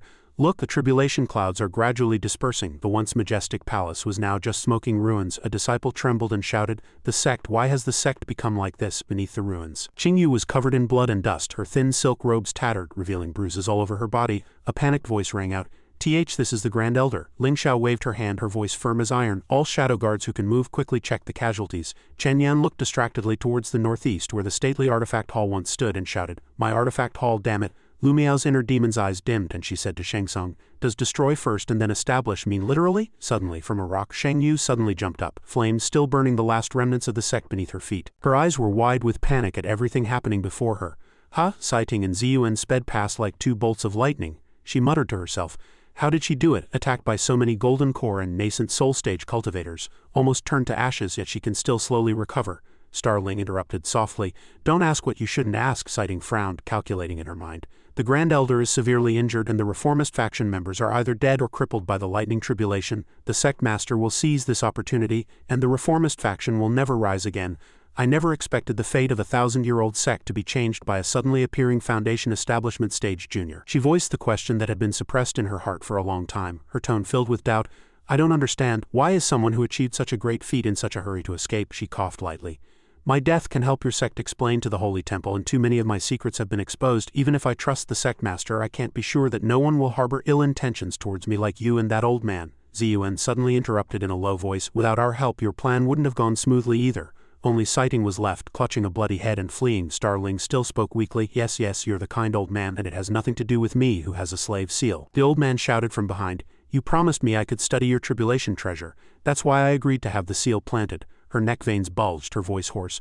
"So you want to study it?" An angry roar came from behind. "That thing isn't a magic artifact at all. What the hell am I studying?" Hearing this, Starling said indifferently, "I didn't say it was a magic artifact." Ziyuan, running alongside, heard this and spat out a mouthful of blood in anger. She raised her blurry eyes to Sighting. "Instead, you, who didn't even ask for any conditions, agreed to let me plant a slave seal," she replied solemnly. "I just want to live." Starling picked up a line of text. Years later, Sun Sighting would realize that letting Starling plant a slave seal was the most correct decision she ever made. Sighting's face was ashen, confused. "What are you doing?" she replied. "Adding some narration for you, to make you feel better." She gritted her teeth, feeling even more uncomfortable. "Thank you." A notification sounded in Starling's mind. "Host, you've been very busy, so I haven't mentioned it." She gently frowned, a sense of confusion rising in her heart. "What's wrong?" A line of light blue floating text appeared before Starling. "System upgrade requires 20,000 points. The current points have been reached, but during the system upgrade, all system functions will be paused, including the system space and the converter that the host frequently uses." Acquired cultivation techniques like the slave seal will not be affected, she frowned, contemplating this problem. Then how long will the upgrade take, the system replied. About half a year. Starling was even more confused upon hearing this. That long, she frowned in thought. The issue of avatar cultivation still needs to be resolved as soon as possible. Turning to sighting, Starling decisively ordered. After we get out, find a place to hide. I must go into seclusion for half a year. She glanced at him, her voice low. Will you return to the Joyful Union sect after half a year? She shook her head, her eyes flashing with determination.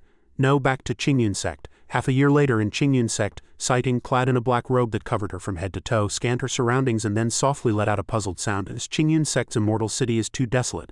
Ziyuan next to her whispered, Indeed, there aren't even city gate guards. Just then, Starling suddenly stopped at a street corner, her steady voice ringing out in the quiet space. Old man, may I ask, she directly asked, has anything changed in Qingyun city? The old man's body stiffened, his thin shoulders trembling slightly. He slowly bowed his head, his voice hoarse and sad as he replied, Most merchants have moved to Myriad Form City. Hearing this, Starling was startled, a hint of surprise flashing across her face.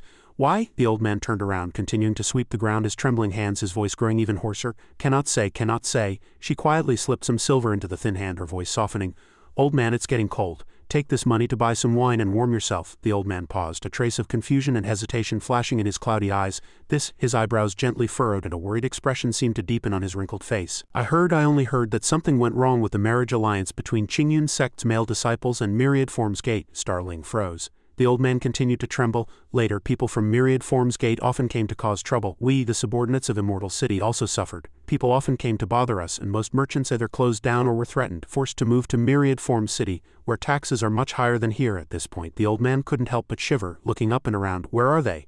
The scene switched to the bedroom. A gentle knock on the door sounded, accompanied by a soft voice. Senior sister Xiaowen. Xiaowen quickly rushed to open the door. Her face was anxious and her breathing became rapid. What's wrong? Is there any news about senior sister? The junior sister replied frantically.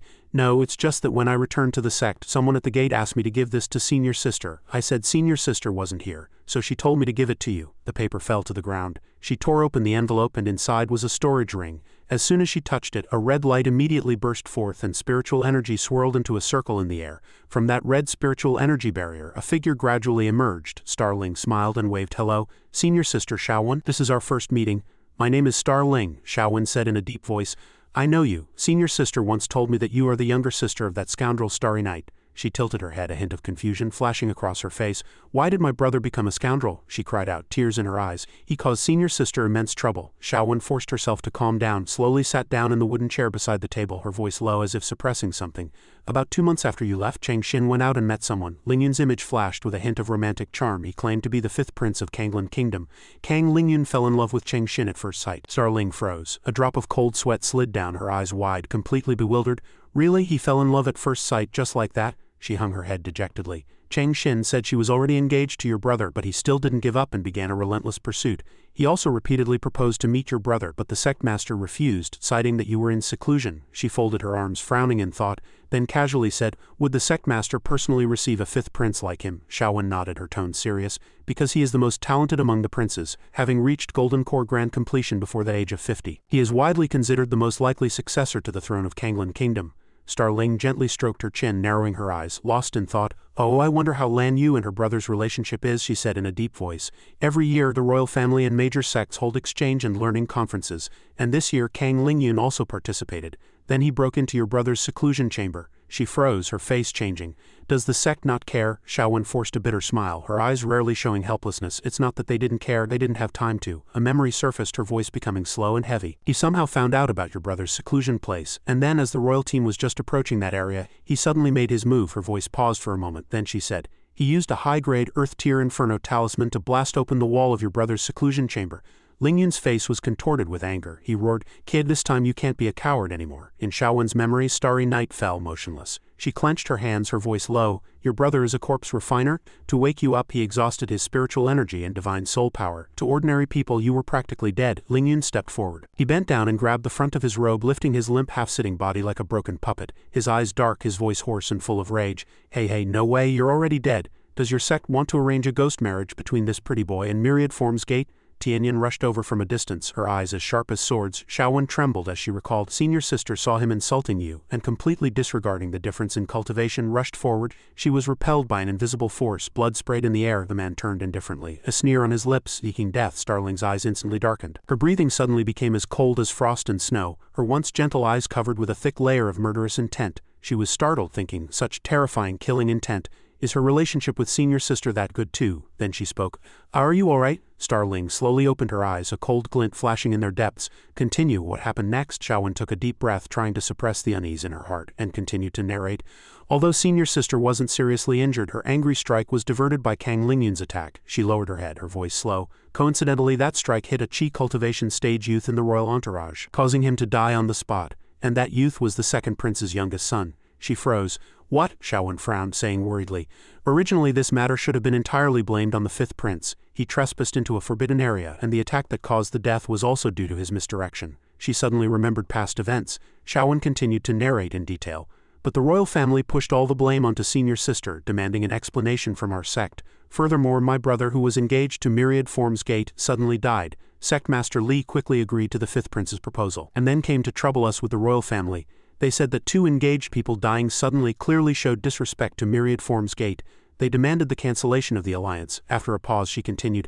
They also demanded the return of all the Skystone mines, and then dragged in senior sister's act of harming the imperial grandson, proposing compensation demands that we simply couldn't afford. Starry Night was completely shocked by this story, his face pale, stammering.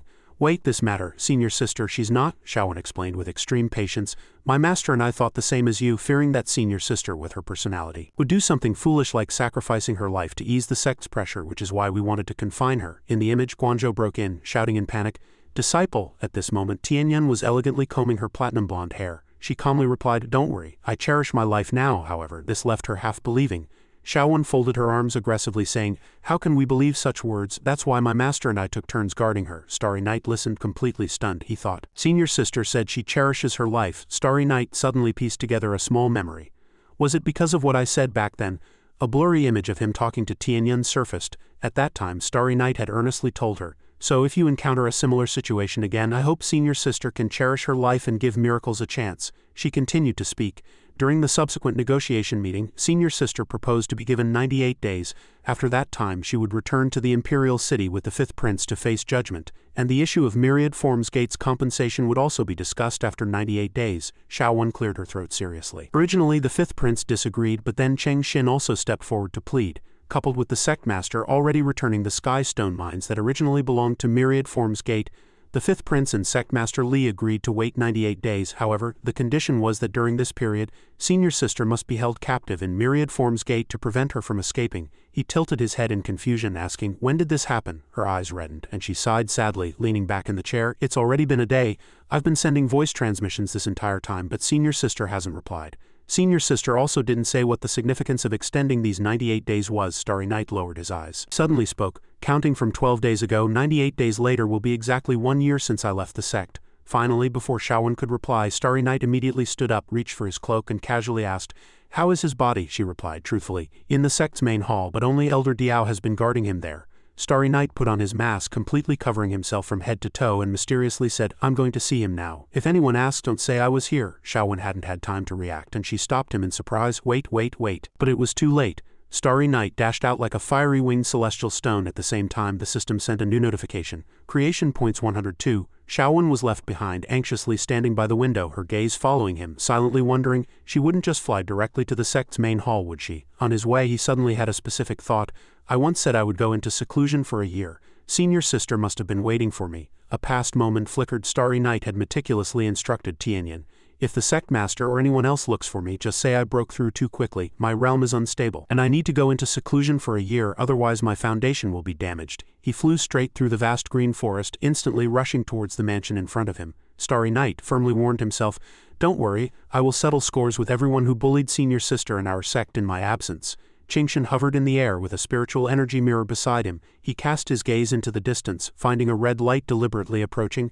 Who is that Taoist friend? Why do you intrude upon my Qingyun sect? He seemed to have no intention of stopping. He frantically accelerated, fiercely waving his hand and shooting a barrage of flying darts at Qingxin. Of course he could easily block all of them with a shield. He casually glanced, judging them to be hair. In just a few seconds, Starry Night vanished before Qingshan, astonishing him. Before he could figure out what happened, a faint red shadow suddenly appeared behind Qingshan. He turned back in shock, secretly thinking teleportation, nascent soul stage. On the other side, he was lying peacefully on a large wooden bed. Dihai sat on the ground, staring at Starry Night intently. She sighed helplessly, a hint of undeniable melancholy on her face. Little friend Starry Night, what exactly happened? This old woman absolutely refused to believe you died like this for no reason. Dihai looked at him as if he was merely lost in a dream. She pondered, is this the fate of a chaos spirit root? A red light suddenly erupted from behind Dihai, startling her and making her turn back abruptly.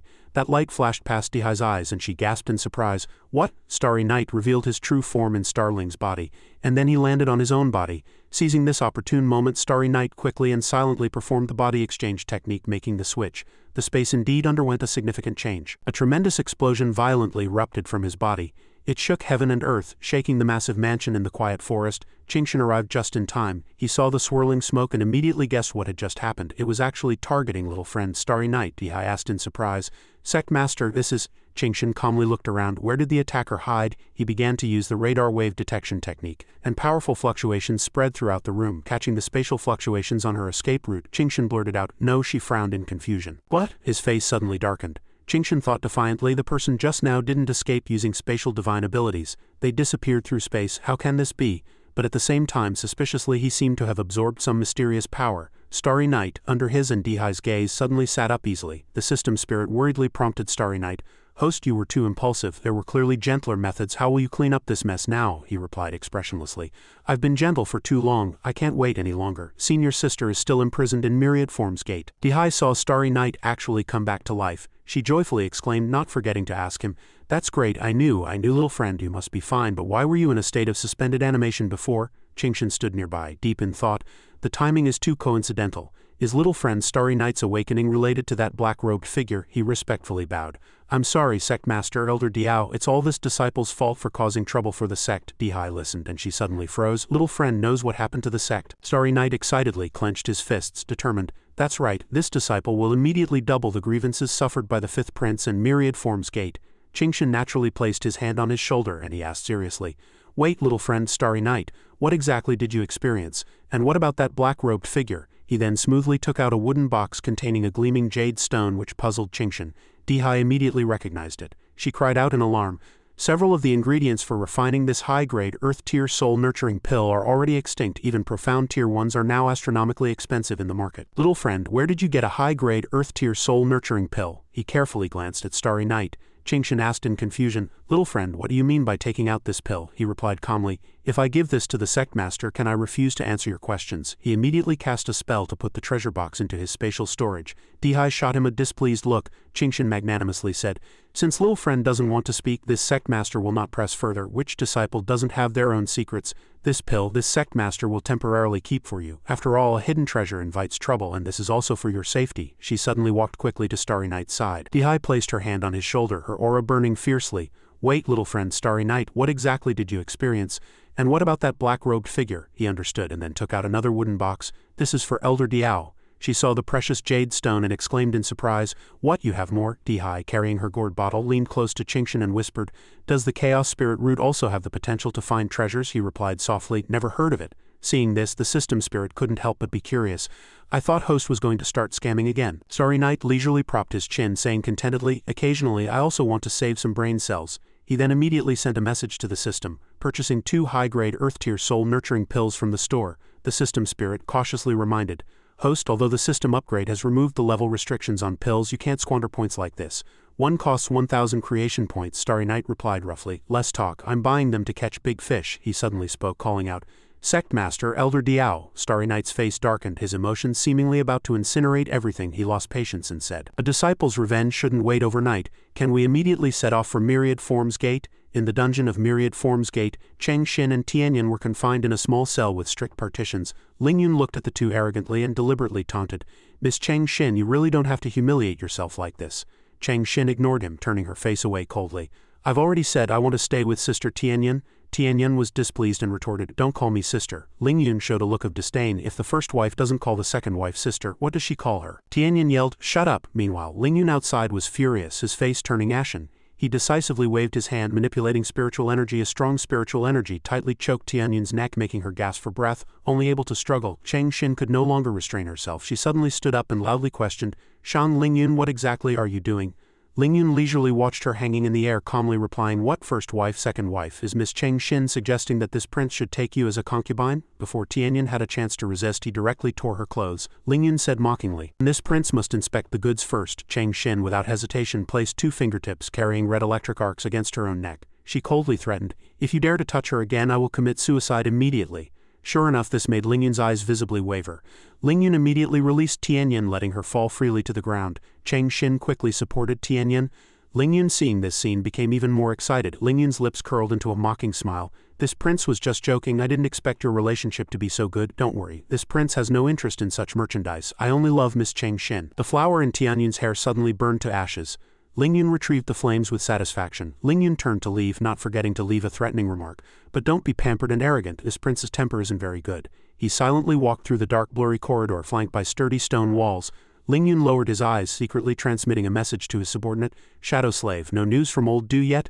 A mysterious black shadow slowly emerged from beneath the ground, its eyes flickering with sinister light, and responded, "How could exploring a secret realm be so quick? You just need to handle Chang Xin's matter and old Du will keep his promise." He frowned again and pressed, "What exactly does old Du want to do? Why does he want this prince to marry her?" The shadow slave calmly replied, "I'm not too sure, but old Du values this Chang Xin very much, so nothing must happen to her." Lingyun looked at him seriously, pondering. "Shadow slave, I find that you know a lot about the Qingyun sect and Myriad Forms Gate, even the location of Starry Night's seclusion. Is your main body from one of these 2 sects?" The shadow slave meaningfully advised, "No comment, we just need to do our part." After speaking, he disappeared without a trace, leaving Lingyun thoughtfully looking at his shadow. Subsequently, Lingyun scoffed impatiently. What a secretive fellow. Chang Yan currently stood alone, proudly in the deep, desolate forest. 2 assassins suddenly rushed out from behind him, launching an attack. Their attack methods were indeed very clever. But Chang Yan didn't even turn his head. He suddenly stretched out his body, emitting power-filled destructive flames that directly incinerated all enemies who ambushed him from behind. The 2 assassins were burned, falling to the ground like leaves, gradually revealing their true puppet appearances. A loud notification sounded. Simulation battle ended. Type, ambush, enemy count 5, enemy level, Foundation Establishment early stage, points 92. Chang Yan suddenly felt a warmth at his waist, accompanied by a brilliant light. He held a green jade pendant in his hand, from which a voice came.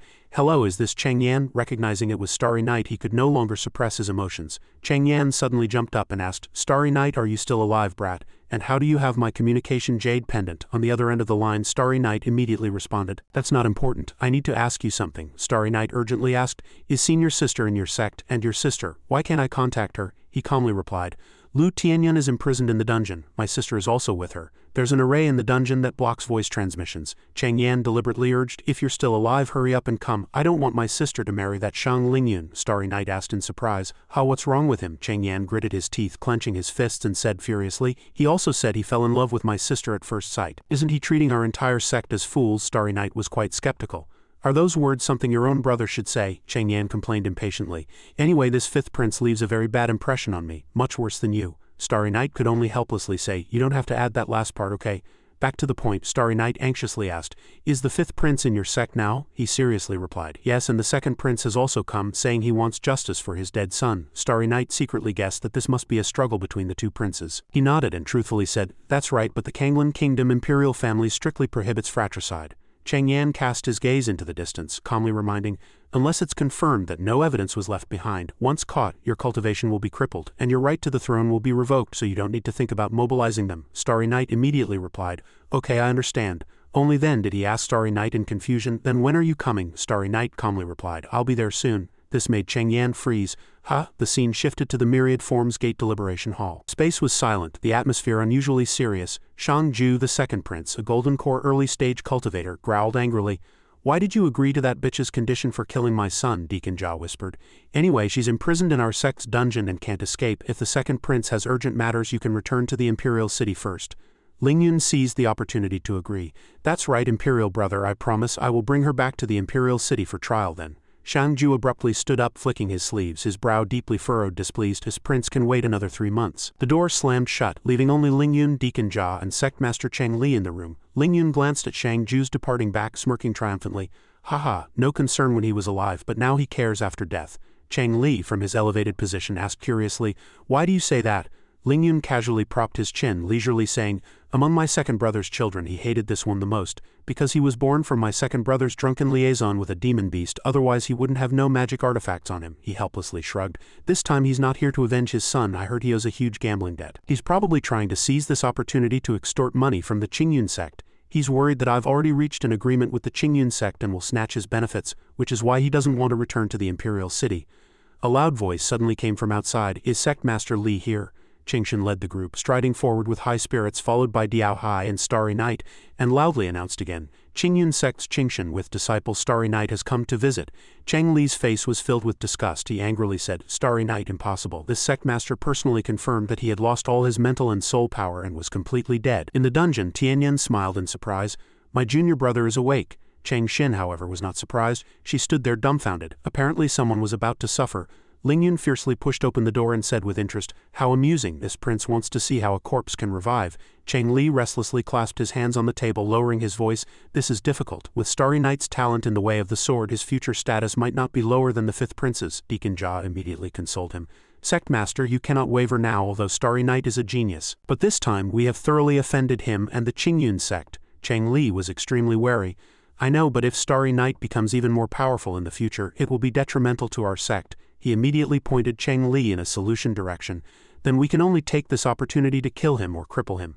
Chang Li and Starry Night were high in the air, suddenly noticing a light rapidly flying towards them. It was none other than Lingyun. He arrogantly sneered, "I didn't expect a dead person could revive. Has Qingyun sect also started researching corpse refining techniques?" Starry Night turned his wrist. He respectfully said to Qingshan, "Sect Master, please stop him for me." Qingshan gently warned, "Don't overdo it." A whirlwind suddenly tightly entangled Lingyun's entire body, catching him off guard. Starry Night waved his hand, deliberately teasing, making Lingyun spin rapidly in the air. Lingyun was unable to move, infuriated to the point of smoke coming out of his 7 orifices, and shouted, "This prince is the 5th prince of Kanglan Kingdom. What do you want to do?" Starry Night pulled Lingyun closer and directly gave him a loud slap. Then Starry Night seemed to think it wasn't enough, so he slapped Lingyun on the other cheek with the back of his hand. After Starry Night slapped Lingyun, the system promptly chimed, "Ding, creation points 208. Lingyun roared angrily after being hit. "You brat, how dare you!" He screamed like a madman. "I'll kill you!" Annoyed, Starry Night picked his ear, then disdainfully said, "Stop screaming here, call out your master." Just then a spiritual energy attack suddenly came. "Sect Master Qingshan, it's not good to indulge your disciple in assaulting a member of my imperial family like this." As soon as Starry Night saw the newcomer, he questioned, "Who are you?" Shrouded in an aura, the newcomer arrogantly introduced himself. "This prince is the 2nd prince of Kanglan Kingdom." As soon as Shang Ju finished speaking, Starry Night mercilessly ignored him, which infuriated him. "Then you're not his master, I won't talk to you." "You!" Suddenly Chang Li appeared in the air, calmly suggesting, "Qingshan, release him first." He unleashed a powerful spiritual energy, threatening, "This is within the jurisdiction of Myriad Forms Gate. Are you helping your disciple openly attack and insult an honored imperial guest, intending to start a war with Myriad Forms Gate and the imperial family?" Another person appeared, making Starry Night's forehead sweat, and he asked Qingshan, "They can all teleport. Are these people all nascent soul stage cultivators?" Qingshan, on the other hand, replied calmly, "Counting them, there are 6 early stage, 4 mid stage, and 2 late stage." Knowing he couldn't win, he looked at Shang Ju and questioned, "Your Royal Highness the 2nd Prince, if I release your brother now, what punishment will he receive according to imperial regulations?" Shang Ju was overjoyed upon hearing this question. "Foolish, now you know fear. According to Kanglan Kingdom's regulations, insubordination." Starry Night had only heard a few lengthy sentences before he couldn't help but interrupt him. "HMPH, HMPH, HMPH. The imperial family is equivalent to the 3 sects and 4 gates. I am the Qingyun sect's intersect senior disciple, on equal footing with you princes. How can it be considered insubordination?" Shang Ju couldn't refute him, so he resorted to another tactic. "According to Kanglan Kingdom's regulations, if someone of the same rank attacks another without cause, the injured party can demand 10 times compensation." Starry Night listened, then stroked his chin, calculating. 10 times compensation? That would be 20 slaps then. Then he firmly spoke, surprising Diao Hai. "All right, let's do it according to imperial regulations." Diao Hai, worried about Starry Night, quickly advised, "Wait, little friend. No, the 5th prince already has golden core grand completion cultivation." But Starry Night was also helpless. So he asked Diao Hai with a troubled face, "Then Elder Diao, what do you suggest we do to clean up this mess? They have so many nascent soul stage cultivators." Hearing this, Diao Hai suddenly remembered Starry Night's confident demeanor. This trip, this disciple will certainly make the 2 seniors understand. Diao Hai couldn't help but curse under her breath. "Why are you asking me? I made it clear before we left that their sect has at least 10 nascent soul stage cultivators. Who was it who boasted that it was no problem?" After much pointless talk, Starry Night turned to the person behind him. "5th Prince, what do you think?" Ling Yun was furious at this moment, gritting his teeth. Good, let's do it according to Imperial Regulations 10 times compensation. Chang Li stood by watching the show and couldn't help but show a look of disdain. Idiot, no matter how much of a genius he is, he's only at Foundation Establishment mid-stage. This time you're sure to die. He suddenly transmitted a divine sense message to Ling Yun again. Fifth Prince later, just use all your strength to attack. I and the other elders of the sect will stop anyone who tries to rescue him. Ling Yun received the information and secretly replied, you don't need to say more, this prince will beat this bastard to death. Then Ling Yun spoke with a frown which made Starry Night feel helpless. Then hurry up and release this prince, hurry, release me. As soon as he finished speaking, Starry Night stepped forward and gave him a slap which shocked Shang Ju, Chang Li, Diao Hai and Qingshan. Ling Yun instantly froze, unable to finish his sentence. At this moment the system prompt suddenly sounded, Ding Creation Points 26. Starry Night seized this opportunity and gave several more slaps. Ding Creation Points 2011, Ding Creation Points 186. The system prompts continued to sound without stopping, accompanied by loud slapping sounds which shocked Qingshan. Ding detected point farming behavior. Diao Hai was not to be outdone, her mouth wide open in panic. Ding Creation Points 88, Ding Creation Points 42, Ding Creation Points 18. The continuous slapping sounds in the air petrified Shang Ju and Cheng Li. Ding Creation Points 1. At this moment Starry Night leisurely adjusted his gloves. Alright, with the previous 2 slaps, that makes exactly 20. At this point the system prompt still had an echo. Ding Creation Points 1. Then he suddenly saw Ling Yun's bruised and swollen face and pretended to be surprised. Why such a fierce expression? Starry Night quickly took out the purple screen in front of him. I installed an automatic recording device in my seclusion chamber before I went into seclusion. On the screen everything played out exactly as Starry Night had described. The 5th prince inexplicably rushed in and gave me 2 slaps. He put away the device and calmly reasoned, so I thought I'd return those 2 slaps. This matter ends here. Finally, Starry Night deliberately provoked him a few more times, making Ling Yun spit blood in anger. But the 5th prince himself said to follow Imperial Regulations for 10 times compensation. I can only respectfully obey. Ding Creation Points 1. Cheng Yan stood by watching him show off and clenched his fists in anger. He must have researched the Imperial Regulations beforehand, then set a trap for the 5th prince. Still as insidious and cunning as ever, here Starry Night still maintained a playful expression as he conversed with him. Now we're even. I'm letting you go, but you can't attack again or I'll still repay you tenfold as per the rules. Ling Yun was so angry he couldn't speak. You, the system prompt also sounded. Ding Creation Points 1. Diao Hai stood by hearing Starry Night's words and couldn't help but inwardly frown.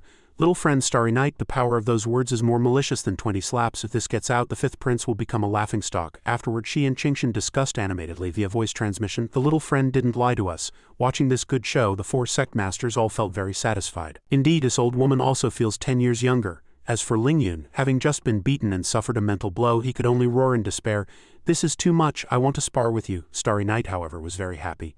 Secretly revealing a sinister smile, Starry Night's mind was blank at this moment. He just scratched his head blankly. Do Kanglin, what's that? I've only heard of snow peas. Shang Ju below couldn't help but explain. When Imperial family members encounter an irreconcilable grievance, one party can initiate a Kanglin duel against the other. The opponent must accept, resolving the conflict through a duel in the arena. But he still asked with a silly blank expression, which made Shang Ju so angry that smoke came out of his 7 orifices. Isn't it only necessary to accept if the cultivation levels are the same, or if a lower level challenges a higher level? What the hell, isn't that obvious? Starry Night still calmly and slowly countered. First, I'm not an Imperial family member. Second, your brother's cultivation level is higher than mine. Although Ling Yun was bruised and swollen from the beating hearing his words, he couldn't help but mock. So you want to tuck your tail and run? Pity your senior sister who's imprisoned for your sake. Qingshan, hearing this, couldn't help but step forward to intimidate Shang Ling Yun. Before the matter is settled, you dare to attack a core disciple of my sect? Then don't blame this sect master for disciplining you on behalf of your father. He showed no tact, deliberately mocking. Sect Master Qingshan, don't worry, this prince won't do anything to her. It's just that the confinement array in Myriad Forms Gates dungeon is a bit broken. Ling Yun continued to smile and provoke. I heard before that an evil cultivator snuck into the female disciple's cells and that female disciple was insulted. I must say it was truly tragic. Starry Night could no longer tolerate it. He pointed at the other's face and shouted, all right, stop yelling, I'll engage you in a Kanglin duel. After the match I'm taking senior sister with me. Ling Yun, due to his unyielding arrogance, confidently agreed. All right, but then Shang Ju had to inwardly chastise him. Shang Ling Yun, what do you mean? Ling Yun still retorted self-righteously. What's the rush? I just said he could take Lu Tianyan. I didn't say I wouldn't pursue her responsibility for killing your son. After the conditions were settled, Qingshan and Diao Hai stepped forward to persuade Starry Night. Little friend, don't be impulsive. Indeed, Shang Ling Yun is at Golden Core Grand Completion. There's a huge cultivation gap between you two. Hearing them, he firmly countered. Sect Master Elder Diao, you don't need to persuade me anymore. Senior sister is imprisoned in Myriad Forms Gates dungeon because of me. If I were to leave like this today, I wouldn't be able to look myself in the eye. Ling Yun stood by. and after hearing Starry Night's words a plan formed in his mind. Foolish, just a little provocation and he's hooked. Once we're on the martial stage, this prince will repay this humiliation 100-fold, 1,000-fold. A scene shifted to the cell surrounded by a barrier. Deacon Jia had at some point arrived outside. Greetings, Miss Cheng Xin, Lady Tianyan. Cheng Xin frowned as soon as she saw him. What is it, Deacon Jia? He still appeared very kind and calm. Shang Lingyun wishes to invite both of you to watch his Kanglan duel with little friend Starry Night. Lu Tianyan, who had been silent, finally panicked at this news. What? Soon the scene shifted to Myriad Forms Gates Arena. Lingyun had recovered. He stood with his arms crossed, very arrogant. The guests this prince invited have arrived. In an instant Deacon Jia appeared with the two girls. Lu Tianyan could no longer hold back. She rushed forward and waved junior brother Starry Night. However, she was stopped by Cheng Li. Before the match ends, Lady Tianyan, you'd best not leave this viewing platform. Immediately after, Starry Night's voice entered her ears. Senior sister, just bear with it a little longer. I'll take you home soon. A pair of hands were quickly raised, reaching out to each other. Lingyun, after watching this emotional display, feigned admiration. Indeed, it's true love. He publicly and unreservedly mocked Starry Night. Just thinking about you wagging your tail and begging this prince in front of your senior sister makes me happy. Faced with this mockery, he showed no anger but instead made a gesture of raising his hand. Lingyun instinctively covered his face with his hand. Seeing this, Starry Night couldn't help but burst into laughter. Dang Creation points 1. Humiliated by the prank, he said, I will kill you. Seeing the situation was not good, Shang Ju quickly stepped forward and coughed a few times. Alright, next I will announce the rules of the Kanglan duel. As soon as he finished speaking, Qingshan and Diao Hai listened silently. First, a Kanglan duel does not restrict magic treasures, artifacts, or pills. The battle rules quickly reached Cheng Li's viewing platform. Second, the Kanglan duel must continue until one party loses combat ability. During this period, surrender is not allowed. Although Lingyun was very displeased, he still gritted his teeth and listened to the rules. Third, the spirit of the Kanglan duel is to resolve conflicts. Intentionally harming the opponent's life is forbidden, regardless of the outcome of the match. Neither party shall initiate disputes for such reasons. Starry Night was very focused, listening to every word. Fourth, during the match, if an outsider interferes and affects the competition, then this Kanglan duel and all agreements arising from it will be void. Finally, Shang Ju concluded, Do the two of you have any objections to the rules, Starry Night? And Lingyun replied in unison, No, but then he suddenly spoke, which made Lingyun confused. There's something I want to ask the second prince. Starry Night stared seriously at Shang Ju. In the death of your son, how much responsibility does my senior sister bear? As soon as he finished speaking, Shang Ju gave Starry Night an unpleased glance and replied, Of course, full responsibility. After getting the answer, he slowly said, All right, I understand, but inwardly he breathed a sigh of relief. Since you put it that way, I have no psychological burden. Deacon Jia quickly played the role of a spectator, feigning a sigh of regret. Still too young, he clearly used the rules to trick the fifth prince and could have gotten away with it, but instead he agreed to a Kanglan duel over snatching Lu Tianyan. Even Cheng Li couldn't help but agree. Exactly, Qingshan is getting senile in this situation. He should have forcibly taken Starry Night away. How could he let him do as he pleases? He was in the middle of an excited conversation when he suddenly glanced behind him. Niece Lu, what do you think, however? Lu Tianyan didn't answer, instead leisurely cracking melon seeds and watching the show, letting Cheng Xin speak for her. She was cracking melon seeds and observing. Suddenly, she pulled out the green token again, which made Lu Tianyan pay attention. Although I don't know why you're so confident, I'm still adding an extra layer of protection. Because he didn't want to delay for too long, Shang Ju quickly shouted, Kanglan duel, begin. Only then did Lu Tianyan question, What are you doing? Cheng Xin looked at her and replied very sincerely, I talked to Starry Night. Shang Lingyun just wanted to disrupt you. Below, Starry Night had already activated his inner energy and crushed the card. Lingyun took this opportunity to cast the spirit snake bind. The long green ropes quickly wrapped around him. Seeing Starry Night motionless in the tight ropes, he couldn't help but mock, You must have been very happy defeating this prince just now, right? However, Lingyun was soon speechless because he had suddenly rushed forward. Faced with a hand about to touch his face, he hadn't even had time to adapt before he uttered a dull "oh." Thus, Lingyun was forcefully pushed to the ground by Starry Night. He used the blood escape technique to generate immense power, suppressing him. Afterward, Starry Night dragged Lingyun around on the ground, forming a spiral trajectory. Qingshan and Diao Hai stood high above, watching the scene that just unfolded, and both felt confused. What's wrong with little friend Starry Night? Why did he suddenly become so fierce? Indeed, why does the angry one seem to be him and not the fifth prince? On the other hand, Lu Tianyan was trembling, tightly clutching Cheng Xin's neck. See instant results. Lingyun was not to be outdone, seizing the opportunity to apply force to Starry Night's hand, which was gripping his neck. Then he kicked out, forcing Starry Night to dodge. Starry Night, hit by a palm, quickly flew into the sky. Lingyun had recovered his senses and with overwhelming force charged towards him. This prince will kill you. He disregarded everything and directly unleashed the powerful spell, Kanglan Heaven-Shattering Art, attacking Starry Night. Diao Hai, seeing this, immediately worried and quickly reminded him, It's over, that's the Kanglan Imperial family's strongest sword technique, capable of killing across cultivation realms. Little friend is in danger. Lingyun at this moment ignored everything. He He just stared deadly at Starry Night, gritting his teeth. Die for this prince. When he first saw this familiar move in an instant, memories from the past flooded back. This move, at this point, Starry Night's face was calm. He unhesitatingly pointed at Lingyun, exuding unparalleled power. I have it too. Just then, two forces, both wielding the Kanglen heaven-shattering art, rapidly approached each other. He had been very arrogant just now, but now his eyes were wide and he shouted unwillingly, "Impossible!" Because Starry Night's move was stronger, it quickly shattered Lingyun's attack and continued to surge downward. The barrier he had created was also completely destroyed. The two elders of Qingyun's sect were both very surprised at this moment, unable to believe their eyes. How does this little friend know the secret sword technique of the Kanglen imperial family? And it seems he has cultivated it to a deeper level than the fifth prince. Lingyun, now utterly defeated, angrily raised his head and questioned, "How do you know our Kanglen imperial family's cultivation technique? And you're already at the 4th level despite only being at the Golden Core stage." Starry Night was very relaxed, pulling the control lever on the system panel to a weak setting, but still nonchalantly quipped, "What's wrong?" In an instant his entire body exuded a powerful, inextinguishable spiritual energy, accompanied by a voice. "I'm already at the Golden Core stage." As soon as he finished speaking, Lu Tianyan and Cheng Xin, who were arguing, also froze. Junior brother, is he at Golden Core? Did he consume a bunch of forbidden pills?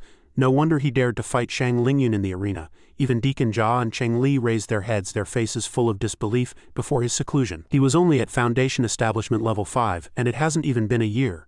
But judging by the aura he's emitting, he has already reached the mid-Golden Core stage. This is impossible. Qingshan and Diao Hai were also very surprised by this shocking scene. What astonishing cultivation speed! Is this the Chaos Spirit root? Faced with everyone's surprise, Lingyun remained disdainful, then secretly swallowed a spiritual pill. Does he think he can control the battle just by hiding his cultivation? Don't be so naive. He then seemed to gain power, confronting Starry Night in midair. "I just took the Kanglen Imperial family's pulse-rushing pill, which can instantly raise one's cultivation by a small realm below the nascent soul stage. It wasn't originally a precious pill, but its effect is different when used by a Golden Core Grand Completion cultivator." Suddenly, Lingyun lowered his face, whispering a threat to Starry Night. "This prince will soon let you know that in the face of absolute power, your petty tricks are nothing but a clown's act." Witnessing this series of actions, he was both surprised and bewildered. At this critical moment, Diao Hai suddenly frowned, for she detected something. Spatial fluctuation. Has this fellow actually touched the threshold of the nascent soul stage with a pulse-rushing pill? According to her words. The three people represent the Qi Cultivation, Golden Core, and Foundation Establishment stages respectively, with cultivation levels increasing in order.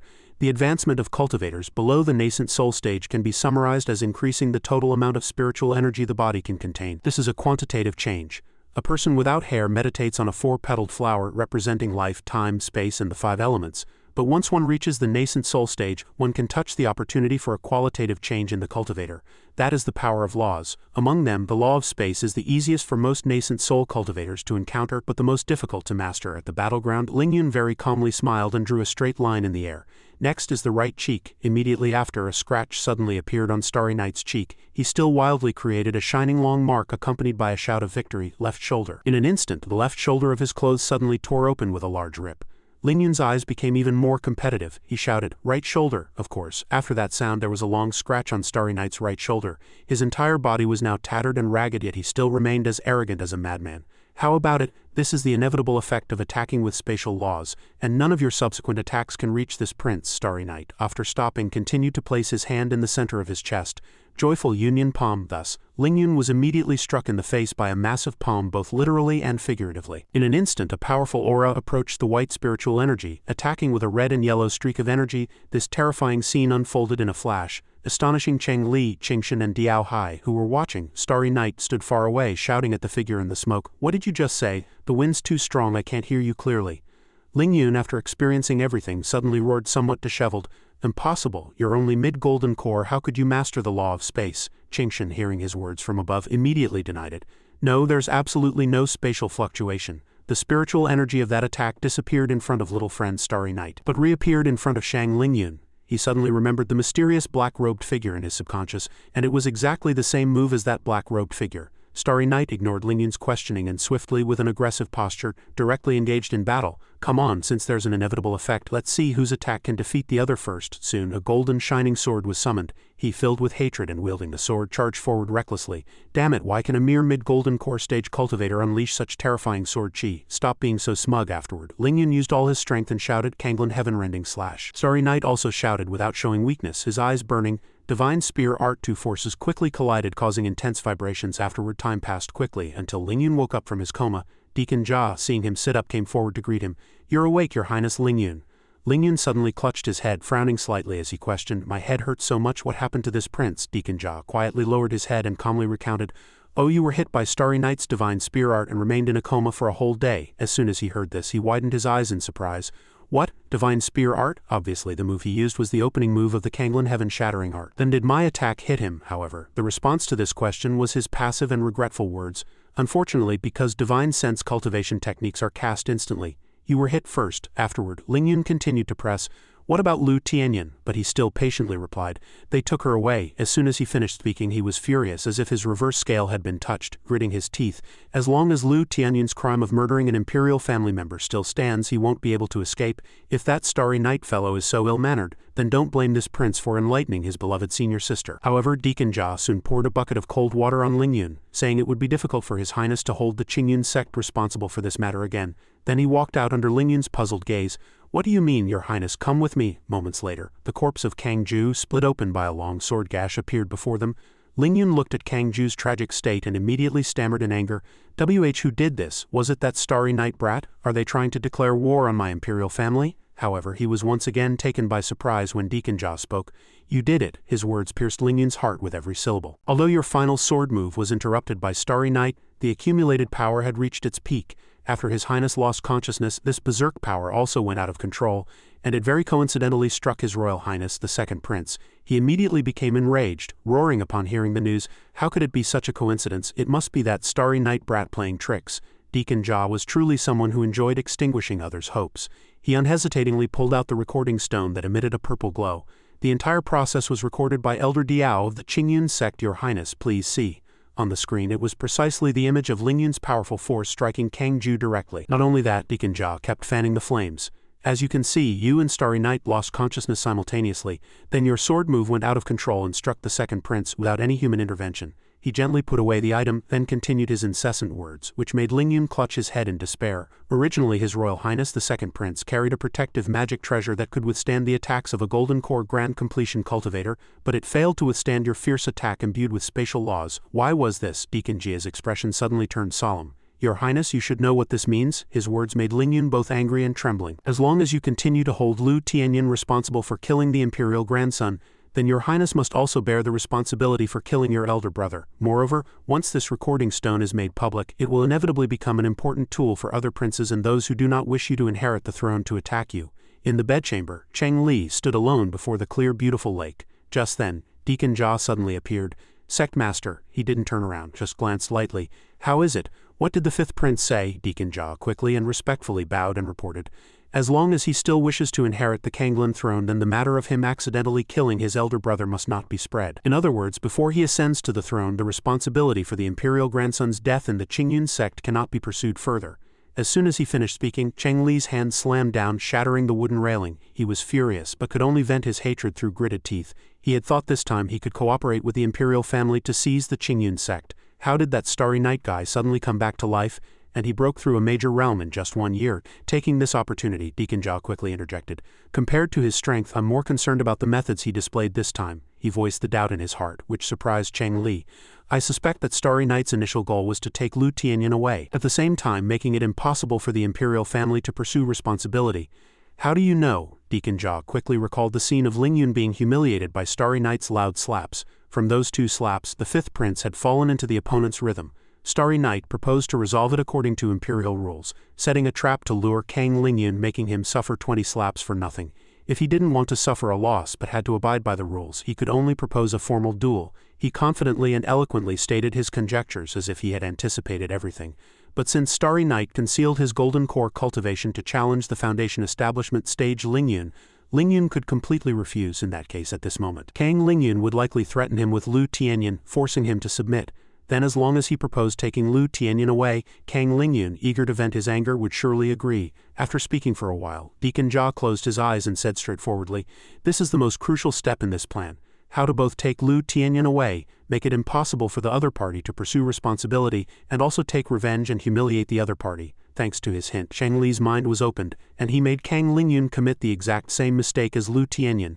Just as he accurately guessed his thoughts, Deacon Jia began to praise again. "That's right, this way, all of Kang Lingyun's attempts to attack Lu Tianyan will become boomerangs, hitting him back." This not only took fierce revenge on Kang Lingyun, but also left him with no options, forced to suffer in silence. But speaking of which, he still had the exact same confusion as Cheng Li. How did that guy do it? This matter completely baffles me. Deacon Jia's mind kept replaying Starry Night's moves. He finally used the opening move of the Kanglin heaven-shattering art, raising his sword chi to the maximum, which undoubtedly provoked the fifth prince to use his strongest attack to decide the winner. Speaking of this, he couldn't help but feel dejected, but I can't see through it. How could he control the out-of-control sword art and precisely hit the second prince? Cheng Li listened to these words, pondered, and then agreed. Let alone you, even this sect master couldn't see any trace of human intervention in that final strike. In the secret chamber, Deacon Jia still expressed his heartfelt feelings. His strength is truly astonishing, and his methods are mysterious and unpredictable. It seems my initial judgment of this person was completely wrong. In another place, a ceramic wine bottle was suddenly thrown to the ground.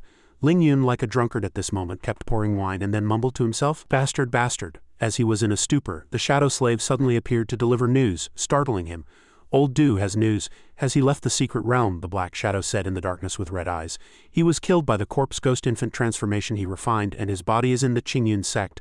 Lingyun's eyes suddenly widened upon hearing this. What? The camera shifted to the main hall of the Qingyun sect, where two disciples were bowing and apologizing to the elder sitting in the chair. This disciple knows his mistake. Both Starry Night and Tianyan spoke words of repentance with clasped hands.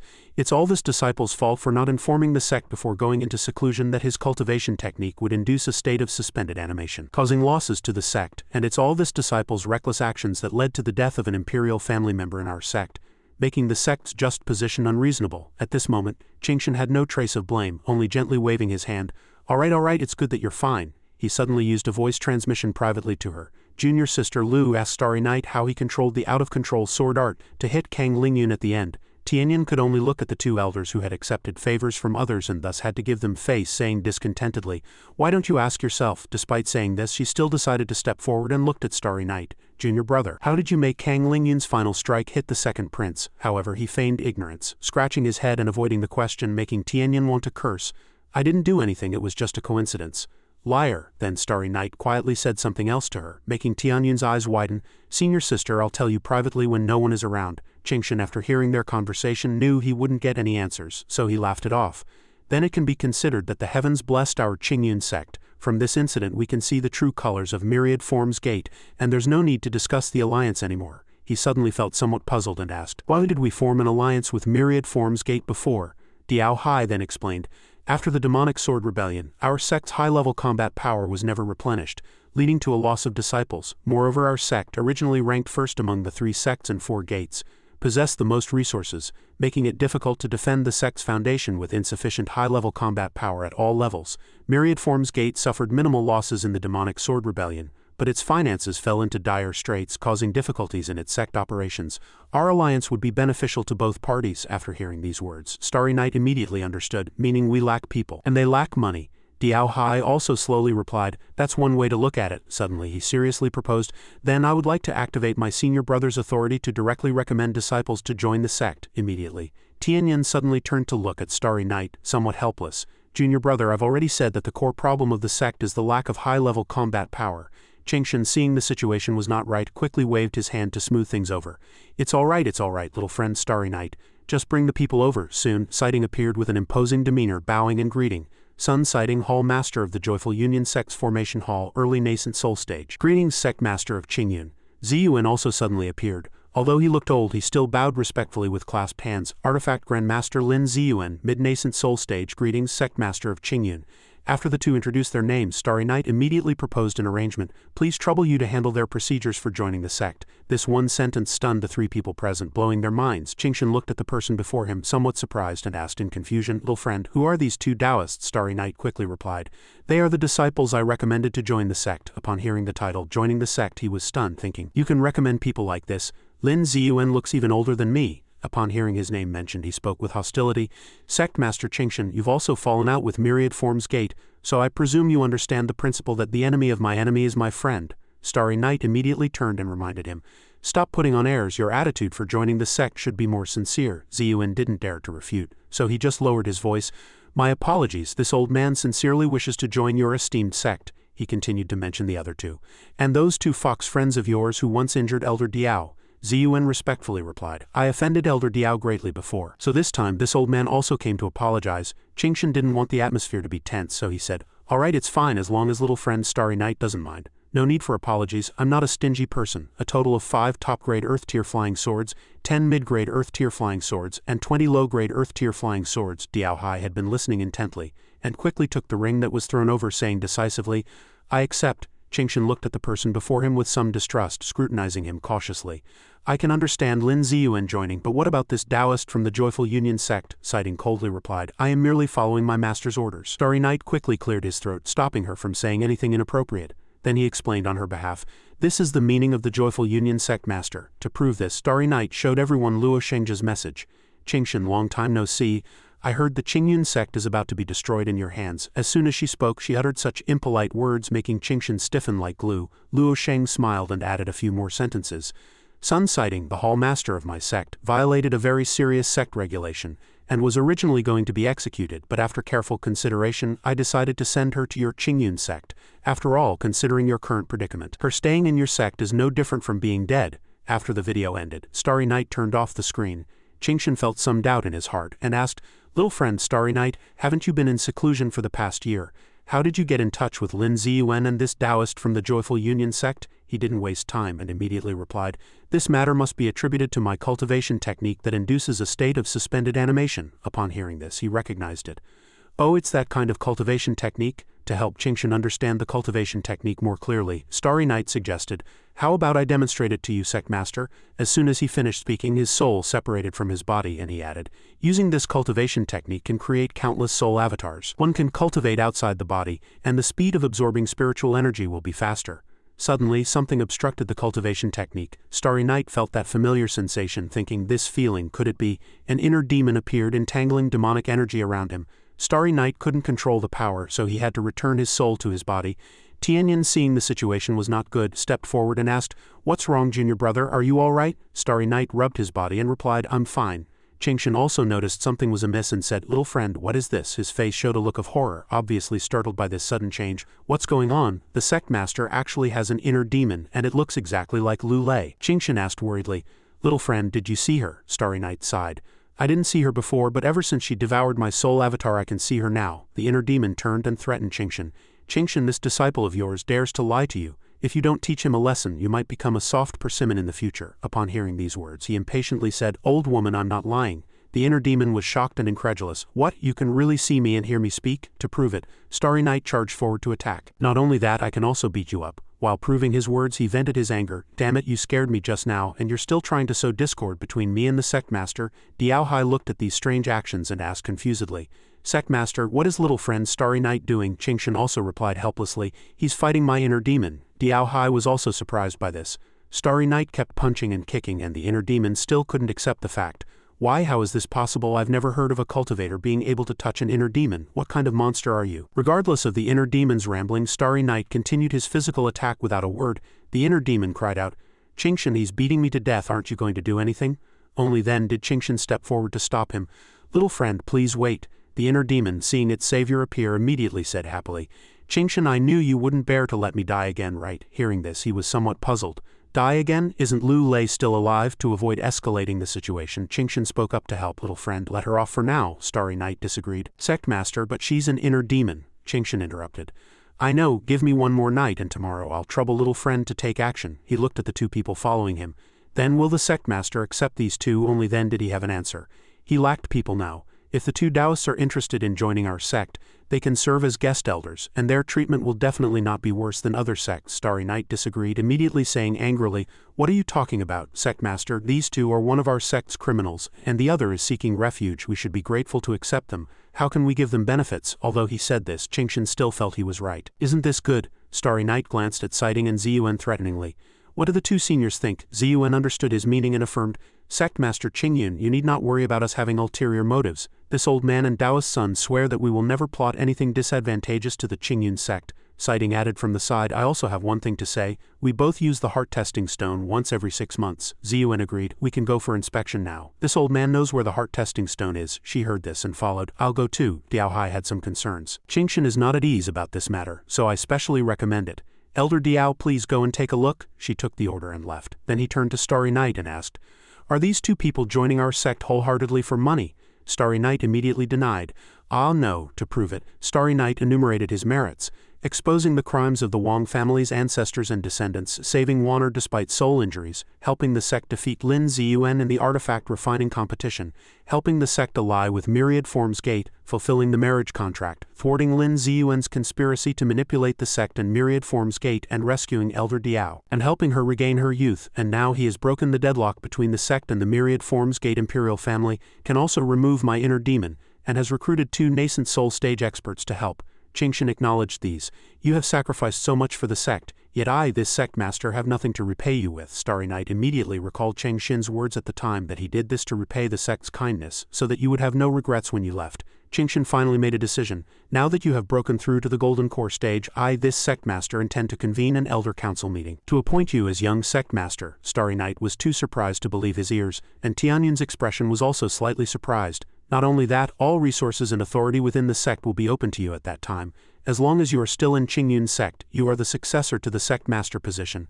I wonder if little friend Starry Night is willing to accept. To be more certain, he turned to ask Tianyun's opinion. What does senior sister think? Asked so suddenly she was a little flustered. Ah this, but in her heart she was disdainful. Why are you asking me? Isn't this a question you can answer yourself? Qingshan spoke to announce. When little friend first entered the sect at the heart testing stone, junior sister Lu also saw it. Now the marriage contract between Myriad Forms Gate and little friend has been cancelled. Then I, this sect master, will act as a matchmaker and arrange the young sect master's ascension ceremony and the marriage ceremony with junior sister Lu on the same day. Tianyun disagreed, immediately retorting, Please sect master, do not use me to tie down junior brother Starry Night. He immediately denied, How can this be called binding? This is clearly a double blessing. Seeing Qingshan's continued frivolous attitude, she turned to Starry Night for help. Junior brother, you should also talk to the sect master. However, Starry Night acted with grace, feigning, Call me young sect master. Tianyun was so exasperated she turned and left. I'm not dealing with you two anymore. Qingshan and Starry Night merely watched her, saying nothing further. Starry Night's expression at this moment was somewhat lecherous. Senior sister is truly adorable. Qingshan clarified his point of view. I was just joking. I, this sect master, have always been against arranged marriages, and I have no right to make decisions for junior sister Lu, finally he concluded. Therefore, little friend Starry Night, you will have to win her over yourself, Starry Night also revealed. To be honest, the reason I could contribute so much to the sect is also because you, sect master, Elder Diao and Elder Guanzhou are all very compatible with me. Therefore, Qingshan also wanted to know. Then about the young sect master position he immediately politely refused. This matter is of great importance, so I asked the sect master to give me some more time to consider. He did not blame but waved his hand. No rush. Starry Night was somewhat puzzled. But sect master, why is your inner demon the female hall master of the Joyful Union sect? Qingshan did not answer immediately but asked, Have you seen her? He honestly stated what he had seen. Yes, I saw her when I was cultivating with split souls and she was very familiar. He then asked, How is she doing recently? Based on what he knew, Starry Night replied, Very well. Qingshan solemnly pressed, Then did you also see her inner demon? Starry Night calmly replied, I have already helped her resolve it. Only after hearing his words did Qingshan slightly relax, then said a few more puzzling words. Little friend, I owe you another huge favor. Why don't you not be the young sect master and I'll just give you this position directly? Starry Night was puzzled. What kind of joke are you making, sect master? He continued to probe. Did she mention the inner demon to you? Despite not understanding, Starry Night replied, No, I'm also very curious about her inner demon. Why would it be herself? Qingshan gasped in surprise. What? He reflected his younger self. Isn't her inner demon this person? Starry Night denied.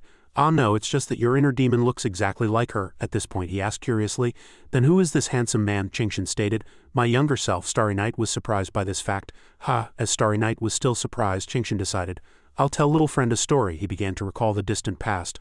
A long time ago, about 30 years ago, at that time I was just in the Qi cultivation stage working in a mercenary group that specialized in hunting demon beasts. The scene shifted. Qingshan continued his story. Once on a mission, I found a village attacked by demon beasts. I killed the demon beast, but almost everyone in the village was massacred. Only a pair of sisters hiding in the village's abandoned well survived, but both were seriously injured. I brought them back to the team for treatment. He spoke of what he discovered. Initially I planned to wait for their injuries to heal, then find a nearby village to see if anyone was willing to adopt them, but while recovering in the team these mortal sisters displayed astonishing cultivation talent. Qingshan's emotions were also stirred by the story. I felt that this dangerous mercenary life was not suitable for them, so I planned to introduce them to a better sect, but neither agreed, insisting on staying with the team to help. The captain also agreed to their decision. Time flew by, 7 years passed, and Qingshan recalled everything he saw. During this time I personally witnessed the growth of these two cultivation prodigies. In just 7 short years, the sisters cultivated from mortals to Foundation Establishment Stage Level 3 and Foundation Establishment Stage Level 1. At that time, I had only reached Foundation Establishment Stage Level 4, he praised the two girls. Besides their cultivation, their appearance also underwent significant changes. Those two blonde girls from back then have now blossomed into graceful and enchanting young women. Starry Night immediately noticed something and interrupted. Wait, isn't that Lu Miao? Qingshan stated. On the left is the older sister Lu Miao, on the right is the younger sister Lu Yan. He stared closely at the screen and commented, these two have completely opposite personalities and names. Lu Miao is bold, resilient, and fiery, while Lu Yan is introverted, humble, and gentle like water. He then said, in the mercenary team most people were as rugged as me. Hearing this, Starry Night secretly judged, no, they're all people like you. Where is this a mercenary team? It's practically a bunch of men. Qingshan added information about the two. These two sisters were the only two women in the team and also the team's darlings. Many people in the team pursued them, but they all refused. At that time I thought with their talent they would surely reach heights I couldn't imagine in the future. How could they choose someone from our team? He explained in more detail. At that time in the Demon Beast mercenary team there was a custom of making necklaces from demon beast bones and teeth as tokens of love. The young Qingshan was saying to the girl, what's wrong? Did some boy give you another one? Lu Miao shyly began. I made it. For you. Qingshan didn't want to reveal more about this relationship, so he decided, the rest is not important. I'll skip it. Starry Night was looking forward to it, but felt a pang of disappointment. He summarized in the most concise way. In short, later we went through many life and death situations and finally became Taoist companions. That period was undoubtedly the happiest and most joyful time on my cultivation path. The matter did not end there.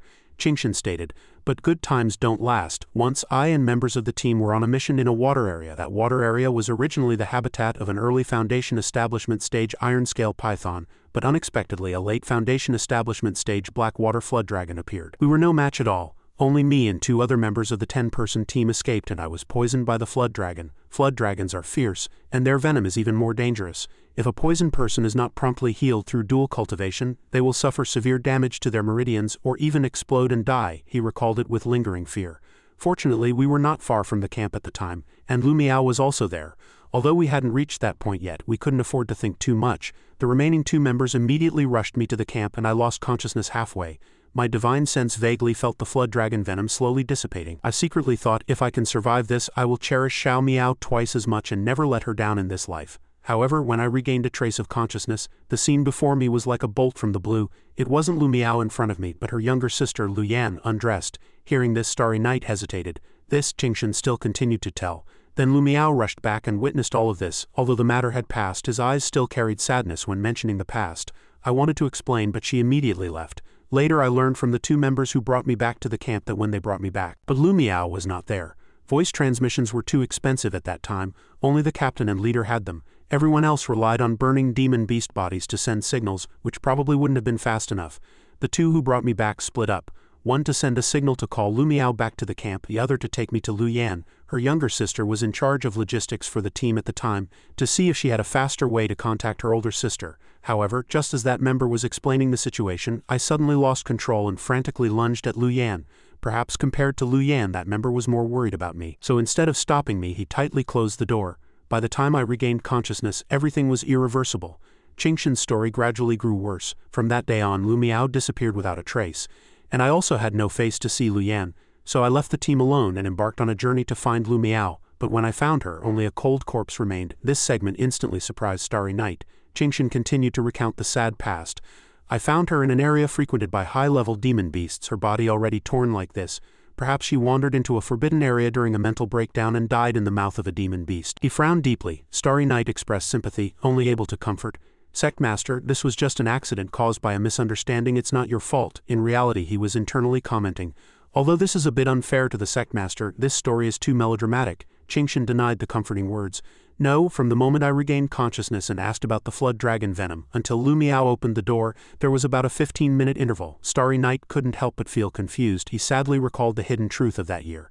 For some reason, even though most of the flood dragon venom had been neutralized, I still couldn't control my body for those 15 minutes. I was consciously attacking my younger sister, Lu Yan. Qingshan looked at the inner demon behind him and continued. I was immersed in pain and regret. I don't know how long it lasted until it appeared. His gaze dropped again. I didn't panic at all. Instead, I felt much more at ease. Qingshan's mood at this moment was somewhat negative. I owe a debt to both sisters and I cannot repay it, so at least let me bear this shackles as atonement and live out the rest of my life. Starry Night understood the meaning and immediately interrupted. Wait, Sectmaster. So you cultivated from the Foundation establishment stage to the mid-nascent soul stage with an inner demon? Qingshan confirmed. That's right. He explained the problem in detail. Actually, I knew I had cultivation talent, but after joining the mercenary team I became lazy and negligent, not focusing on cultivation. Whenever Lu Miao was mentioned, Qingshan couldn't control his emotions, filled with self-reproach. After that incident I kept thinking if I had cultivated harder then, my cultivation might have been higher. Could I have killed that flood dragon? Could I have suppressed the headache? Would Lu Miao not have died? Finally he had an ideal. So I made up my mind that in this life I would never let similar tragedies happen again to those close to me. At this point Starry Night also vaguely guessed. So the Hall Master Lu Miao of the Joyful Union sect is actually the younger sister, Lu Yan. Qingshan confirmed. That's right, she also disappeared for a long time after that incident. It wasn't until half a year ago that I got news of her, that she had joined the Joyful Union sect under the name Lu Miao. Despite this, he was still confused. I don't know why she did that. Perhaps it's a form of revenge, because I harmed both sisters. Then, through Luo Shengji's words, I also learned that Lu Yan had long had an inner demon, which made me feel even more self-reproach and guilt, he interrupted. But I don't understand why her inner demon would look like her older sister. A system notification popped up. Event mission, help Sect Master Qingshan resolve his knot with Lu Yan. Mission success, golden core fruit. Mission failure, immediate self-detonation. Time limit half a year. What was to come had finally arrived. Starry Night complained. I hadn't seen the mission appear for half a year. I thought the system upgrade fixed the bug. After reading carefully, he found a positive. But before, they were always suicide missions. This time it's asking me to guide an inner demon, and it gave me so much time. The system prompted again. Use a mission refresh card. Remaining uses 9. Starry Night was already tired of this system. Alas, I decided whether to use this thing from the start, didn't I? He thought carefully before choosing. This mission doesn't seem difficult, and I plan to help the sect master anyway, so I don't need a refresh card, right? Qingshan sighed and said, after all this idle talk, little friend must be tired of listening. No, Starry Night waved his hand in denial. Not at all, not at all. He summarized the last point. In short, this inner demon is the retribution I deserve and I don't intend to eliminate it. Suddenly, Starry Night quickly ran away from here, leaving behind a sentence. I will help the sect master change his mind, but please give me some time, I need to prepare. After returning to the cave, he requested the system to initiate a video call with the inner demon in the system space. As soon as the video connected, Starry Night eagerly began. I have something to ask you. In his heart, he thought, I didn't originally want to pry into Hall Master Lu's private matters, but in this situation I have no choice. Then he asked, why does an inner demon like you look like Lu Miao? The inner demon didn't answer immediately, but extended a hand demanding a favor. Share some malevolent aura with me and I'll tell you. Starry Night immediately complied, saying, here. After getting what it wanted, the inner demon revealed, because Lu Yan feels she let her older sister Lu Miao down. Didn't understand why. It wasn't her fault, she was also a victim. The inner demon explained more clearly. At that time Lu Yan had hidden her cultivation. She wasn't at Foundation Establishment Level 1 but at Golden Core Grand Completion. Starry Night was even more confused. Oh, why? The inner demon elaborated. Lu Miao was the older sister, very competitive since childhood, learning everything faster than her younger sister. She loved taking care of her younger sister, and her younger sister also loved being taken care of by her older sister. When she learned new knowledge, Lu Miao would tell her younger sister, Xiao Yan, I found that breathing in and out like this absorbs spiritual energy faster. The inner demon delved deeper into the trouble. But ever since they started cultivating, the younger sister discovered that her cultivation talent far surpassed her older sister's. The younger sister was meticulous and worried about hurting her older sister's self-esteem. She initially deliberately lagged behind her older sister's cultivation progress, but realizing that the demon beast hunting team's missions were extremely dangerous, she felt that only by becoming stronger could she protect her older sister at critical moments. So she began to cultivate diligently, but always kept her cultivation hidden. Starry Night, having a question, interrupted. Wait, that's hard to understand then. At that time, the sect master was only at Foundation Establishment Level 4. If she was at Grand Completion, why would she be? The inner demon immediately answered that Lu Yan deliberately didn't resist at that time. He remained confused. Was she afraid the sect master's flood dragon venom couldn't be resolved in time? The inner demon started beating around the bush, not answering directly. At first, she also comforted herself this way, but she knew the real reason was buried deep in her heart. Starry Night was very impatient with this answer. Stop playing coy, it revealed new information. Lu Yan also liked Li Zan. Starry Night, seeing the unfamiliar name, repeated, Li Zan, the inner demon knew. That's your sect master who only changed his name to Qingshan after becoming the previous sect master's direct disciple. It explained the reason. Because Lu Yan was quite introverted, even though she had developed feelings for Li Zan early on, she always kept them silently hidden. But her older sister Lu Miao was cheerful and didn't notice her younger sister's feelings. After realizing she liked Li Zan, she immediately confessed. At that time Lu Yan muttered to herself, hesitating to express my feelings is my own fault. Li Zan also prefers girls with a personality like my older sister's. My older sister's happiness is my happiness, but the truth was, even though the younger sister always comforted herself this way, deep down a voice would occasionally surface, stop your hypocritical act. You're not actually willing, are you? The inner demon continued to reveal more truth. Although Lu Yan strongly disliked having such thoughts as the relationship between her older sister and Li Zan progressed, the younger sister found it increasingly difficult to control her inner feelings. Until that day, even though the younger sister had already reached Foundation Establishment Grand Completion, she didn't stop a man who was only at Foundation Establishment Level 4 from forcibly violating her. Even I couldn't see clearly what she was thinking at that moment. Perhaps even she herself didn't know. Only now did Starry Night guess. So her inner demon is Lu Miao and not the sect master, because she feels her actions led to her older sister's death. The inner demon immediately confirmed, exactly, and it's precisely because of this that she developed an extreme self-loathing. It provided more information. She began using her older sister's name and disguising herself as her older sister, imitating her older sister's personality and way of handling things. She believed that she was the one who deserved to die. Her older sister was the one who should have lived. Starry Night understood the problem, and almost broke down on the spot. Too reckless. No wonder the mission gave half a year. Even the inner demon doesn't know what's wrong with her. Is this someone I can counsel? The video feed suddenly cut out, leaving him somewhat puzzled. The system spirit popped up a notification. Host, she's awake, Starry Night complained discontentedly. Didn't I say not to give her creation points for now and wait until I finish things? It quickly defended. I didn't, she woke up on her own. Only then did Starling speak. You took the demon core I absorbed and fused to transcend lightning tribulation and temper your sword, right? The demon core absorbed the lightning tribulation's energy, helping you directly advance from mid-foundation establishment to mid-golden core, and also replenished my depleted energy, she criticized discontentedly. But I really didn't expect this pseudo-system spirit to gain higher control than me while I was asleep, the system spirit immediately questioned. Speak. Who exactly are you? When did you start attaching to the host? Why can you control the system? And what is your purpose? Starling enthusiastically replied. What are you talking about? I'm just my brother's cultivation avatar, Starry Night warned sternly. If you continue to play dumb now, I can only lock you permanently in the system space. After the system upgrade, the abilities that were fragmented from you have also been restored. You are no longer a pawn. Only then did Starling sigh. She accepted the interrogation but still set a condition. Alright, I can answer the pseudo-system spirit's questions, but Big Brother, you can't listen, Starling gently reminded. Pseudo-system spirit, if you still want to tell Big Brother after knowing the truth, I won't stop you.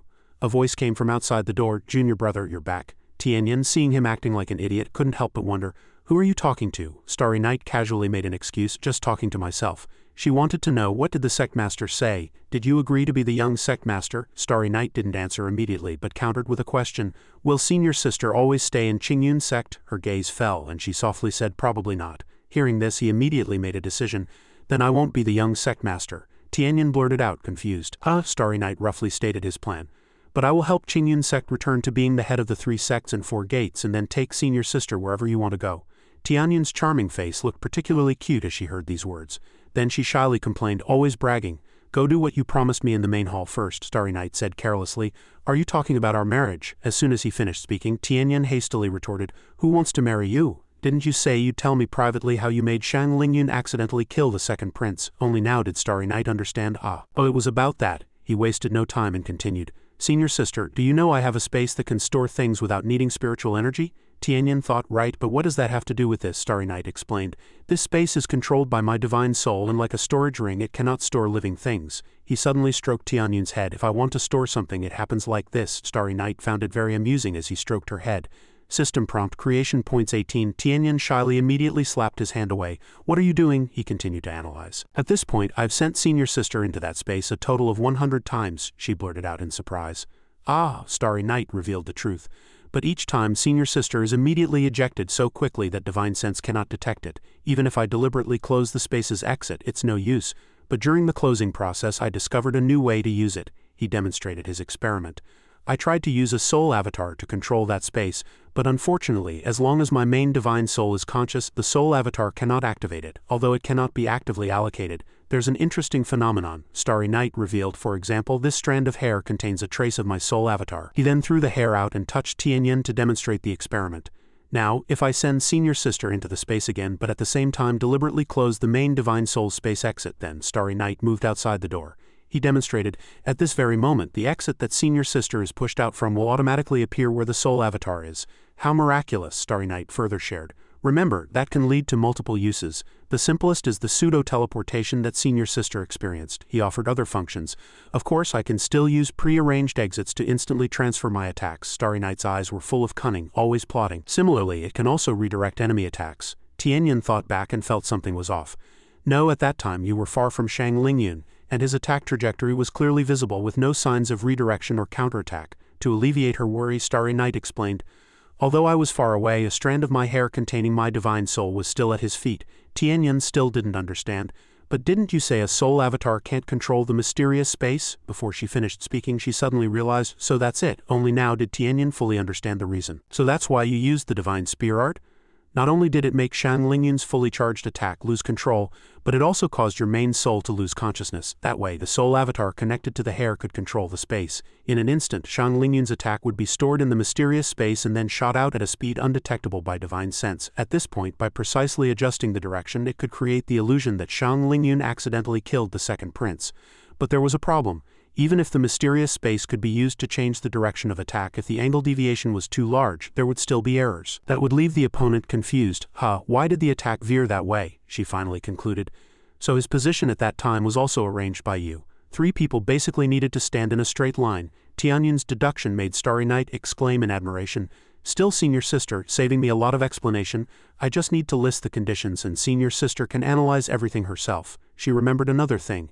The second prince had a life-saving magic artifact. Shang Lingyun's attack happened to exceed the magic artifact's limit.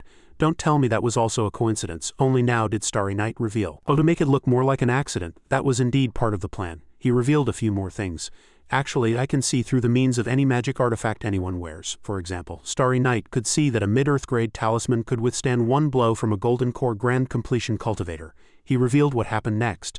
Then I just needed to gradually pressure Shang Lingyun to use his trump card, to observe if his methods were sufficient to kill the second prince who had a protective magic artifact. If it was enough, then I would just follow the steps Senior Sister just analyzed. If I felt Shang Lingyun couldn't kill the second prince, then even if he used all his strength, I would activate the divine soul hair strand I had previously attached to the second prince. After activating the divine spear art, I would take his protective magic artifact, replace it with a storage ring containing spirit stones and fake promissory notes, and then let the attack land on him, Starry Night added. Because I heard from Cheng Yan that the second prince was at Myriad Forms Gate, I had already researched the path to Myriad Forms Gate, including imperial rules and some confidential matters, he still enthusiastically explained. The second prince is an inveterate gambler, so when he faced such a crisis, it was only natural for him to mortgage his life-saving magic artifact. It's only logical. Tianyin got a headache after listening. Junior brother, really does a plan need to be so meticulous? At this point, Starry Night's face darkened. Because I learned my lesson before, Tianyin blurted out in surprise. He sighed and explained, exactly. Thanks to fellow Taoist Starling's divine sense attack, she couldn't use her protective artifact at that time. I didn't expect the opponent to have a protective magic artifact and almost killed a not-so-bright friend. Then he glanced away. But fortunately she resolved it with money in the end. Starry Night thought, problems that can be solved with money shouldn't be big problems, right? The scene switched to the next day. Xiaowen downstairs loudly called out, "Is Starry Night there?" Just waking up, he was bleary-eyed when he saw the naked torso youth standing on the balcony. She was startled and immediately shouted, "Oh dear, it's morning, what are you doing, not wearing clothes?" Tianyin walked out and stood next to him. "Xiaowen is looking for you. Why are you taking off your clothes?" Then she leaned down and asked, "Xiaowen, what's wrong?" She shrieked upon seeing this scene, then turned and ran away crying and complaining in broad daylight. "You're shameless." Only then did Tianyin notice the indecent scene and shyly covered herself. "Are you trying to die?" Starry Night merely replied calmly, "Just teasing this girl." She still struggled, demanding, "Give me back my clothes quickly." Starry Night walked forward to soothe her. All right, don't be angry." He then conjured a set of clothes for her, but it was a sexy bunny outfit. Outside, Xiaowen ran while crying, "Bastard, bastard, senior sister, my senior sister." Suddenly a loud noise came from behind her. Tianyin appeared abruptly, and below the newly executed Starry Night was also there. She asked Xiaowen, "What do you need him for?" Outside the door, Cheng Yan was about to enter but was blocked by a group of people. He impatiently emphasized, "I've already said I don't want to cause trouble, I just want to see Starry Night, I have something important to tell him."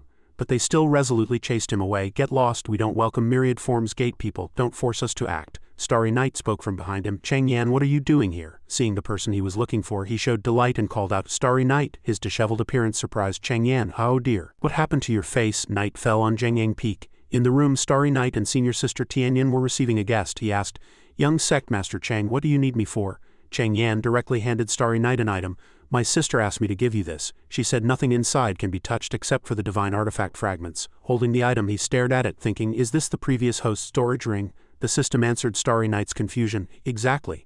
The contents are also consistent with what this system previously recorded." He and Tianyan remained in thought, listening as Cheng Yan continued. "The sect's decisions are not something we juniors can interfere with. She's very sorry about this incident. She also said that the agreement between the two of you is no longer valid, and she won't cause you trouble again in the future."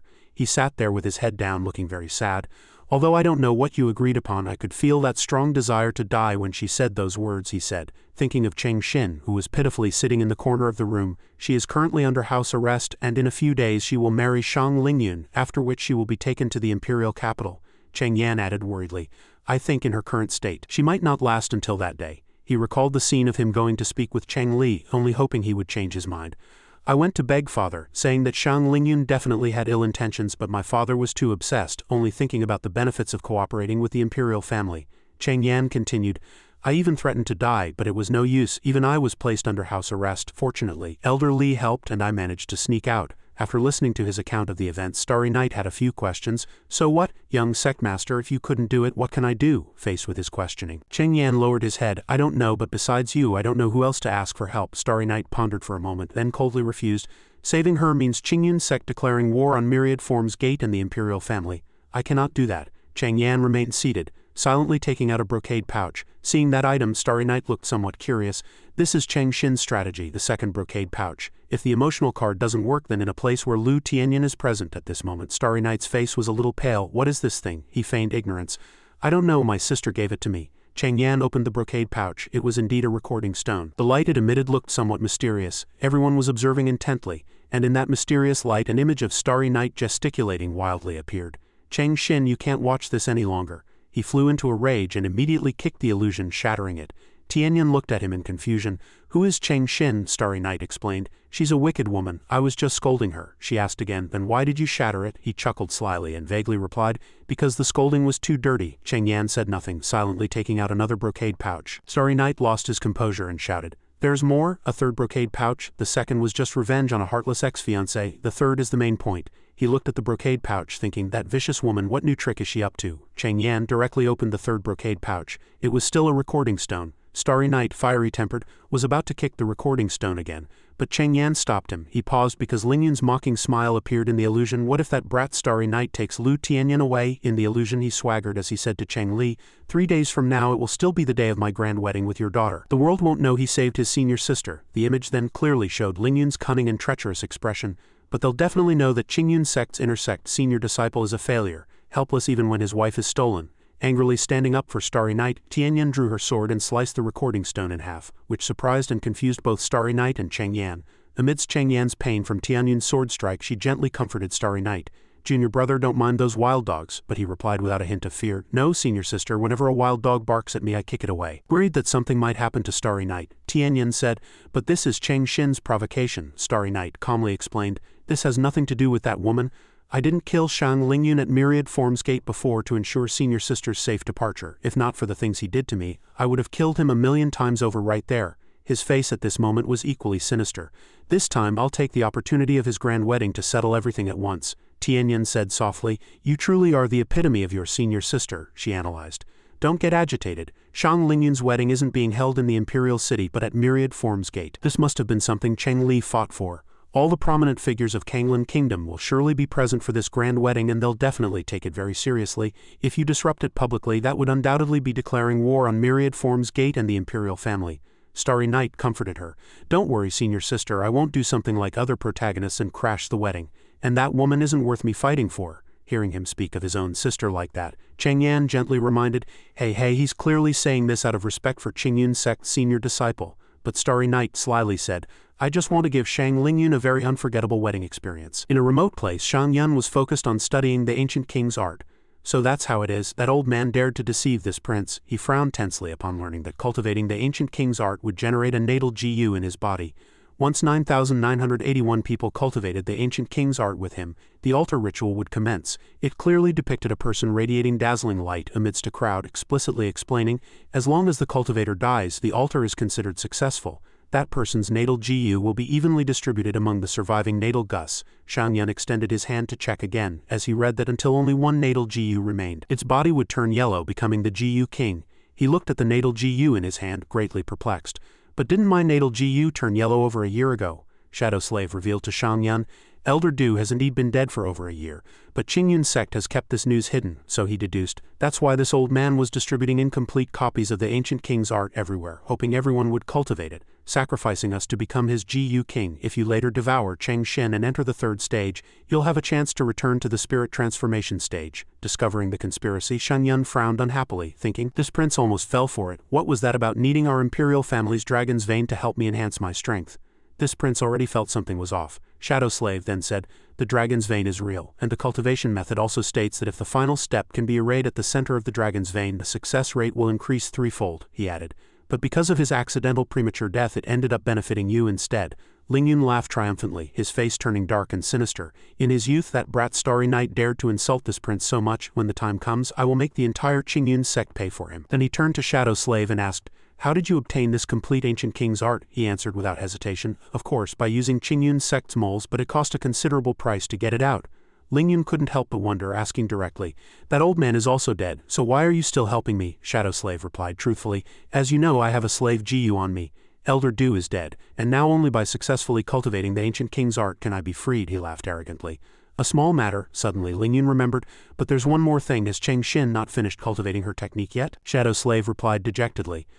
She's reached the second stage, but it's been delayed for 10 years. Many methods have been tried, but to no avail. The original plan was to have His Highness imprison and torture her, making her dependent on the one who abuses her. He agreed. That's an interesting method. I didn't realize you had such a heavy taste, Shadow Slave, he defended. This was just an accident. An incident 10 years ago caused the order to go wrong, making it difficult for Cheng Xin to enter the third stage. Shadow Slave suddenly changed his mind, but now we've discovered an even better method, Lingyun exclaimed in surprise. He revealed. That brat Starry Night, from my observations, Cheng Xin's senior sister has developed feelings for him that are close to the third stage. Lingyun was furious, wishing he could burn Shadow Slave to death. He roared. Are you saying this prince is inferior to that brat Starry Night and only fit to be a character in your dirty scheme? Shadow Slave was scared out of his wits, thinking, didn't he just say this was an interesting method? He hastily explained, trying to appease Lingyun's anger. Your Highness misunderstands. A person with a peculiar personality like Cheng Xin would, on the contrary, not be interested in excellent men like your Highness. Hearing this flattery, his anger gradually subsided. That makes sense. So how can we smoothly get Cheng Xin into the third stage? Shadow Slave suggested. For example, Starry Night played a trick on her, but in the end he was killed. Lingyun praised. Good script, but how do we implement it? He calmly said, don't worry, the bait has been cast, we just need to wait for the fish to bite. The scene switched to Qingyun's sect in the living room, where they were discussing the plan to deal with Lingyun. First, all the guests will arrive to congratulate and present gifts, then Shang Lingyun will bring your sister into the compound, and finally the wedding ceremony will be completed. Cheng Yan continued, that's right. He then asked, what betrothal gifts did he send? Cheng Yan didn't know what the betrothal gifts were, only that they would be presented on the wedding day. Hearing this, Tianyan couldn't help but suspect, that's not according to custom. Starry Night also added, it must be some valuable items they want to show off in front of everyone, both to display the imperial family's wealth and power and to give face to Myriad Forms Gate. Cheng Yan explained, the imperial capital is far from Myriad Forms Gate, so a wedding procession can be held, but most of the journey takes place within our Myriad Forms Gate. The overall scene of Myriad Forms Gate emerged as Cheng Yan described it. Shang Lingyun and the wedding procession will travel by flying magical artifact from the main hall of the sect to my sister's location in the west. He affirmed, this is the best opportunity to rescue my sister. Starry Night wanted to know more, so he asked, how? Cheng Yan elaborated on his plan. First, I checked the guest list for the wedding procession, and they are all junior members of the imperial family, with Shang Lingyun being the highest in cultivation. The entire mountain is covered by a magical artifact, and according to him, their travel route is fixed. Along this route, they will pass by our spirit spring pool. Because it is a bathing area, the entire spirit spring pool is covered by a formation that blocks divine sense. In addition, the wedding procession's flying speed is not fast, so it will take half an hour to fly out of the divine sense blocking area. At the spirit spring pool, he was confident in his plan. As long as we hide there, the chances of rescuing my sister are very high. Moreover, there is a secret passage below the spirit spring pool with a one-time teleportation array leading out of the sect. Starry Night directly pushed Cheng Yan out of the room, preparing to close the door. All right, thank you, this information is enough. Young sect master, do you remember the way? I won't see you out. He tightly closed the door, leaving Cheng Yan stunned. He shouted angrily, wait, what's your plan? Are you going to save my sister or not? Say something, I can cooperate with you. Suddenly the door opened again, and Starry Night extended his hand, palm up, with a storage ring. He said, by the way, give everything in your storage ring to your father and Shang Lingyun. Cheng Yan, holding the storage ring, complained unhappily. I snuck out. If I bring it back, I'll be grounded. How am I supposed to bring it back? Starry Night shouted from inside. Your father will forgive you for sneaking out when he sees the items. He was surprised by Starry Night's words. Huh? The scene shifted to Lingyun holding the treasure, saying in surprise, This is a soul-nurturing pill and a high-grade Earth Tier 1 at that. Cheng Li also examined the treasure for a long time, saying, a top-grade sacred medicine that can heal and nourish damaged souls. I once saw one at an auction. The sect master of Fenglei sect paid 50 million spirit stones for it. He was questioned by his father. Cheng Yan, what's going on? Quickly explain. Why would Starry Night send such a precious pill? Cheng Yan took out 2 letters, 2 that he sent to people. Cheng Li's face turned tense as he read the letter, and Lingyun was also busy opening his own letter. The letter sent to Cheng Li read, Hallmaster Li, that brat Starry Night. Although he once said that the marriage contract with your daughter was for the benefit of the 2 sects, the relationship between Cheng Xin and me is pure and unblemished, transcending all worldly interests. When I learned that my feigned death for cultivating a special technique caused you to cancel my marriage contract with your daughter, my heart ached beyond measure. Today my heart is torn and pierced by 1,000 arrows. To resolve this misunderstanding, I specially present a soul-nurturing pill. I hope Hallmaster Li can grant us permission to continue our 3-lifetime marriage. Lingyun also read the letter Starry Night wrote to him. Your Highness Lingyun, I know Cheng Xin's charm is devastating to an ordinary man, therefore I can understand the things you have done for her, but we are deeply in love, and my father has long had a friendship with me. Hallmaster Li can testify to this. As the saying goes, it's better to build 10 temples than to break up one marriage. If I am indeed not dead, I hope your Highness Lingyun will not act as a villain, forcibly breaking up our destined union. This soul-nurturing pill is also my compensation for your Highness's deep affection for Zinner. After reading the letter, Lingyun's face turned ashen, and he blurted out, Ah, Cheng Li curiously asked, Lingyun, what did your letter say? Lingyun was also very curious, and he asked, Shall we exchange and read them? The 2 exchanged letters and read them silently. This made Cheng Yan extremely anxious. He thought, why aren't they speaking after reading? After reading both letters, Lingyun frowned and asked Cheng Li, Hallmaster Li, is what the letter says true? He pondered for a moment. There was no skin-to-skin contact, but as far as I know, Starry Night did indeed fall for my humble daughter. Hearing his father's reply, Cheng Yan said irritably, Nonsense, that's not true at all. Lingyun gritted his teeth and threatened, Is Hallmaster Li planning to accept the pill he sent? Cheng Li thought for a long time. The Qingyun sect was now showing signs of decline, not something Starry Night alone could control. He immediately denied, although the letter sounds sincere, the hostility he displayed when he came to my sect cannot be feigned. Cheng Li pushed the pill box across the table, refusing, I will send someone to return these 2 pills later. Lingyun sinisterly interjected, Why return them? His greedy nature was fully exposed. I want to marry Cheng Xin and also take his pills. Cheng Yan felt it was unfair and spoke up, 5th Prince, what you're doing is improper. Cheng Li, afraid of offending him, quickly lectured his son, Cheng Yan, this is none of your business. Turn to where you belong. Cheng Yan sadly pleaded with his father, If father still intends to imprison me, please confine me with my sister. I'm afraid she might do something foolish, he agreed. Deacon Jiyu, take him to Zinner. The deacon immediately complied. Yes, he said nothing more, silently following Deacon Jiyu, who however wouldn't let up. Lingyun complained, Your son doesn't seem to like me very much. Cheng Li tried to appease him. Children don't know any better, don't mind him. He then made another big turn, feigning gratitude. What are you talking about? Isn't it thanks to him that Starry Night took the bait? Even though he was completely unaware of it himself, Cheng Li was worried that the plan was too obvious, and he said, But aren't the flaws we've exposed too obvious? My son inadvertently saw the list of the wedding procession. The route happens to pass through the spirit spring, which can block divine sense, and there's a formation at the bottom of the spirit spring that can be used for escape.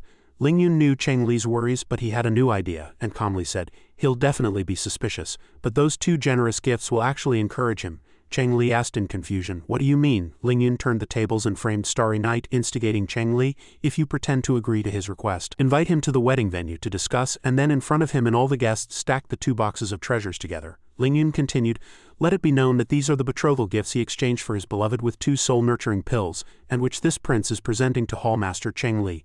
Let's see what Starry Night's expression will be. After hearing his despicable plan, Cheng Li praised him mockingly, Indeed, my wise son-in-law is a master of killing without bloodshed.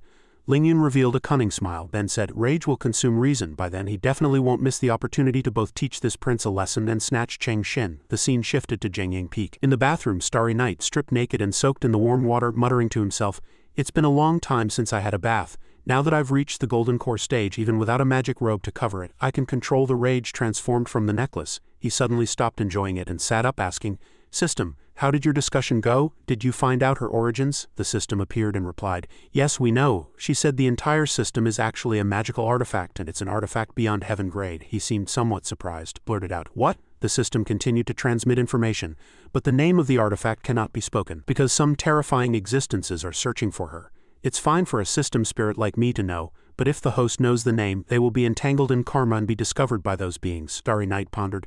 "Is it that mysterious?" The system added.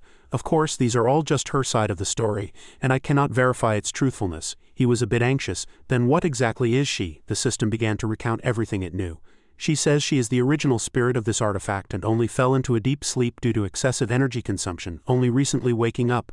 And I am the pseudo-system spirit who took her place. She also doesn't know why I appeared here." It transmitted images of the host, Starry Night, and continued to state, "She also said that without her help it would be impossible to assist the host in fully developing all the artifact's capabilities. For example, the arrays previously easily cracked, the ability to fuse demon cores and complete sword spirit souls, and rapid cultivation technique mastery. A pseudo-system spirit like me cannot accomplish these." It offered a suggestion with a hint of grievance. "If everything she says is true, then she is indeed more suitable than I am to help the host." After listening, Starry Night frowned, his face showing displeasure, clearly feeling very nervous. Starling sat there, seeing that he wanted to contact her, and guessed what he would say. Starling preemptively said, "All right, I've told the pseudo-system spirit everything you want to know, so you don't need to ask me again." "I won't say anything," Starry Night calmly replied. "He already told me. I'm still considering whether to return the authority to you." Starling couldn't help but be surprised, revealing "and I didn't expect that expression. In your plan, didn't you think he wouldn't tell me the truth for his own self-preservation, and then you could use the opportunity to sow discord, right?" Starling chuckled awkwardly. "Ah, don't think so badly of me. I genuinely want to help you," he also said casually. "Is that so? Well, there's something I'd like your help with right now." Starling was continuously surprised by Starry Night's antics. Meanwhile, Cheng Yan had been brought to his sister. Seeing her brother, Cheng Xin couldn't help but be surprised. "Brother, why are you here?" Cheng Yan didn't answer her question directly, but said, "Take out your voice transmission jade. Starry Night has something to say to you." Cheng Xin took the jade but didn't forget to remind him, "But there's an array here that blocks transmissions." Cheng Yan moved closer and said he said that if you connect an antenna, there will be a signal. "I don't know what he means either." She watched with wide eyes as her brother plugged that thing into the voice transmission jade, holding the jade with the antenna attached. Cheng Xin unexpectedly heard a voice. "Hello, hello, can you hear me?" Cheng Xin had successfully contacted Starry Night. The two began transmitting messages to each other. "Can it really transmit? How did you do it?" his voice replied. "You don't need to worry about that. Don't you want to avoid marrying the fifth prince? I have a plan, listen to me." Before he could finish, Starling interrupted. "Oh wait, this plan is too crazy." Starry Night wanted her opinion. "Then do you have a better, faster method?" Starling paused and he immediately affirmed, "Well, there you go." The door of the Qian Kun Bagua diagram appeared with seclusion chamber written above it. Shaowen stood before the seclusion chamber as curious as Tianyan. "What is Starry Night doing?" Tianyan replied that he was preparing a wedding gift. Shaowen found this strange. Why enter a seclusion chamber to prepare a wedding gift, and he's causing such a commotion? This place can withstand nascent soul stage attacks. Tianyan disdained arguing with her junior sister. She turned and left saying, "You'll know when he comes out." 3 days later, in the Qingyun sect's main hall, Sect Master Qingxin said to Starry Night, "Little friend, you don't have to attend." Elder Diao also agreed. "Exactly. Things have escalated to this point. They certainly didn't sincerely invite us by sending an invitation," Starry Night insisted. "No, I must go, even if they intend to humiliate me. I will engrave this disgrace in my heart and let it fuel my future cultivation." Diao Hai and Qingxin had no choice. "All right, let's drop it." Because of this, Qingxin also came to a realization. He said, "Since little friend has such resolve, this old man can no longer be timid and hesitant. Let this wedding serve as a test to temper one's mind at Myriad Form's gate." The atmosphere on the wedding day was festive and joyous.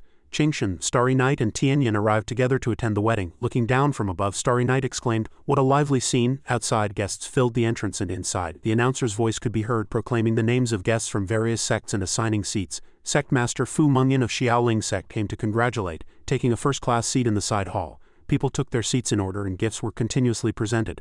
Sect Master Chu Ju of Flowing Cloud sect came to congratulate, taking a second-class seat in the main hall. Sect Master Wei Shang of Tianchuan sect came to congratulate, taking a third-class seat in the main hall. Starry Night and Tianyan observed, then whispered to each other, "Are seats assigned according to the guest's status and gift?" Invitations were only sent to a few prominent sects, but many smaller sects or merchant families also came, hoping to use this opportunity to expand their networks. Seeing the person inspecting gifts at the main entrance, Tianyan added, "The announcer at the main entrance is the top appraisal master from Kanglang Kingdom's largest merchant guild, the Bone Repository Hall, so guests didn't need to worry about their gifts being jade." Starry Night scoffed. In this situation, the social circle you can mingle in entirely depends on the value of the gift you present, doesn't it? This is indeed a chance to make a fortune, Tianyan suggested. Both parties are willing. Qingshan urged. Let's go, see what seats they've arranged for us. They walked in, still hearing the announcer shout, Elder Ling Yao of Wind Spirit Moon Shadow Sect has come to congratulate, taking a first-class seat in the main hall. As soon as he saw Qingshan, he immediately bowed respectfully. Greetings, Sect Master Qingshan. Qingshan, with one hand behind his back, gently said, May I ask if this old man, having brought no gift, can still enter? Upon hearing him say this, the announcer's face instantly turned pale. Sect Master Qingshan, you jest. You are an esteemed guest. Your seats have already been arranged. The announcer loudly proclaimed, Sect Master Qingshan of Qingyun Sect has come to congratulate. They were led to the VIP section of the main hall, and all eyes focused on the appearance of Qingyun Sect. As they walked to their seats, whispers spread around them. Sect Master Qingshan came too. I heard their relations with the imperial family and myriad forms gate are tense this time. They're probably here for trouble. Those nobodies gathered whispering amongst themselves. Is that effeminate man following behind the one whose wife was stolen this time? That's right, it's him. This is going to be a good show. Tianyan angrily glared at those gossiping people. Starry Night knew her temper and gently reminded her.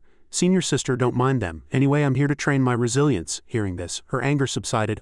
All right, among the gossiping crowd, some also sensed danger. One said, no, that little girl only has a foundation establishment stage aura, right? Why did I just feel like I was being targeted by a demon? Another spoke up. She must be hiding her cultivation. The sect master of Joyful Union Sect walked forward to greet them. Oh, Qingshan, long time no see, he returned the greeting. Luo Sheng. Luo Sheng asked, how is it? Is Hallmaster's son from my sect useful? Qingshan's face immediately turned pale upon hearing this. Please control her. Stop saying things that cause misunderstandings, all right? From a distance came the voices of Ling Yun and others. Sect Master Luo's presence honors us. We apologize for not greeting you sooner. Ling Yun stepped forward, cupped his hands and respectfully greeted. I never expected Sect Master Luo to attend my wedding. It truly adds luster to our humble abode. Luo Sheng, however, dismissed him with a look of disdain, turning away in disgust and leaving Ling Yun in awkward solitude. Luo Sheng walked to his seat and called out teasingly, Little brother Starry Night, come quickly to big sister's side. I saved you a seat. Everyone present felt awkward. System notification, creation points 87, creation points 58. Tianyan teased, Junior brother, you and Sect Master Luo seem to have a really good relationship, don't you? He stammered, blushing. No, nothing of the sort. The system continued to prompt, creation point 66. Luo Sheng gently patted her delicate thigh. If you don't want to sit over there, you can sit here too, you know. The notification sounds kept coming. Creation points 105, creation points 95. Everyone around was stunned. Tianyan laughed heartily, scoffing, a top-tier seat in the VIP section indeed. Starry Night was so mortified he became annoyed. Sect Master Luo, please stop joking with me. People will die. Luo Sheng, half pouting and half playful, insisted. Don't be a spoilsport. This Sect Master only came because I heard you were here. Ling Yun frowned, his tone low and authoritative. What's wrong? Did the Sect Master of Joyful Union Sect come to the wedding because the Qingyun Sect's brat had his wife stolen? Is this perhaps a blessing in disguise? Whispers spread through the crowd. Someone laughed softly, half seriously, saying, Damn it, if I could experience Sect Master Luo's affection just once, I'd be willing to have my wife stolen 100 times. The person next to him immediately turned pale upon hearing this, hastily grabbing the other's hand and trembling as he whispered, Hush, are you trying to get yourself killed? A suffocating atmosphere spread, but he had already stepped forward, a fake smile on his face, his eyes openly mocking. Isn't this Starry Night? My apologies, this prince didn't see you just now. He calmly said, When will the fifth prince announce what we discussed to everyone? Ling Yun slightly raised his chin, his arrogant gaze sweeping over everyone, then he coldly turned his head away. No rush, no rush, we'll talk once all the guests have arrived. Cheng Li smiled, trace of thought flashing in his eyes. Then with his hands behind his back he calmly said, Then Sect Master Luo, we shall take our leave first. From a distance, Luo Sheng remained relaxed, leaning back in her chair, taking a light sip from her teacup, and then indifferently replied, As you wish. Qingshan followed behind, hands clasped behind his back, walking and muttering with a frown. Announce what? Starry Night walked beside him, a spring-like smile on his face, and softly replied, Sect Master, you'll know in a moment. A short while later the banquet hall was bustling with noise. She sat there alone, happily calling out, Sit wherever you like, I'm the only one here. Tianyan quietly pulled out a chair and sat at the table, her expression calm but with a hint of wariness in her eyes. Luo Sheng smiled happily. Little brother Starry Night, who is this? She replied softly. Greetings, Sect Master Luo, I am his senior sister. As soon as she finished speaking, Luo Sheng's smile grew even brighter. What dual cultivation technique do you two usually practice? He couldn't help but cough lightly, then covered his mouth with his hand, his voice low. Luo Sheng, Joyful Union Sect and the Imperial family have always been at odds. Why are you attending this wedding? She tilted her head, her delicate brows slightly furrowed, her face no longer playful but with a touch of melancholy. I already said I came because little brother Starry Night came. His sister helped me a lot and this sect master doesn't like being indebted to others. Qingshan was startled, raising an eyebrow in surprise. Oh sister. Luo Sheng's smile faded and her tone suddenly became solemn. That's right, Star Ling. Wasn't it your letter of recommendation? He quickly interjected, an awkward smile on his face, seemingly trying to lighten the mood. Well, I have two sisters, one named Star Ling and one named Star Dahua, she replied. Oh, is that so? Qingshan pondered quietly. To be able to help Luo Sheng, it seems this little friend is also not simple. Immediately after, he looked down at his clothes as if remembering something, a trace of regret flashing across his face, silently blaming himself. I really should have kept more of them then and had them join our sect. I'm truly an incompetent sect master. Just then her gaze inadvertently fell upon another table. You're from the imperial family, King Zhenhai Shang Shang, aren't you? Starry Night calmly retorted, his tone lazy. What's wrong? Is he very powerful? Luo Sheng smiled, her tone gentle yet arrogant. Only a little weaker than me. Tianyan also looked over there at this moment and spoke. That woman over there is, Qingshan gently replied. Empress Tian, Shang Lingyun's birth mother. He frowned slightly, a hint of doubt flashing in his eyes, thinking, can the Empress here leave the palace? Just then a majestic voice came from the announcer on the second floor. Esteemed guests in the VIP section, most have arrived. Cheng Li turned around and said in a deep voice, esteemed son-in-law, please come up and say a few words. Ling Yun stepped forward under everyone's gaze. Yes, his expression was calm, his posture arrogant, and his imperial robes shimmered in the light.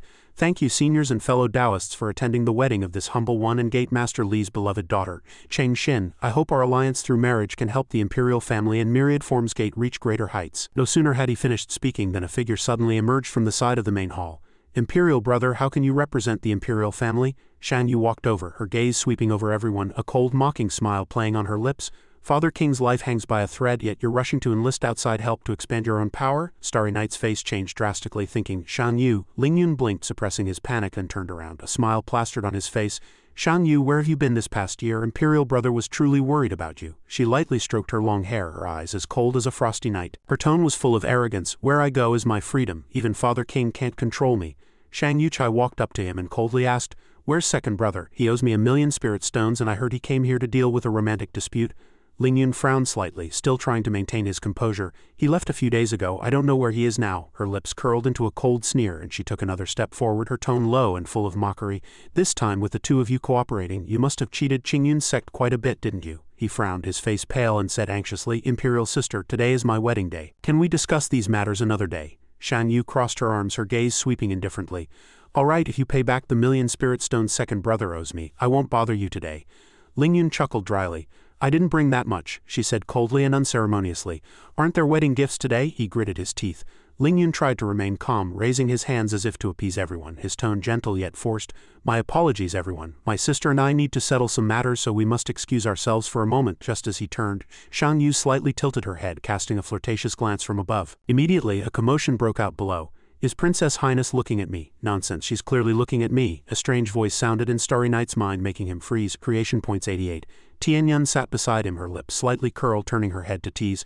So you know Princess Highness too, junior brother, was what you said about the engagement true? Starry Night nervously chuckled. No, how could it be? I just know someone who looks like her. Across from them, Luo Sheng smiled. Not me, she said in a deep voice. She's your sister's friend. Lan Yu and Sheng Song rested their chins in their hands, their eyes distant as if recalling old memories, and spoke in a flat tone. We were also very surprised at the time. That naive little girl suddenly underwent a complete change in personality and caused a lot of trouble in the sect. Starry Night was slightly stunned, fragments of memories surfacing in his mind. A gentle, smiling, somewhat naive, even silly Lan Yu. He blurted out in disbelief. Fighting, Lan Yu? She nodded, still calmly resting her chin in her hand as she said, because your sister entrusted her to my care, I tolerated it many times, but later she started frantically accumulating wealth in the sect. Couldn't ignore it anymore. His expression kept changing and he stammered, accumulating wealth. A scene suddenly flashed by. Lan Yu leaning close to his ear, whispering something softly, her lips curved, her eyes sly. Shang Song continued, saying that Lan Yu privately told others she was a princess of the Kanglan kingdom. Her father had decided to establish her as the heir to the empress, but she was coveted by her imperial brothers and had to flee the palace after being besieged. Behind her narration, a magnificent dreamlike golden palace as grand as a miracle lay deeply buried beneath the earth's dragon's vein. Her voice grew low, however. Deep within the dragon's vein, her imperial father had prepared a secret treasury for her, containing countless rare treasures, trillions of spirit stones, and a heaven-grade supreme artifact that could help her clear all obstacles and conquer the throne. Lan Yu, draped in a deep red dragon robe, stood in the center of the hall, her eyes as cold as frost, her hair swaying in the light of the celestial lamps. Shang Song continued, saying that Lan Yu claimed with 10,000,000 spirit stones she could use her power to advance and open the dragon's vein treasury for others. After ascending the throne, she would confer royal titles and official positions upon those who helped her, and those who provided financial support she would repay tenfold. Tianyan spoke coldly, her tone full of doubt. Surely no disciples believed that, right? She covered her face with her hands and said dejectedly, "By the time I found out, half of the inner sect disciples had already joined." Shang Tsung raised an eyebrow. "The important thing is that she could produce convincing evidence such as possessing many royal treasures and secret cultivation techniques. Logically, these things shouldn't have been able to be brought out of the royal treasury. She also knew the royal family's secrets inside and out, almost omniscient." Qingshan's face changed drastically and he said, "Even so, surely they wouldn't believe she could inherit the throne?" A scene flashed in his mind of Lan Yu standing before a crowd presenting conditions to convince them. He suddenly blurted out, "Most importantly, she produced a recording stone containing an image of Shang Wangyuan, the current emperor of the Kanglan Kingdom." Shang Tsung smiled, and then, a low voice rang out, "You err, this is the key to the dragon's vain treasury. From now on the Kanglan Kingdom is yours," she continued calmly. Later, under my persistent questioning, she frankly admitted that her identity was indeed a princess of the Kanglan Kingdom. But inheriting the throne and all that was fabricated. A scene flashed in his mind of the emperor and the little princess getting along harmoniously. She was pampered since childhood. Her father would grant her any treasure she desired. The recording was secretly made when she played house with Shang Wangyuan as a child. She glanced at Starry Night and said in a deep voice, "You're not far off yourself." His eyes darkened and he gave a bitter smile. Starry Night asked, "Sect Master Luo, do you know the reason for Lan Yu's sudden change in personality?" Shang Tsung said coldly. "She said she has a dual personality," her voice rang out. "The kind and innocent personality is called Lan Yu, and the arrogant and cunning personality is called Shang Yu. However, she has Lan Yu's memories. But when she becomes Lan Yu, she doesn't have Shang Yu's memories." Shang Tsung said in a low, sad voice, "Shang Wangyuan took her to see many famous doctors in the cultivation world, but they were all helpless." He stroked his chin, lost in thought. "Is this a split personality in the cultivation world? But the memories don't match. What's going on here?" Qingshan suddenly spoke. "Is she on good terms with Shang Wenyan?" She replied, "I'm not too sure. She didn't come for her imperial brother's wedding this time either." Shang Tsung's gaze darted to Starry Night, and smiled. "Just like this sect master, she's also here for little brother Starry Night." At this moment, Ling Yun returned from the second floor and said calmly, "Thank you for waiting, everyone. My imperial sister always likes to joke around, please forgive her." Chang Li spoke from behind Ling Yun, "It's getting late, it's time to pick up Zinner." He glanced, but before leaving there was one more matter to resolve. Ling Yun bowed, handed over a small box and respectfully said, "Gate Master Li, this is a small token of my regard, please accept it." He frowned, bewildered and flustered. "Ling Yun, what are you doing? Haven't the betrothal gifts already been sent?" When the box opened, 2 pills emitted a dazzling light and spiritual energy permeated the entire space. He whispered, "Because I've carefully considered it these past few days, I feel that the betrothal gifts I prepared before were not enough for an excellent girl like Zinner, so I wanted to add another token of my sincerity." Streams of spiritual energy shot down from the second floor. Ling Yun raised an eyebrow. 2 high-grade Earth-tier soul-nurturing pills. Please accept them, Gate Master Li, so I can confidently marry Zinner." The main hall fell silent, followed by murmurs of discussion. Heaven's soul-nurturing pills again, and high-grade Earth-tier at that, and 2 of them. To give away such precious items, it seems he truly values this marriage. Shang suddenly stood up. "How can this brat give away such important treasures as betrothal gifts?" Empress Tian, sitting nearby, merely smiled faintly, her tone calm but subtly sharp. "Prince Shang, don't get agitated. Ling Yun didn't mention this to us. There must be another reason. We can ask him after the wedding." He sat on the side, deep in thought, wondering if these soul-nurturing pills belonged to little friend. A table-slapping sound rang out. He stood up and shouted loudly, "Shang Ling Yun!" Shang Tsung and Qingshan were both stunned and surprised. On the second floor he maintained a calm smile, but his eyes flickered with malice. "Taoist Starry Night, do you have any advice? Do you have any objections to the betrothal gifts this prince sent?" He gritted his teeth, his eyes burning with rage. "You all!" Ling Yun slightly raised an eyebrow, his eyes showing 3 parts arrogance and 7 parts provocation. "Speaking of which, Taoist Starry Night is Miss Zinner's former fiancé, isn't he? Gate Master Li, remember to return the betrothal gifts he sent." Cheng Li gave a bitter smile. "There's no such thing." He put away his smile. His expression suddenly turned cold, his gaze sharp as a sword. "Taoist Starry Night, no wonder you're so agitated. I genuinely like Miss Zinner, so I'm willing to give anything. This is completely different from someone who only wants to complete a sect mission but doesn't want to give anything in return." As soon as he finished speaking, Qingshan abruptly slammed the table, his eyes sharp, and angrily rebuked, "Shang Ling Yun, don't go too far." Not only was he unafraid, but he slowly raised his hand, putting on an innocent act, a sly smile gradually appearing on his face. "Sect Master Qingshan, everything I said is true." He stood rooted to the spot, his face pale. "Isn't that right, Taoist Starry Night?" He frowned slightly, his eyes as black as ink, and let out a heavy sigh. A moment later, Starry Night cupped his hands and bowed, his tone still gentle but firm.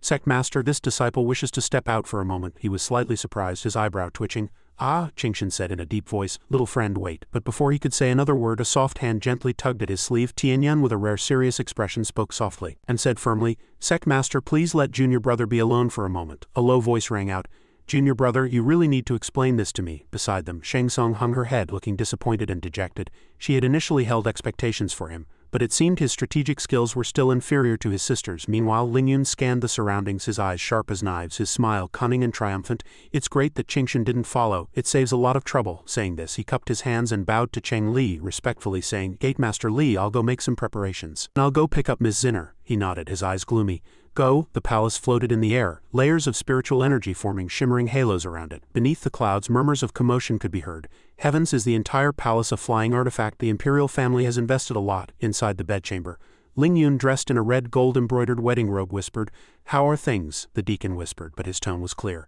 As your highness expected, Starry Night has already contacted young Gatemaster and the two have gone to the Spirit Spring pool together. A knife-like sharpness flashed in his eyes. He slightly tilted his head. Are our preparations complete? The old man lowered his head, his voice heavy. 3 nascent soul stage elders are already ambushed at the Spirit Spring pool. As soon as he dares to make a move on your highness, they will attack immediately. Lingyun's lips curved into a sly, murderous smile, his eyes deep as an abyss, wave after wave of cold calculations silently surging within him.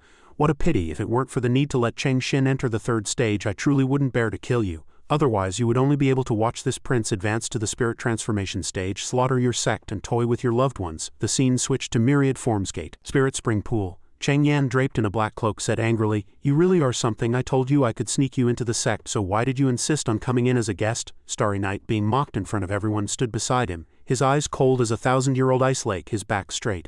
And a faint voice rang out, interrupting the other's irritation. Less talk. Starry Night turned his head and said gloomily, Later, if anyone asks where I went, just say I went to retrieve my soul-nurturing pills. He was startled upon hearing this, his brow furrowed. What, weren't you here to take my sister away? Suddenly he turned, his body light as smoke, and leaped into the clear lake, only managing to leave behind one sentence, Goodbye. On the shore, Cheng Yan ran over in a panic, shouting loudly, Hey! Meanwhile, in the palace, suspended in the air, the light of spiritual energy illuminated every eve and corner at his feet. A black shadow quietly emerged, thick killing intent spreading like cold mist, and spoke hoarsely, Remember, you must kill Starry Night in front of Qingshan, and the more tragic his death, the better. Lingyun's lips curved into a smile, his eyes deep as an abyss containing cruelty. You don't need to tell me. This prince will make him experience the most painful death in this world. In the Phoenix Perch Pavilion of Myriad Forms Gate, a maid quietly entered the room, her silk skirt rustling softly. She lowered her head and whispered, Miss Zinner, His Highness Lingyun has come to escort you. Qingshan didn't turn around, only softly replied, I know. Behind the distant mountain peak, he tightly gripped the edge of a rock, his eyes full of worry as he gazed at the sparkling palace suspended in the air. Cheng Yan frowned. Starry Night, where are you? The 5th prince has already picked up my sister and entered the Spirit Spring pool area. Inside the hall, he stood beside Qingshan, head held high, a proud smile on his lips. All right, let's begin preparations. However, no sooner had he finished speaking than Lingyun's hand suddenly slapped her face. Qingshan had no time to react. Falling entirely onto the cold jade floor, her long hair fanned out, her left cheek instantly red and swollen. He didn't stop. He grabbed her collar, pulled her up, his voice hoarse with a long-suppressed madness. Hey, this reaction won't do. Another slap landed, heavier than before. Cry out loudly for me, beg me. Am I marrying a block of wood? Cheng Yan rushed toward the palace, shouting, Bastard, stop it! Green spiritual energy coiled around him like a venomous snake, tightly binding his entire body. Lingyun turned his head, his eyes full of doubt. Why are you here? His tone was low and cold, but tinged with a hint of disdain. Was I too gentle? Lingyun grabbed Qingshan's collar and violently pulled her up from the ground. A metallic grating laugh, harsh and morbid, echoed through the hall. How about this then? His eyes gleamed with coldness and madness, his breathing ragged like a beast's. Suddenly, this prince can't wait. How about we consummate the marriage here first? Cheng Yan struggled frantically, but the green spiritual energy chains tightened like shackles from hell. He roared, Beast! Suddenly a hand grabbed Lingyun. The black-robed figure, entirely cloaked, said in a low voice, 5th prince, that's enough. Starry Night isn't coming. Shang Lingyun released Qingshan. He turned to the person and asked, What? Haven't you been exposed? The elder said with certainty, Absolutely impossible. This place can naturally block divine sense, and we are at the nascent soul stage. How could we be discovered by a golden core stage junior? Shang Lingyun asked, What about him? The elder said he had jumped into the Spirit Spring Lake as soon as he entered, and hasn't come up since. Elder Li has already gone down to check. There's nothing there. He seems to have vanished into thin air. Shang Lingyun frowned, disbelieving. How's that possible? Cheng Yan, bound below, cursed furiously. Damn it, you actually used me as bait. The elder looked down at him and said, Young Gatemaster, calm your anger. How can we let this Starry Night live? He will be a great menace to Myriad Forms Gate. Cheng Yan gritted his teeth and said, I think you've all gone mad. Shang Lingyun asked him, Cheng Yan, where's Starry Night? Cheng Yan blurted, Nonsense. He went to see your grandmother. As soon as he finished speaking, Shang Lingyun suddenly slapped Qingshan, then grabbed her and pushed her against the railing, threatening viciously, If you don't cooperate, I will continue to do those unfinished things to your sister. Cheng Yan was beyond furious, almost exploding. Shang Lingyun didn't wait for him to hesitate and tore open the shoulder of Qingshan's clothes. Cheng Yan was forced to compromise and shouted, Stop it! Starry Night went to retrieve 2 soul-nurturing pills. Shang Lingyun frowned and asked, What? How did he retrieve them? Cheng Yan replied, I don't know either. As soon as he finished speaking, he jumped into the Spirit Spring Lake. The communication stone heated up. Cheng Li opened the communication stone. Cheng Li said, Elder Li has already explained the situation to me. If Starry Night doesn't appear, then forget it. You've been in the Spirit Spring Lake for too long. Come out and continue with the wedding ceremony. Cheng Li's communication stone also heated up. Lingyun opened it. Shang Lingyun asked Gate Master Li, please check if the soul nurturing pills are still among our betrothal gifts. Cheng Li opened the betrothal gifts and replied, they're here. What's wrong? Shang Lingyun said that Starry Night claimed he was going to retrieve the soul nurturing pills and then vanished. I'm worried he has tricks we don't know about. Cheng Li asked in surprise, could he have some way to directly snatch the soul nurturing pills from the Gate Master's betrothal gifts? Shang Lingyun frowned and said, who knows that he could disappear right in front of your 3 nascent soul stage cultivators. I suggest Gate Master Li temporarily store the soul nurturing pills and all the congratulatory gifts received today in the sect's treasury. Cheng Li was silent for a moment before agreeing, if you are truly worried, I, the Gate Master, will temporarily place the soul nurturing pills and gifts in the sect's treasury. Shang Lingyun agreed. He unbound Cheng Yan and then turned and ordered, take your sister to redress and change her clothes. How can she appear like this? He looked up and said, truly disappointing. The letter was written so sincerely, yet he abandoned the person he loved. Yet he couldn't bear to lose those 2 pills. He squinted and said, furthermore, despite being so humiliated by me, you are still just a coward. Even if you bring back the pills, it won't change the fact that you've become everyone's laughingstock. He paused, thinking, what a pity. Cheng Xin originally had a chance to directly enter the 3rd stage. He gave a sinister scoff saying, it doesn't matter, I overestimated Starry Night. I didn't expect him to be such a coward. Besides, this prince also wants to try the method you mentioned earlier. At the banquet, Cheng Xin asked in confusion, why have I not sensed little friend Starry Night's divine sense from earlier until now? Did something happen to him? Lu Tianyan said, Sect Master, please rest assured nothing will happen. Cheng Xin muttered to himself, junior sister Lu, are you two hiding something from me? Luo Sheng glanced, thinking how boring. Did he run away in front of everyone because he couldn't bear the humiliation? At this moment, Shang Lingyun's warship had arrived. Everyone looked up, letting out gasps of admiration. The protagonist has returned. The bespectacled old man ordered music to be played. He stood high up and invited the bride and groom. The warship cast down its light, and Shang Lingyun and Cheng Xin descended amidst the blessings of the flower boys and girls. Cheng Yan on the ship was anxious and furious. Starry Night, where on earth has this guy gone to die? Everyone looked up and praised, indeed a perfect match. Exactly. Congratulations Gate Master Li on gaining such a virtuous imperial son-in-law. Shang, however, found her appearance mediocre. Empress Tian frowned and said, this empress trusts Yun'er's judgment. This woman must have extraordinary qualities. Shang Lingyun and Cheng Xin descended. The bespectacled old man also invited the newlyweds into the main hall for the prostrating ceremony. A flower child suddenly hugged Cheng Xin's leg. Seeing this, everyone laughed and said, this flower child is too impatient, haha, so cute. Unexpectedly, the flower child looked up and cried, Mommy, I'm hungry, I want milk. Cheng Li and the others' expressions immediately stiffened. Everyone instantly looked bewildered.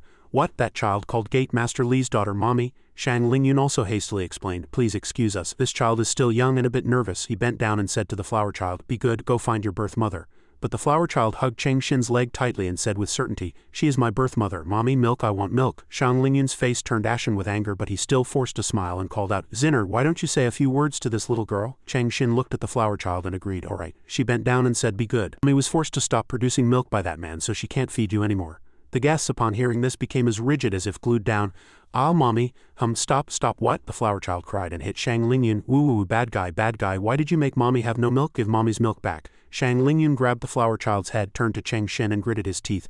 Zinner, this joke isn't funny at all. Cheng Xin straightened up and replied, I'm not joking. She played the recording stone of him laying hands on her just now, saying right now. Shang Lingyun, upon hearing this, furiously crushed the recording stone. The few people behind him had already started whispering. What's going on? Did the 5th prince really hit the bride, and he dared to do it in her sect before they're even married? Cheng Li spoke from upstairs, explaining, haha, Zinner is drunk and unconscious. Hurry, continue with the wedding ceremony.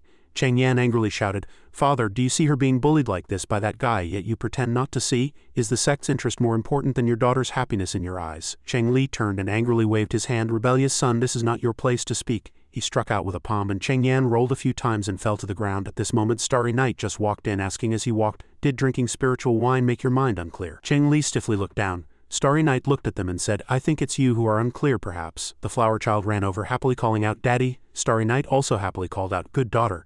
Ding, creation points 122, ding, creation points 96, ding, creation points 102. Luo Sheng stroked her chin, puzzled. That little child calls Gate Master Cheng Li's daughter Mommy and little brother Starry Night Daddy. Cheng Xin said in confusion. This matter. Cheng Li angrily slapped the railing. Cheng Xin, just because I cancelled the marriage alliance with your sect, you actually use such despicable means to cause trouble in my home? Cheng Xin thought to himself with a straight face, cause trouble? I'm more bewildered than you. They said they came to test their stress resistance, but is it testing my patience? Cheng Li loudly ordered, drag this troublemaker out. At this moment Luo Sheng called out, wait. She stood up and said, Gatemaster Li, before things are cleared, do not act rashly. Cheng Li was so furious his face was about to split. He retorted, Sectmaster Luo, please mind your own business. Shang Yu also said, exactly. Sectmaster Luo, this is our family affair. She looked at Starry Night, then continued, this person has bewitched my future sister-in-law, attempting to tarnish the reputation of my Kanglan imperial family. I am the 8th princess, and I also have an obligation to clear my imperial brother's name. Cheng Li seized the opportunity and said, Princess Shang Yu, these troublemakers intend to disrupt the wedding and cannot be allowed to succeed. Someone seize these troublemakers. Anyone who dares to interfere will be considered to be declaring war on Myriad Form's gate and the imperial family. A group of black-clad figures flew down but were blocked by a golden light below, frozen in place. What, did it turn into spiritual pressure? Shang Yu held up a marriage contract and coldly said, I said we must clarify things now. Who else opposes me? The image of the 13th elder appeared from the marriage contract, saying, I am the 13th elder of the Senluo Hall. This is the marriage contract between my son and Princess Shang Yu, the 8th princess of the Kanglan imperial family. On Shang Yu's 20th birthday she will be united with my son. Upon hearing this, everyone was astonished. What? One of the 5 great halls of the Senluo Hall, Princess Shang Yu actually has a marriage contract with the son of a hall elder. Heavens, once they marry with the Senluo Hall as their backer, won't the Kanglan imperial family instantly reach the heavens? Did Gatemaster Li already know about this, which is why he wanted to ally with the imperial family? Cheng Li was overjoyed, thinking, haha, Senluo Hall, this is an unexpected bonus. The golden light retrieved the marriage contract. Shang Yu put away the marriage contract and asked, how about it? Now that I say we need to investigate this matter first, who else objects? Cheng Li cleared his throat and said, I originally didn't want to disturb the joyous occasion, but how can the dignity of the imperial family and Myriad Form's gate be tarnished by petty scoundrels? Shang Lingyun said sinisterly, exactly. I also think we should first ascertain the truth and let everyone present see with their own eyes what kind of despicable and underhanded tactics these so-called righteous sects claiming to be from Qingyun's sect can employ. Qingshan shouted angrily. Bold Jr., the black-clad figures had already surrounded him, ready to attack. I've long heard that Sect Master Qingshan's spatial divine abilities are extraordinary. Today, let us experience them. Shang asked Luo Sheng again, are you really going to get involved? Luo Sheng smiled and said, haha, Prince Shang, I just have an itch and want to spar with someone. Qingshan transmitted a message to Starry Night. Little friend, I'll find an opportunity to teleport you and junior brother Lu out later. Starry Night disagreed, directly saying, Sect Master, we are in the right. Why should we leave? Qingshan's face turned dark with anger. He asked, in the right? What right? Even a fool can see you're deliberately causing trouble. Shang Yu spoke again, persuading, everyone please calm down. Before the matter is clear, quarreling and fighting won't solve anything. She looked at him and asked, your name is Starry Night, right? Starry Night replied with a hum. She pointed at the flower child and asked again, you say this child is yours and Qingshan's? Starry Night replied, exactly. Shang Lingyun gritted his teeth and cursed inwardly. Pa, how long have you two known each other? Shang Yu turned and called out, Imperial brother, no need to get agitated. She plucked a strand of the flower child's hair and said, although it's difficult for mortals to identify paternity, it's very simple for cultivators. She cast a fire spell, placing the hair in it for identification. This is a basic spiritual fire spell formed by spiritual energy, with no power. At most it can burn a cultivator's hair. She then plucked a strand of her own hair and also placed it in the fire spell, saying, but if it's your own hair, because the spiritual fire is purely composed of your own spiritual power, it won't harm itself and the hair won't be burned. Shang Yu plucked a lock of Shang Lingyun's hair and explained, if it encounters someone with a blood relation or a family member, it will be like this, not completely burned. The closer the blood relation, the less is burned. She raised her hand and said, so if this girl is truly your child, please prove it to this princess. Shang Lingyun praised excitedly, good idea, simple and direct. Starry Night suggested with some concern, how about we do the identification privately? There are so many people here, I'm afraid, 5th Prince, you won't be able to accept the truth. Possessed by an inner demon, Cheng Li hurriedly called out, Starry Night, stop talking nonsense. You're only doing this because Zinner chose the more excellent Shang Lingyun and not you. While claiming to love Zinner, you are using such disgusting methods to tarnish my daughter's reputation. Your so-called beloved, I don't know what means of coercion or inducement you used to make Zinner cooperate with you, but fortunately Princess Highness is here to expose your despicable behavior. The flower child asked him, tears in her eyes, what did you say? You don't want Wawa anymore. Cheng Li, hearing this, shouted even louder. See, this person is actually using evil methods to control an ignorant child to achieve his despicable goals. This is a disciple of Qingyun's sect. Starry Night stroked the little girl's hair and said, all right, stop making baseless accusations. Can't I just do the identification? Shang Lingyun impatiently shouted, don't try any tricks. I'll do it myself. Starry Night then stopped moving. He straightened up and said, please. Shang Lingyun plucked a strand of the flower child's hair. Starry Night shot it to him, calling out, hold it steady. Shang Lingyun used a fire spell to burn the hair, and the hair was not burned, which shocked everyone. There was almost no change. Is this not his own hair? How is this possible? That was pulled by the 5th Prince himself from the child's head, not touched by Starry Night. It also shows that this is indeed his child. Shang Lingyun raised an eyebrow, looking at the hair in his hand. Haha, you're really something, actually using your own flesh and blood. Qingshan was also a little surprised. This little friend actually has a daughter. Luo Sheng stroked her lips with her hand, sighing. I knew it, no wonder she looks so much like Starling. Shang Yu turned to Chang Xin and said, Miss Zinner, it's your turn.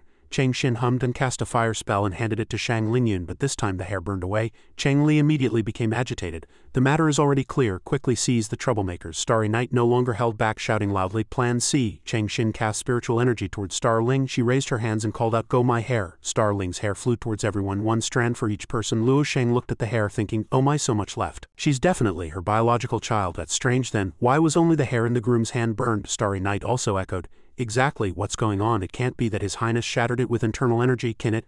Shang Lingyun was so furious he gnashed his teeth, unable to speak. Chang Li, however, had another wild idea. Superfluous. Boy, did you secretly mix Zinner's hair into your daughter's hair beforehand, and that's why you're using this absurd method to prove it?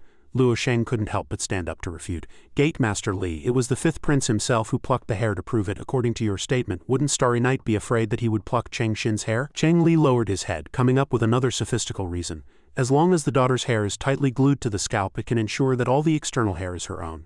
Shang Lingyun also echoed. Gate Master Li's insight. No wonder when I plucked the little girl's hair just now I didn't see any scalp. I thought her hair was too thick. Just now, Zinner released spiritual fire and the little girl's hair was instantly burned, leaving only Zinner's hair tightly attached to the scalp. Afterward, to avoid revealing the truth, she pretended to let everyone see more clearly. Letting all of Zinner's hair spread out, he straightened his face and loudly said, if not for this prince truly doesn't understand why you would use a method that harms your daughter to prove it. Others also nodded in agreement. That makes sense, otherwise there's no need to make the daughter bald, but the hair color is wrong. Hair color can be dyed anyway, after burning it all turns black. Shang Lingyun arrogantly thought, foolish, you think you're clever coming up with this method. Now let me see how you'll prove yourself. He pointed and commanded. This matter is already clear, quickly seize this person. As soon as he finished speaking, he saw Starry Night use spiritual energy to transform the hair back into Starling's appearance and was instantly dumbfounded. Chang Xin once again cast a fire spell, shooting the hair at her. Starling's hair flew again. She cried, her face bathed in tears, raising her hands and asking, can't you just pluck and burn one strand? Everyone looked at the hair floating in the air, stunned. The extent of burning was exactly the same as last time.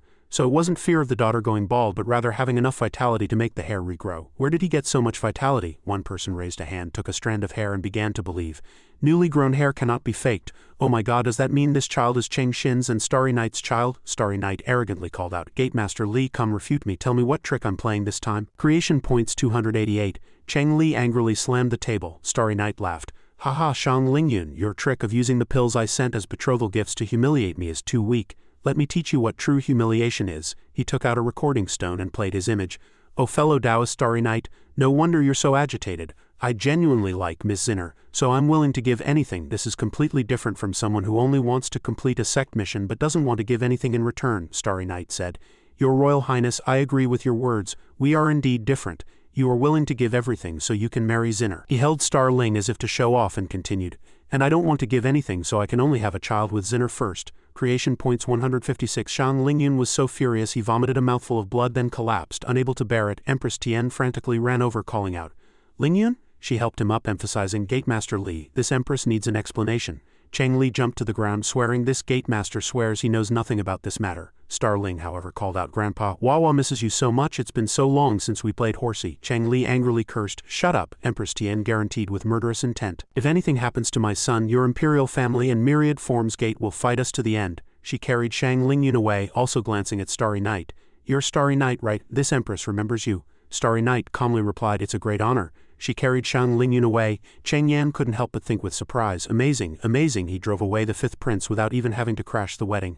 Not only that, he turned the originally cooperative imperial family and myriad forms gate into opposing factions. He then bravely added, no, I'm the young gate master of myriad forms gate, so won't my future be miserable? Cheng Li, displeased Ly, asked Cheng Xin, is this what you wanted? Starry Night spoke first. Gate Master Li, if Wawa is bullied at the wedding, no matter how high that person's status, no matter how much benefit they bring to the sect, and no matter how much pressure and difficulty I endure, I will beat him so badly his own mother wouldn't recognize him, he emphasized seriously. Because first and foremost, I am a father. Cheng Li's face turned ugly as he retorted, I hope you can say that when you're in my shoes. Starry Night raised his hand and countered, I won't be like you, I'm very capable. Creation point 68. Cheng Yan, sweating profusely, cried out, say less please. Cheng Li angrily scoffed and left. Chang Xin take Chang Xin back to rest? Chang Yan turned and replied yes. Before he left, Starry Night loudly asked, Gate Master Li, wait, don't go. How about everyone's congratulatory gifts? The spectacled old man upstairs replied, we apologize for the poor hospitality. Everyone is welcome to continue attending the banquet. The money received will be fully refunded when you leave. Fellow Taoists, Starry Night gave a thumbs up and called out, let's go. Sect Master, the pressure test is successfully concluded. Qingxin and Lu Tianyan were drenched in sweat. Who exactly was under pressure? A day earlier, Starling requested a trade. She looked at her sleeve and said, how did you ever come up with such a crazy, inhuman method? Starry Night said that when he went to the Joyful Union sect he once used her body to forcibly withstand several lightning tribulations.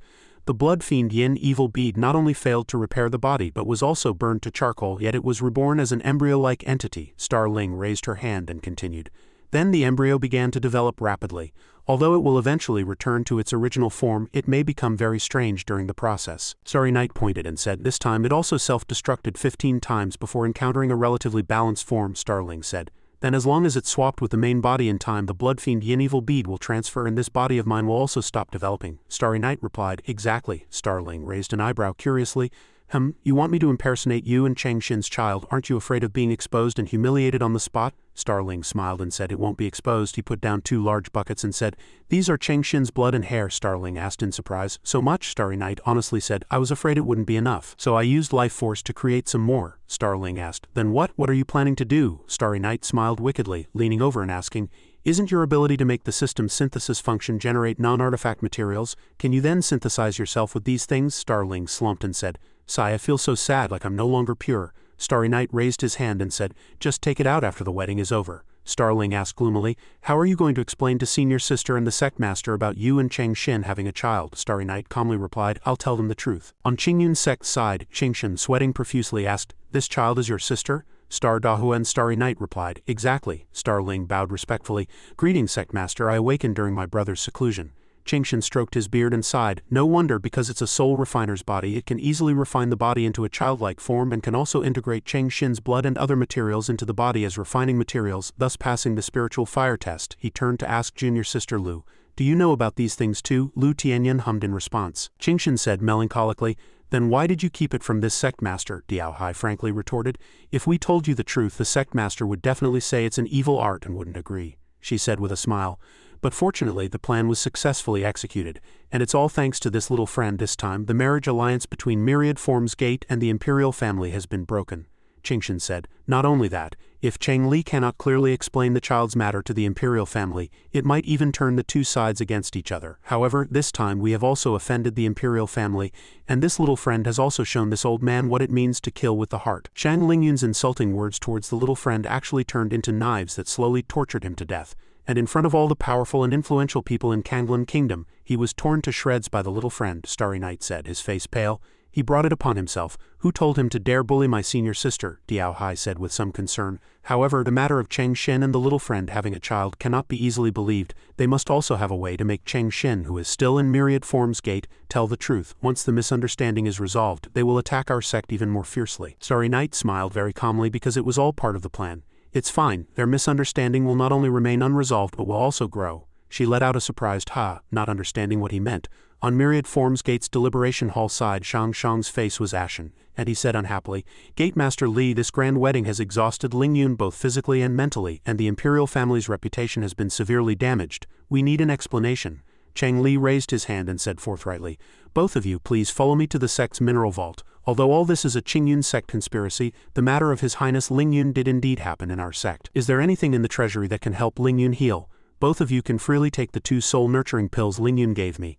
I will also return all the gifts. Shang Shang immediately changed his attitude and said, alright. Since Gate Master Li is so sincere, we can continue to talk. The 3 teleported to the treasury, and Deacon Jia respectfully said, greetings Gate Master Li. Cheng Li stepped forward and asked, didn't I ask you to bring Cheng Xin? Deacon Jia looked at the door and replied, Miss has already entered the treasury and locked the outer door. We can't get in. Cheng Li walked to the door, raised his hand and said in confusion, what is this child thinking? He turned back and said, to be honest, bringing both of you to the treasury was actually Zinner's idea. She was enchanted by Starry Night of Qingyun's sect with an evil spell. Having just recovered her senses, she is also willing to undergo a full physical examination to prove her innocence. Cheng Li looked ahead where Cheng Xin's wedding dress hung with Father, thank you for making it happen written on it. Shang Shang frowned and asked, what does this mean? Gate Master Li, where is your daughter? Deacon Jia said in a panic. How is that possible? Mrs. Authority can only open the first layer of the treasury. The 2 nascent soul stage elders and I personally saw her go in. How could we not see her? The scar-faced man couldn't help but say in panic, the things in the treasury are also gone. Could Ms. Zinner have taken them? Cheng Li gripped the wedding dress and ordered, pass down my command. All cultivators above Golden Core stage in the sect are to go out and search for Zinner. It's only been a short while, she couldn't have gone far. The scar-faced man responded and left. Empress Tian asked, Gatemaster Li, those soul-nurturing pills haven't also been taken by your daughter, have they? Cheng Li put away the wedding dress and said, Empress, rest assured, this layer of the treasury only contains some inexpensive materials. He looked at the second door and continued, the soul-nurturing pills and other precious items are all in the second layer. This second door can withstand attacks from cultivators in the infant transformation stage.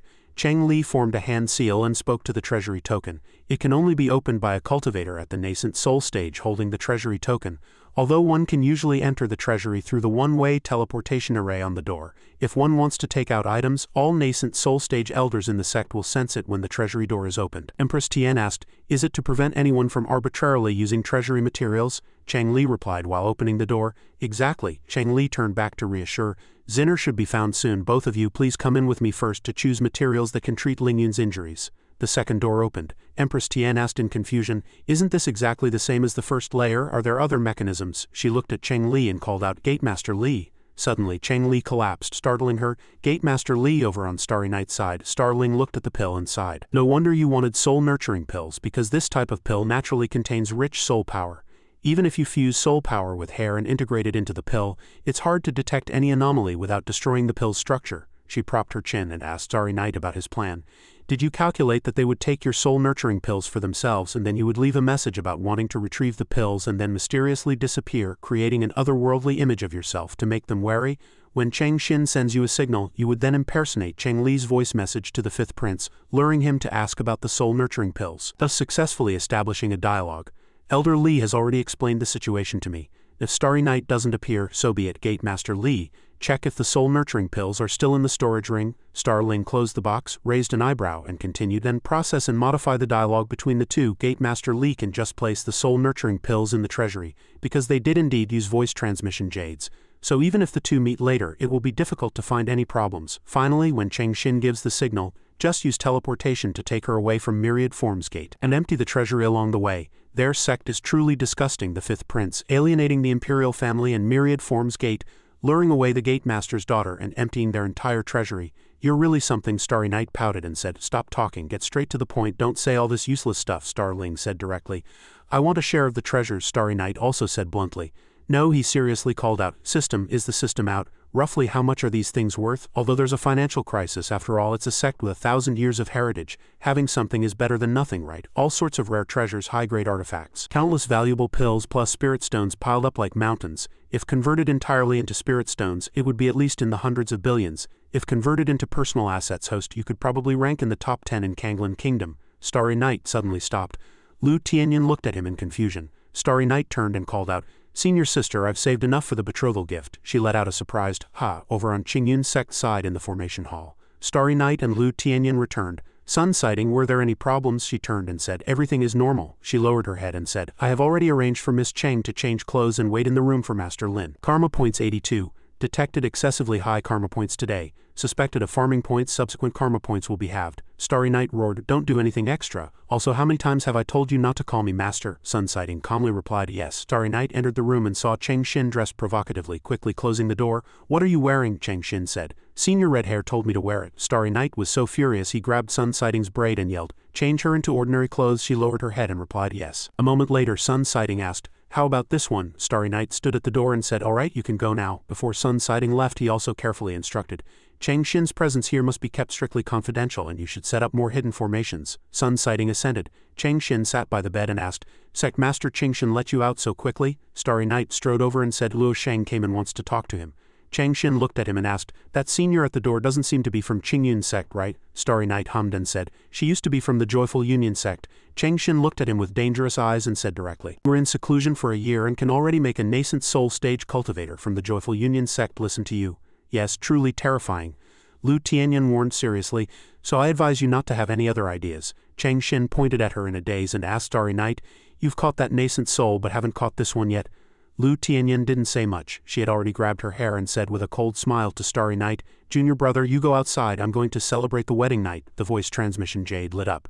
Cheng Yan called Starry Night to report, "Empress Tian and Prince were called away by my father and the 5th Prince is still in that flying ship." Starry Night asked, "Are there any nascent soul stage experts still on board?" Cheng Yan replied, "No, but there should still be a dozen Imperial guards, all at the early Golden Core stage." He looked at the distant flying ship and continued, "And they have already activated the artifact's protective shield. Rashly breaking in will definitely be discovered." Starry Night said, "All right, I understand." Or on Shang Lingyun's side, Imperial Physician Wang said, "Your Highness, you're suffering from excessive anger. Use this old man's method for 2 days of quiet recovery and you'll be fine." Shang Lingyun adjusted his clothes and said, "Thank you, Imperial Physician Wang." Imperial Physician Wang said, "I hope your Highness will not let this incident affect your cultivation." Shang Lingyun looked at his hand and said, "Although I have lost face this time, I have also seen my shortcomings. It's strange. Not only do I no longer feel angry, but the stagnation in my heart seems to have cleared away." Shang Lingyun's body suddenly emitted spiritual energy. He said in surprise, "What? My bottleneck has loosened." Imperial Physician Wang bowed. "Congratulations, Your Highness. This is a breakthrough in your state of mind," he said happily. "Your Highness's realm has been stagnant because of the lack of a spiritual transformation. This time it's truly a blessing in disguise." The door was suddenly kicked open by someone. Starry Night walked in impatiently saying, "Honestly, this artifact is so big it took me forever to find it." Imperial Physician Wang said in surprise, "What? Didn't the defensive formation outside already activate? How did you get in?" Shang Lingyun asked with an ashen face. "Where are the guards outside?" Starry Night said. "I teleported them all away." Shang Lingyun said in surprise, "What?" As soon as he finished speaking, Starry Night rushed over and punched him like this. Imperial Physician Wang and Shang Lingyun were instantly teleported away. Imperial Physician Wang said in a panic, "What did that kid do? Where is this?" He was suddenly sucked away. A scream sounded. Shang Lingyun turned and called out, "Imperial Physician Wang?" He had already been sucked into the painting, and several guards around him were also sucked in. Shang Lingyun thought in panic, "Imperial Physician Wang, what kind of magic treasure is this?" Imperial Physician Wang and all the guards were sucked into the painting. Starry Night put his hands on his hips and comforted him. "Don't worry, after Old Man Lin erases their memories, he'll let them out." Shang Lingyun cried out in surprise, "Wait, you're Lin Ziyuan, Elder Lin, what do you mean by this? I heard from Gate Master Li that you had a conflict with that brat, didn't you? Our imperial family in myriad forms Gate's marriage certainly doesn't mean to make things difficult for Elder Lin." Lin Ziyuan retorted, "I'm not targeting you either. Who told you to offend the young master?" Shang Lingyun asked in shock. "Young master? You call Starry Night young master?" Starry Night raised his hand to explain, "Indeed we used to be enemies, but Elder Lin has already succumbed to my charm and pledged allegiance." He smiled, "Although we were once enemies, Your Highness, your situation is different.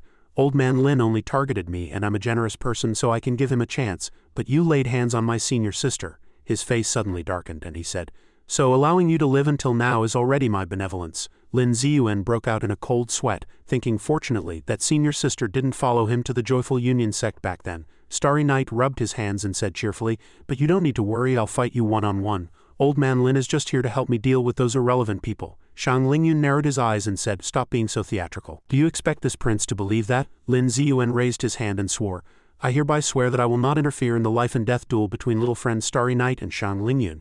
And I guarantee this duel will be absolutely fair. If Shang Lingyun wins, I will ensure his safe departure. If I violate this oath, my Dao heart will shatter." Shang Lingyun took out a pill bottle and said, "Good. Since Elder Lin says so, this prince is relieved. Starry Night, with your methods you could certainly have killed this prince long ago, but it seems you've always enjoyed playing a cat-and-mouse game. The tragic end that arrogance brings. This prince has just understood, but unfortunately you won't have the chance to learn this lesson." Shang Lingyun took the pill, and his strength immediately increased significantly. Starry Night picked his ear, asking impatiently, "Taking more medicine, no new tricks?" Shang Lingyun clenched his hands and smiled sinisterly. "Foolish, this prince just consumed the nascent soul condensing pill I prepared earlier and I have you to thank for helping this prince break through the golden core bottleneck." Starry Night looked at Lin Ziyuan in confusion.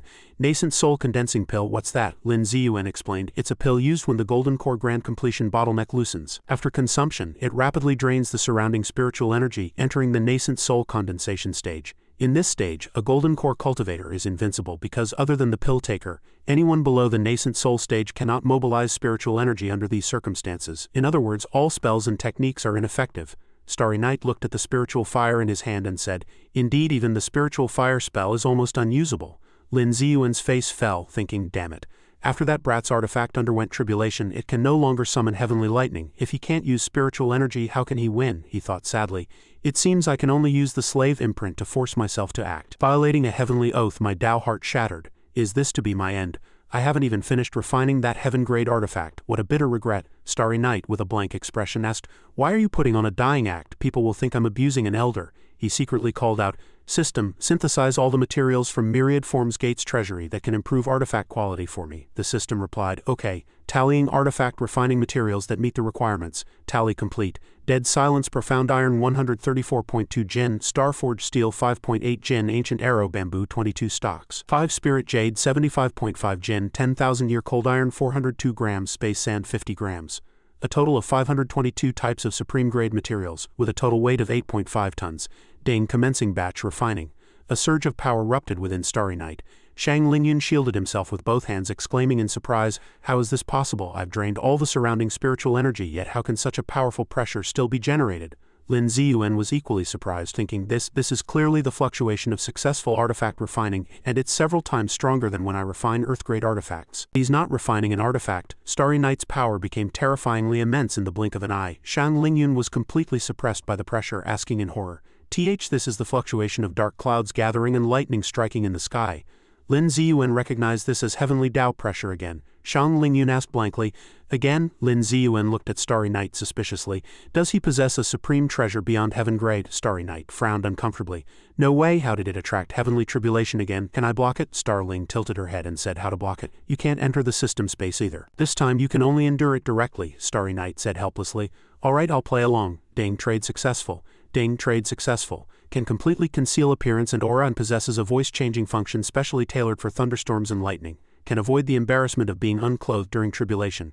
Tribulation suit, mysterious black robe, each use consumes 100 miscellaneous points." Starry Night clicked synthesize. Tribulation mysterious black robe. Starry Night raised his hand and announced halftime break. "I'm going to undergo a tribulation, will continue when I return." Shang Lingyun frowned. "Trying to escape?" Starry Night asked. "Escape, don't get it wrong." Shang Lingyun angrily formed a seal and said, "Courting death." He unleashed the Kanglin heaven-shattering art, attacking Starry Night. He smiled triumphantly, thinking, is this the benefit of spells during the nascent soul condensation stage? It's terrifying. The power has increased several times. Starry Night, however, used his bare hands plus a white blade to block that attack, astonishing Lin Ziyuan. How can he block a sword blade with bare hands? Not only that, Starry Night quickly crushed that move, leaving Shang Lingyun stunned on the spot. Lin Ziyuan stammered, "My heavens, he crushed it with bare hands." Starry Night adjusted his wrist and said calmly, "Shang Lingyun, I'm afraid you might accidentally get struck dead by the lightning tribulation and that wouldn't be fun." After speaking, he immediately disappeared. Shang Lingyun gnashed his teeth and roared, what kind of monster is he?" Cheng Yan's communication jade pendant heated up. The voice on the other end asked Cheng Yan,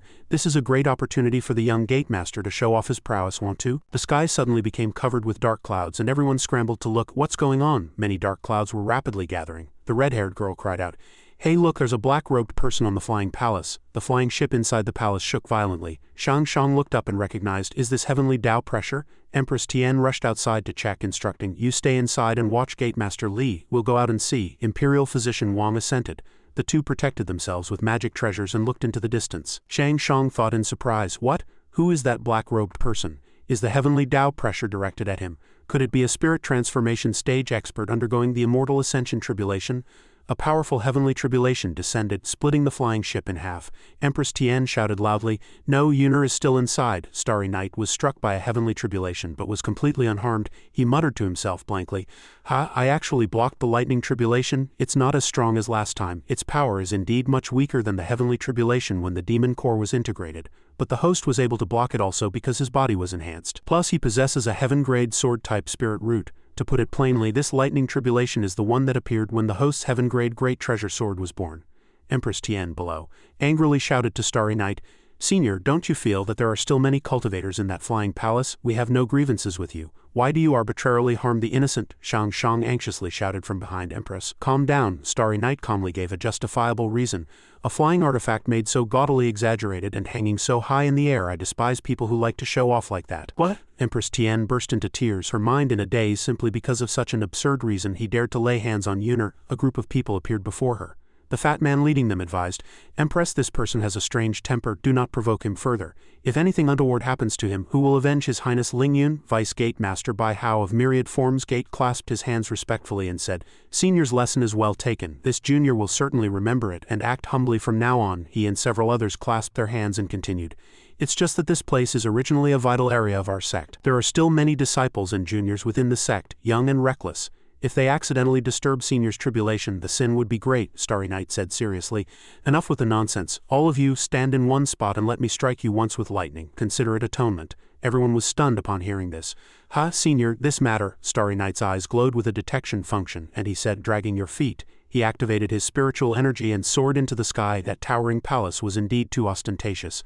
Another lightning tribulation descended, completely destroying it, revealing the formation which made everyone gasp in surprise. What? This is actually where the foundation of the sect's grand formation lies? Baihao's face turned ashen, thinking, damn it. If the formation foundation is destroyed, we won't be able to activate the grand formation to defend against enemies.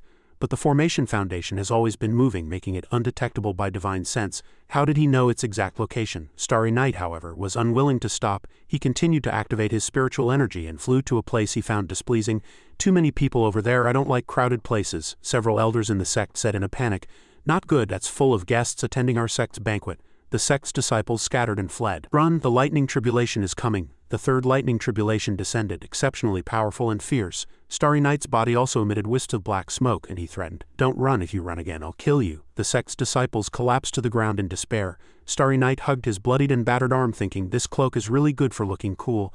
I'm struck into this miserable state by lightning, but from the outside I still look very handsome. He looked down and commanded, you all just stand here obediently and let the lightning tribulation strike you once. I'll leave immediately afterward. Several elders in the sect discussed uneasily. There are over 20 nascent soul stage experts here. If we set up a defense together, we might be able to block it, but our descendants won't be able to bear it. Those who haven't reached the golden core stage will definitely be struck dead or severely injured by the lightning tribulation. The square-faced man gnashed his teeth and said furiously, damn it, why don't all of us join forces and fight him to the death? The blonde girl behind him retorted via voice transmission. He's endured 3 lightning tribulations without even a torn corner of his clothes. How can we fight him? At this moment, a figure rapidly flew towards Starry Night. Cheng Yan looked up and shouted, Senior. This junior is Cheng Yan, young gate master of Myriad Forms Gate. Everyone here is a guest we invited to the wedding banquet. If there's any gathering, it's this junior who brought them here. Senior, if you want to strike, strike this junior alone, Starry Night said with amusement. A Foundation establishment stage brat, one strike will shatter your soul. Cheng Yan replied righteously, if doing so can appease Senior's anger, then come.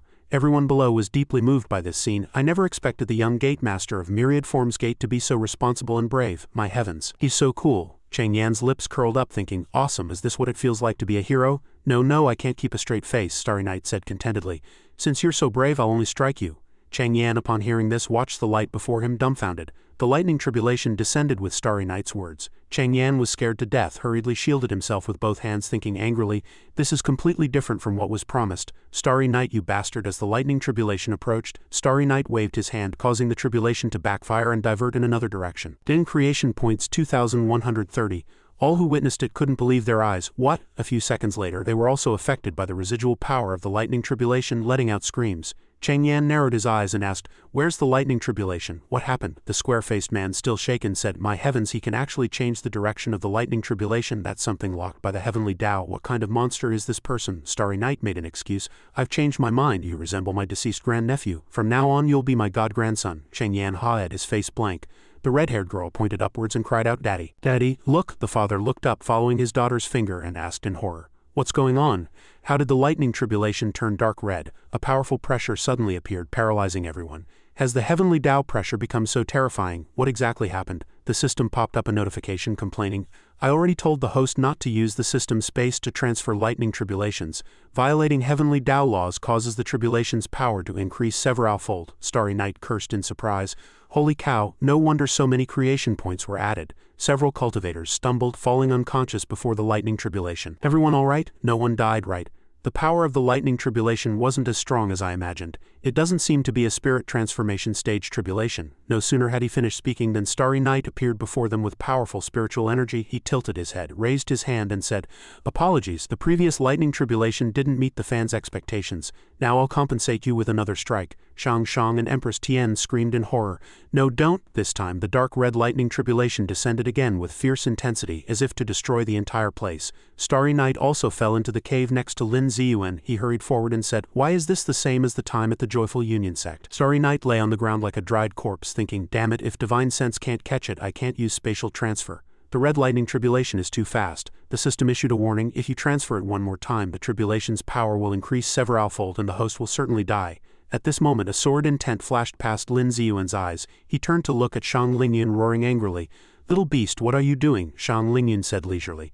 Elder Lin, didn't Starry Night say earlier that he would start fighting when he returned? He smiled sinisterly and asked, or do you intend to violate your heavenly oath? Cornered by him, Lin Ziyuan could only helplessly concede. This scoundrel. Shang Lingyun unleashed his spiritual energy, making Starry Night fly up, and arrogantly declared, this is the consequence of underestimating me. He waved his hand, sending Starry Night plummeting, and smugly said, if I had utilized the power of the lightning tribulation, this prince would have been wary of you, yet you've reduced yourself to this state and still dared to return. Shang Lingyun fiercely stomped towards Starry Night, then menacingly raised his sword to strike. Now pay the price for your foolishness. Before his sword could even descend, his left hand was severed by sword intent. He dropped the sword and cried out in agony. Shang Lingyun gritted his teeth, demanding why he still couldn't use spells. And what kind of move was that? There were no spiritual energy fluctuations. Lin Ziyuan, looking at the force that severed his arm, suddenly understood. No, this isn't a spell. The aura emanating from his wound is the power of laws, he recalled, then added, and it's incredibly chaotic law power, even more intense than what I felt before, he thought in disbelief. The key is that this time it was actively released. Can someone at the Golden Core stage wield law power? How is that possible? Shang Lingyun endured the intense pain, picked up his sword again, and decided to eliminate Starry Night, this freak. He fiercely gathered his strength and stabbed down without hesitation. Die for this prince. That sword plunged down with surging spiritual energy, and Starry Night's body shattered into several more pieces. Shang Lingyun was stunned, thinking, shattered? This was a high-grade Earth-tier treasure sword. His left hand suddenly ignited with a peculiar blue flame. Shang Lingyun also clutched his hand, crying out in pain. Lin Ziyuan knew best. This is potent poison. Is it the law of poison? He watched Shang Lingyun swallow a pill, trying to hold on, then judged. Even an antidote pill is useless. Law power can only be countered by law power. Only those of the same level can nullify it. The law of poison further evolved into the law of ice, again torturing Shang Lingyun to the ground. So cold, so cold. Lin Ziyuan saw this scene and still trembled, thinking, to think there's such a method, integrating ice into the law of poison. Poison generates ice generates fire, layering one upon another. He again turned pale. And fire, impossible. Starry Night only opened his eyes and woke up after who knows how long. He slightly raised his head and saw Lin Ziyuan fumbling around on him. He quickly broke free from the old man, shouting, you old pervert, what are you doing? Lin Ziyuan extended his hand as if deferring to him, saying, pardon my rudeness. Young master's body is truly too captivating for this old man. I couldn't resist for a moment. Starry Night angrily activated his spiritual energy, demanding, you old pervert, what did you do to me?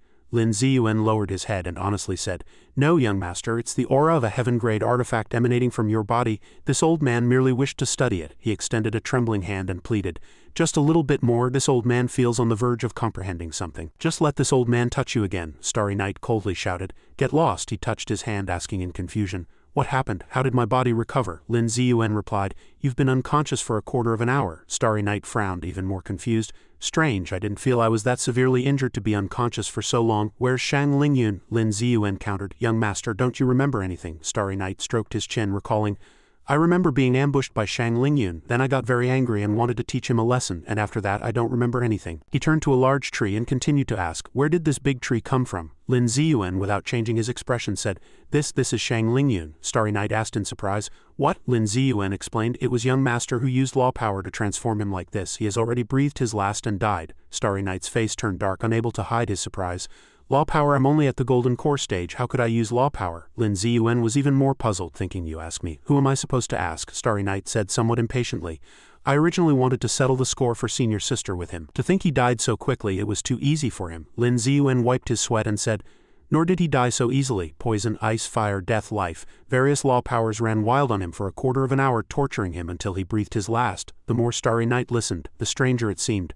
So he called out, System, what's going on? Did I just use law power? The system replied, because the host originally used the synthesis function, fusing many things that were originally impossible to fuse, this time possibly influenced by the lightning tribulation. The chaotic law power between those fused materials overflowed. Darling crossed her arms, asking in doubt, a pseudo-system spirit is a pseudo-system spirit. This matter isn't as simple as law power overflowing. She narrowed her eyes slightly, thinking dangerously to think brother actually has such talent. It seems the plan can be adjusted slightly. Starry Night scratched his head and said, I've been out too long, it's time to go back. Lin Ziyuan looked at the Lingyun tree and asked, how should we deal with this? Starry Night said, leave it for now, when the time comes. Cut it down for the outer sect disciples to use as a latrine. Lin Ziyuan replied with a stiff face, yes. The two left first, and a Jiu King drilled out from underground. It flew to the Lingyun tree, then drilled into his mouth. His corpse gradually cracked, and he came back to life, saying, fortunately, after evolving into a Jiu King, I could store all my divine soul and spiritual energy within the Jiu worm and feign death. His eyes were bloodshot, and he roared furiously.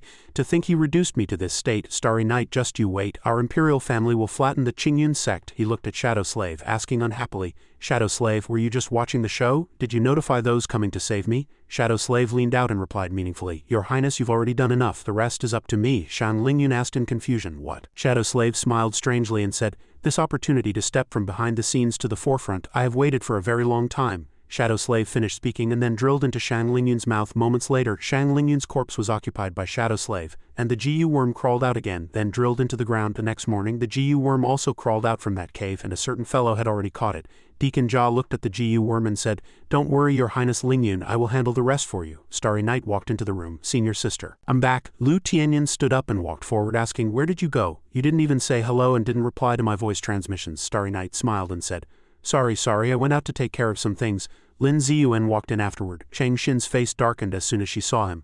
Lin Ziyuan, Starry Night said seriously, Don't worry, he's also been subdued by me. Lin Ziyuan tugged at his clothes, still persistently pleading, Young master, could you take off a bit more clothing? This old man is truly just a little bit away. Chang Xin turned her head, couldn't bear to watch, and said, I give up. The third person is actually Lin Ziyuan. I cannot accept it. Starry Night asked in confusion, What are you talking about? Lin Ziyuan's face turned dark, thinking, It's over.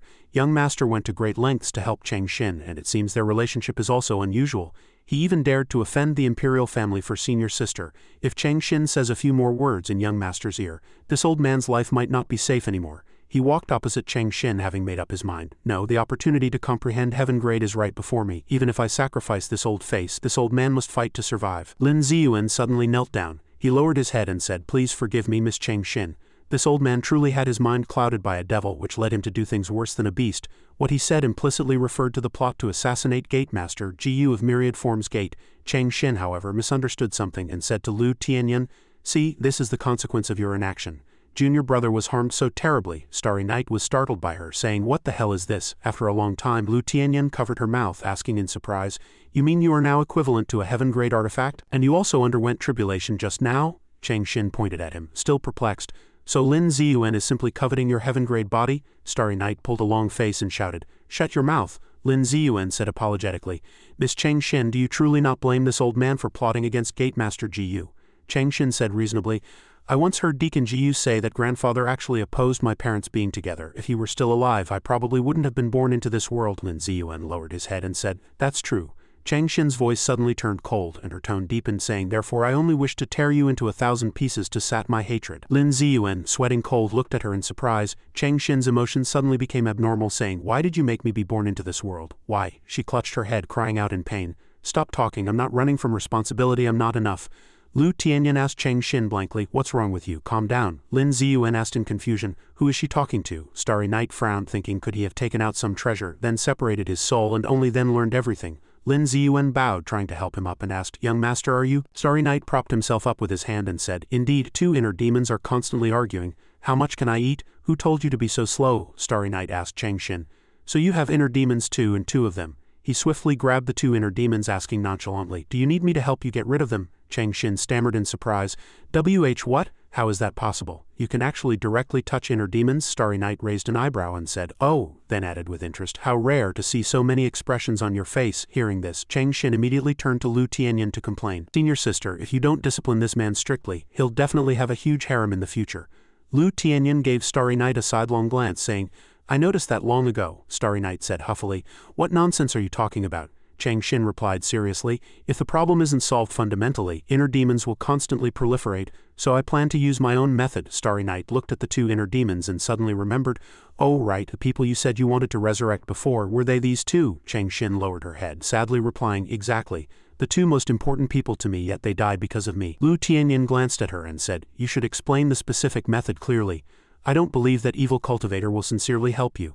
Chang Xin replied, All right. After a while, Chang Xin said, That's the entire process. The system popped up a window showing that no content matching her description was found in the system's spell. Starry Night countered, You mean Chang Xin was tricked? The pseudo-system spirit said, Not necessarily, because only about 20 of the entire system's capabilities have been unlocked. Perhaps the corresponding spell is in the unlocked part. Starry Night asked, Can it infer whether the method she described is feasible? The pseudo-system spirit replied, This function is not yet available. Starling extended a finger, chuckling dryly. Speaking of deduction, I just remembered something. Starry Night asked. What? Starling said. Brother, when you were cultivating your clones last time and did the lottery, I actually swapped the prize. I've hidden the real prize deep within the system space, Starry Night asked in surprise. What? Why didn't you say so earlier? Starling chuckled dryly again. Oh, I forgot. Before I hid it, I opened it and saw that the prize seems to be something that can be used now. Starry Night was infuriated. His eyes turned completely black, filled with immense anger. You dared to open my blind box, Starling said. That was to trick Brother into getting addicted to quests. What was inside was actually decided long ago. But now I no longer have permission to access where the item is hidden. The pseudo-system spirit called out, provide the coordinates, I'll go retrieve it. Starling stated the coordinates, W21T6B89. The pseudo-system spirit entered the code, ding. Congratulations on obtaining the Omni-Deduction platform. Information disclosure, unsure if useful. Distinction between Divine Soul, Sea of Consciousness and Divine Sense. Divine Soul is a person's soul. Unless cultivating special techniques, it must remain absolutely complete and indivisible. Once damaged, it is extremely difficult to recover. However, the protagonist, relying on the Blood Fiend Yin Evil Bead's heaven-defying recovery ability, can ignore this restriction. The Sea of Consciousness is the space that stores all memories and consciousness born from the Divine Soul. Damage to the Divine Soul will affect the stability of the Sea of Consciousness. The higher the cultivation realm, the vaster the Sea of Consciousness, capable of more complex calculations and storage. As long as the Divine Soul is intact, the Sea of Consciousness can slowly recover even if damaged. Divine Sense is born from the Sea of Consciousness and can perceive external changes while also serving as a means to attack others' Sea of Consciousness. Excessive consumption of Divine Sense will affect the Sea of Consciousness, leading to unconsciousness and loss of awareness. Attacks on the Sea of Consciousness will also weaken the perception ability of Divine Sense. Starry Night was teleported elsewhere in an instant. He asked blankly, where is this? The pseudo-system spirit notified, welcome to the Omni-Deduction platform. Below is the user manual. The Omni-Deduction platform is constructed based on the host consciousness and requires entry with Divine Sense. It is capable of simulating and deducing all things. The content that can be deduced is limited by the host's consciousness's computing power. Once Divine Sense is depleted, the deduction will fail, and the body in the external world will also fall into a coma due to Divine Sense depletion. Starry Night looked up at his diminished Divine Sense, asking in confusion, I didn't do anything, why has my Divine Sense decreased? The pseudo-system spirit explained, this part is the computing power required to maintain high-speed operation of consciousness. The time flow rate within the deduction platform is 1/10,000th of the outside world. 1 second in the outside world is equivalent to 2.8 hours here. Starry Night praised this function as formidable. Like spending a long time in a dream, yet only a few minutes pass outside. Starry Night crossed his arms and said, then let's use Cheng Xin's technique for this experiment first. The host can obtain the materials required for deduction through the search interface using Divine Sense. However, the technique Cheng Xin described is very complex, and she likely only gave a rough outline, missing many details. It's best for the host to go out and clarify before returning. Starry Night pressed a few buttons, and Cheng Xin appeared before him, which even surprised the pseudo-system spirit. Starry Night lay back in the chair and said comfortably, let's begin the practical application of the method you mentioned. Just find whatever materials you need yourself. Cheng Xin clicked search on the screen and got the answer. The pseudo-system spirit's eyes widened. You deduced an individual to help you with the deduction? Is that something a human can come up with? Starry Night looked at Cheng Xin and then asked the system, does this virtualized person also possess the original entity's memories? That's right. Starry Night took off his glasses, a thought striking him. Doesn't that mean I can virtualize enemies to interrogate them for their secrets? The pseudo-system spirit replied that virtualized characters unlock corresponding information and actions as the real person's favorability increases. Even if you interrogate an enemy here, you won't be able to unlock the locked information. Starry Night asked, then let's see the favorability rating. The pseudo-system spirit retorted, you can't see it. I'm not an object created by the system. Starry Night looked at it wordlessly. Outside, Lu Tianyan was discussing intently. This spell is truly profound. It doesn't seem made up. Junior brother, what do you think? Starry Night's body suddenly collapsed. Lu Tianyan stood up asking worriedly, Junior brother, what's wrong? Starry Night raised his head and replied, nothing, just a little dizzy. He asked the pseudo-system spirit seriously how much time has passed. It calculated that the host had been on the deduction platform for 3.5 days while only 30 seconds had passed outside. Starry Night threw something to Cheng Xin saying, here. Cheng Xin took the item. Starry Night asked, is this the only material you're missing? Cheng Xin asked in surprise. Is this nascent soul 5 elements essence blood? Elven blood obtained from the Joyful Union sect? Starry Night replied. I collected it myself. The pseudo-system spirit interjected indignantly. You clearly plundered it from their sect's treasury. Host, doesn't your conscience bother you? Starry Night said impatiently. Less talk. I didn't plunder it, and she had no right to take it either. Lu Tianyan asked him, do you really want to try the method that evil cultivator provided? Starry Night smiled, reassuring her. Don't worry, senior sister, everything is under control. She let out a confused ha. A moment later, they entered the formation. Sun Sighting said, all right, she added with confusion. I've never seen this type before. While its setup isn't difficult, its operating principles are completely different from any formation I know. Starry Night turned to her, saying, all right, your work here is done. Go wait outside for orders. Sun Sighting replied yes, and then left. Starry Night extended his hand and asked Chang Xin, how is it? Is the formation she designed all right? Chang Xin looked at the storage ring in her hand and replied, perfect, much better than the one I set up. 2 coffins were taken out of the ring. Starry Night wiped his sweat and asked, you've been carrying their remains all this time? Chang Xin hummed in affirmation. I secretly dug up my mother's remains from the sect's ancestral grounds. I couldn't let anyone find out. He turned pale after hearing this, speechless. The 2 inner demons behind her again distracted Chang Xin. It's useless. That evil cultivator must be lying to you. Don't try anymore. We can't come back to life. Starry Night pinched their mouths, shouting, shut up. Do you want me to use force to send you on your way? Many other treasures were taken out of Chang Xin's storage ring. Lu Tianyan looked at the items and said in surprise, soul-gathering cauldron, shadowwood soul-nurturing stone, cold-bone jade marrow. You actually managed to collect so many rare materials? Chang Xin said that if she resorted to unscrupulous means she could also do it. Chang Xin held the nascent soul 5 elements essence blood and began chanting spells. The materials were absorbed and then dispersed throughout the formation. Chang Xin formed a hand seal and shouted, activate. The formation started. Lin Ziyuan asked from outside in confusion, how can it create such a commotion? Your hidden formation can't withstand it. Sun Sighting tensed her body, maintaining the formation, and said, less talk, quickly come help. The coffin lids were opened. Lu Tianyan exclaimed in surprise. It succeeded. The coffin lids were suddenly flung open. Chen Chong and Chang Xin's mother's bodies trembled, howling in pain. All 3 were stunned by this scene. Chang Xin asked in a panic, Mother Chen Chong, what's wrong with you? Starry Night understood. His spell was not meant to revive the dead at all. It was only for tormenting them. Chang Xin looked at him and asked, what? Starry Night said, although it's said that when a person dies, their soul perishes, a tiny fraction of divine soul information integrates into their flesh and bones. Even after death, it cannot be separated. But this part is simply too small, negligible. The interaction of this formation with various materials can amplify that divine soul information, but no matter how much it's amplified, it cannot be considered a true divine soul. Chang Xin listened for a moment, then became confused again, asking, what does that mean? Starry Night explained, it's like people who undergo heart transplants. Their personalities might change because the heart also carries some information from its previous owner. The effect of this spell is equivalent to amplifying the information in the heart to replace the brain and controlling the entire body. This forcibly makes the amplified divine soul information in the flesh and bones replace the true divine soul, which causes the practitioner to endure the pain of their divine soul being torn apart. Starry Night lowered his head and surmised, I think the person who first invented this spell probably also wanted to revive someone but ultimately failed. Upon hearing this, Chang Xin knelt down blankly, tears unknowingly streaming from her eyes. She said, how could this be? Lu Tianyan exclaimed in surprise, junior brother, so you knew this method all along? Starry Night hummed in affirmation, saying, just found out. Lu Tianyan narrowed her eyes suspiciously. What do you mean, just found out? Starry Night said with a helpless sadness.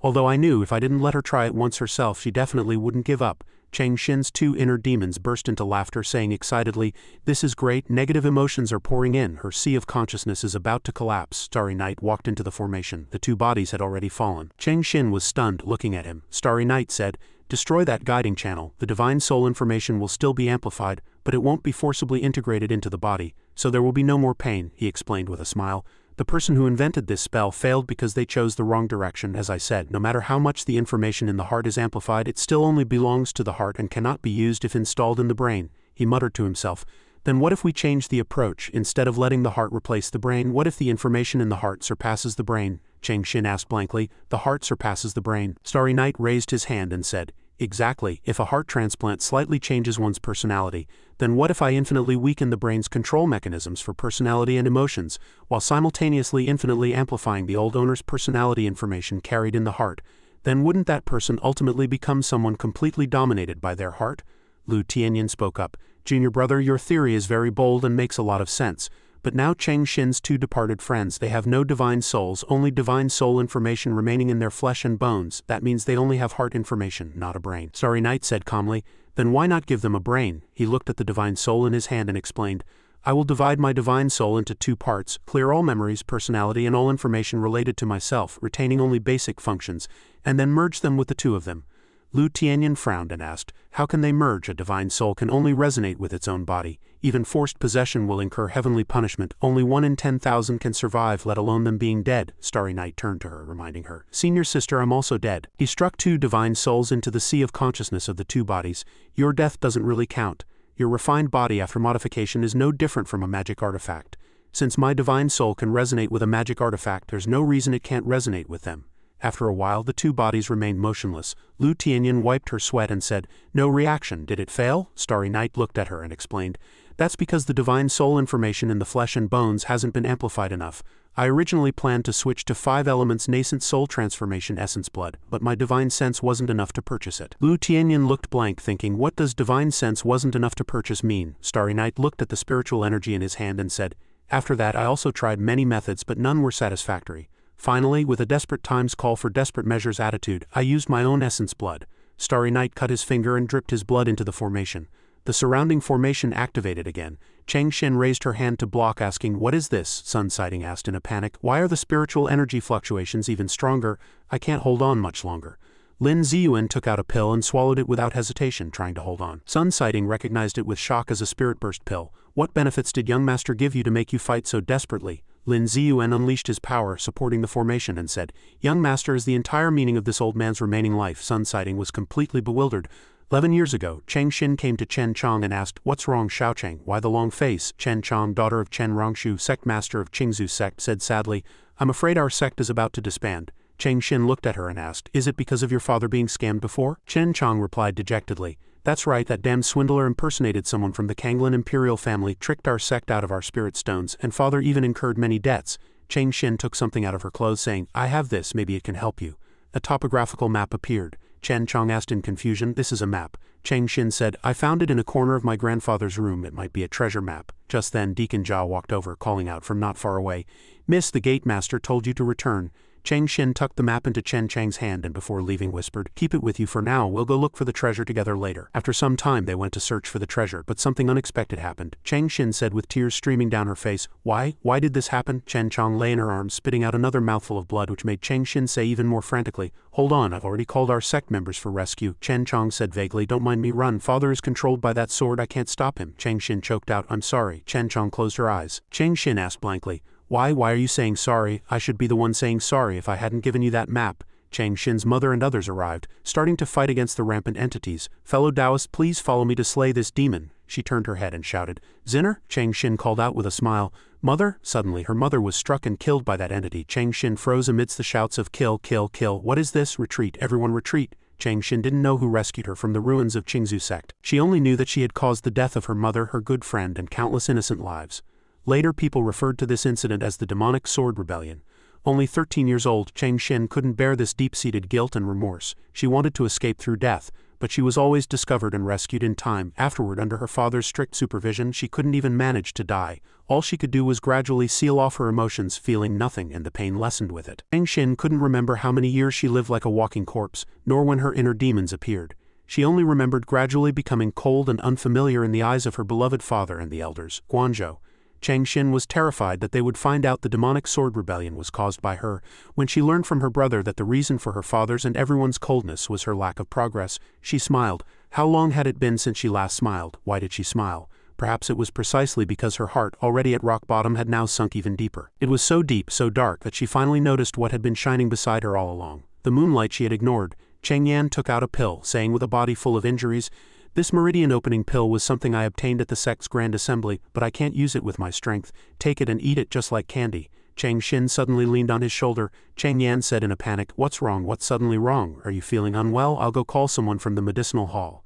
Cheng Xin felt the warmth of a loved one and was willing to open up, calling out, "Brother, thank you." "I'm sorry." Cheng Yan moved to tears, grabbed her shoulders and said, "Welcome home." Finally, after her brother confirmed that Cheng Xin no longer wished to die, her confinement was also lifted. It was then that she realized 6 years had passed and she was already 19 years old. Elder Du saw Cheng Xin and said in surprise, "Long time no see, little girl, you actually managed to find this old man's dwelling. Is there something you need?" Cheng Xin raised her head and said, "I want to know if there's a way to revive the dead." Elder Du smiled sinisterly, saying, "Of course there is." Sun Sighting wiped her sweat and said, "Great, it's finally stabilized." Lin Ziyuan knelt on the ground panting. Cheng Yan inside the formation watched in surprise as Chen Chong and his mother successively woke up. "Hey Xiaocheng, you've grown taller. That's great. Zinner, you're alright." Lu Tianyan couldn't believe her eyes, asking, "Did it really succeed?" Cheng Xin rushed over, hugged both of them tightly and then burst into tears. Her mother and Chen Chong asked in confusion, "What's wrong with these children?" Xiaocheng gently, "My neck's about to break." Lu Tianyan looked at Starry Night and asked, "To be able to modify such a complex spell, junior brother, you must have put in a lot of effort, didn't you?" Starry Night replied, "It's all right. Lu Tianyin smiled, sighing. You say she's a vicious woman, yet you've silently sacrificed so much, Starry Night replied with a smile. No, I only sacrificed 30 seconds. If it were for senior sister, my sacrifice would be even longer. No sooner had he finished speaking than Starry Night was kicked by Lu Tianyin towards Cheng Xin and the others. The two inner demons who had been incredibly excited just moments ago were now so panicked they couldn't sit still. How is this possible? Could resurrection truly exist? Damn it, at this rate I'm fading away. Starry Night appeared before them with 10 directions of light behind him, as if about to ascend to enlightenment. Heaven has the virtue of nurturing life, and the life of an inner demon is also life. Waste is shameful, let this old man save you. The two inner demons had barely let out a confused ha before they were transported to a strange place. What are they so happy about? Can they really stop dissipating? So he was on my side after all. This person is quite nice. They continued to praise Starry Night, unaware that behind him another inner demon had already opened its mouth and devoured them completely. Starry Night's expression changed, and he said coldly, rather than dissipating directly, it's better to serve as natural food for inner demons. Eat up, rest assured, Master will also be at ease. The pseudo-system spirit asked with goosebumps all over, is the host a devil? After hearing Cheng Xin's narration, her mother said sadly, so that's how it is. We've been dead for over 10 years. Chen Chong looked at her skin and said in disgust, I can't believe it's become so wrinkled and ugly, she praised. Xiao Chong, you're amazing. I've never heard of any spell that can resurrect people. Cheng Xin looked at Starry Night and explained briefly, this spell itself has many problems. Fortunately, with fellow Taoist Starry Night's help it went so smoothly. Chen Chong stroked her chin. Oh, she said, not bad, quite handsome too. Is he your boyfriend? Cheng Xin said, not to that extent yet, currently just an engagement. Chen Chong was stunned. Has love become so complicated after 10 years? Cheng Xin's mother asked, is it an arranged marriage? Cheng Xin answered with a hum. She asked again, is it father's idea? Cheng Xin replied, exactly. Cheng Xin's mother gritted her teeth, cursing indignantly, bastard. How dare he use his own daughter as a sacrifice for an alliance? Chen Chong whispered to her. How old is he? What's his cultivation level? Cheng Xin said, 21 years old, mid-golden core stage. Cheng Xin's mother folded her arms and hummed, contemplating. His talent is acceptable. If Zinner hadn't been affected by us, her cultivation wouldn't be worse than his, Cheng Xin added. A year ago he was at Foundation Establishment Level 5, Cheng Xin's mother asked in surprise.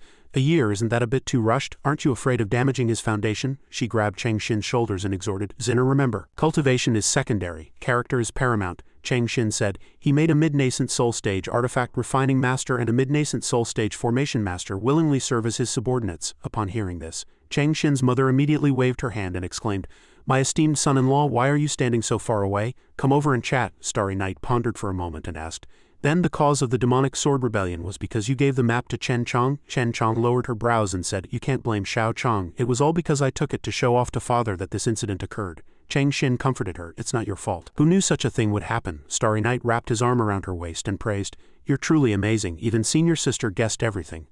Lu Tianyin said with cat-like eyes, back then I only said that to deal with Cheng Xin's threat and put your mind at ease. I didn't expect to see you two so close, turns out I was overthinking it. Cheng Xin turned and explained, senior sister, you misunderstood, we were just in an adversarial relationship then. Starry Night nodded, exactly. Cheng Xin hadn't finished. It was only after the arranged marriage was broken that we became inseparable. Starry Night's heart skipped a beat and he retorted, no. Cheng Xin's mother asked with a smile, Zinner, you haven't introduced this young lady to mother yet. Cheng Xin pointed at Lu Tianyin and said, as you can see, she's the big mountain standing in my daughter's way. As soon as she finished speaking, Lu Tianyin punched Cheng Xin. Chen Chong breathed a sigh of relief, saying, that's wonderful. I was worried that Xiao Cheng would be down in the dumps because of our situation. Starry Night extended his hand and asked presumptuously, are both your memories complete? Looking back on your lives, is there any period you can't remember at all? Chen Chong pondered for a moment. No. Remember everything very clearly. Cheng Xin's mother also said, I don't feel any part of my memory is missing. Starry Night was puzzled. Then that's strange. No matter how much the divine soul information in the flesh and bones is amplified, it can't be as complete as the original divine soul. There would definitely be memory loss. Lu Tianyin said, could it be that Junior Brother's essence blood supplemented the missing parts? Starry Night still found it hard to believe. How is that possible? Assuming that evil cultivator used their divine souls when refining you? Starry Night scratched his head in confusion. Are there outsiders' divine souls inside? Impossible. I wouldn't have failed to detect it, would I? And their divine soul level doesn't surpass mine. Lu Tianyin asked, then is there anything in your body that your divine sense cannot detect? Hearing this, Starry Night suddenly remembered, cannot detect with divine sense? If I exclude the system, could it be? The pseudo-system spirit asked, what's wrong? Starry Night said, I want to create a virtual clone that doesn't contain the blood fiend yin evil bead and then perform the experiment again. Blood dripped. Starry Night looked at the virtual clone, still unable to understand. Without the blood fiend yin evil bead in the body, neither of them was resurrected. Could it be that there were truly two divine souls inside? But why? Finally he understood and said with a pale face, So that's how it is? That's what happened. I was completely led by the nose. That soul-refining array set up by the evil cultivator lasted for over 10 years. If he really collected the divine souls of so many nascent soul-stage cultivators who perished in the demonic sword rebellion, then the spatial barrier would have long been broken. So I ruled out his involvement with the demonic sword rebellion. It seems he didn't fail to use those divine souls but instead integrated them all into the blood fiend yin evil bead. Starry Night broke out in a cold sweat, his mood also heavy and a little confused, but to secretly collect divine souls he must have deployed in advance. In other words, the demonic sword rebellion probably has something to do with that evil cultivator. Why would he go to such lengths to make Chang Xin cause the demonic sword rebellion? Starry Night scratched his head in frustration. Damn it, too many things don't make sense. He reached out for help. Lu Tianyan asked, "You mean you're sure that evil cultivator is the mastermind behind all this, but you can't guess what he wanted to achieve by using Chang Xin?" Chang Xin said, "Is it necessary to know?" "He's already dead anyway," Starry Night affirmed. "No, precisely because he's already dead it's even more necessary to know." Chang Xin let out a surprised "Ha," Starry Night thought. The prerequisite for using the blood fiend yin evil bead is that it must be an item of yin and evil. He even prioritized perfecting the yin evil bead over entering the spirit transformation cave mansion. It's hard not to suspect that his death was also a part of his plan. He spoke. "In short, I feel that even though he's dead it's highly possible he might be resurrected through some method we don't know.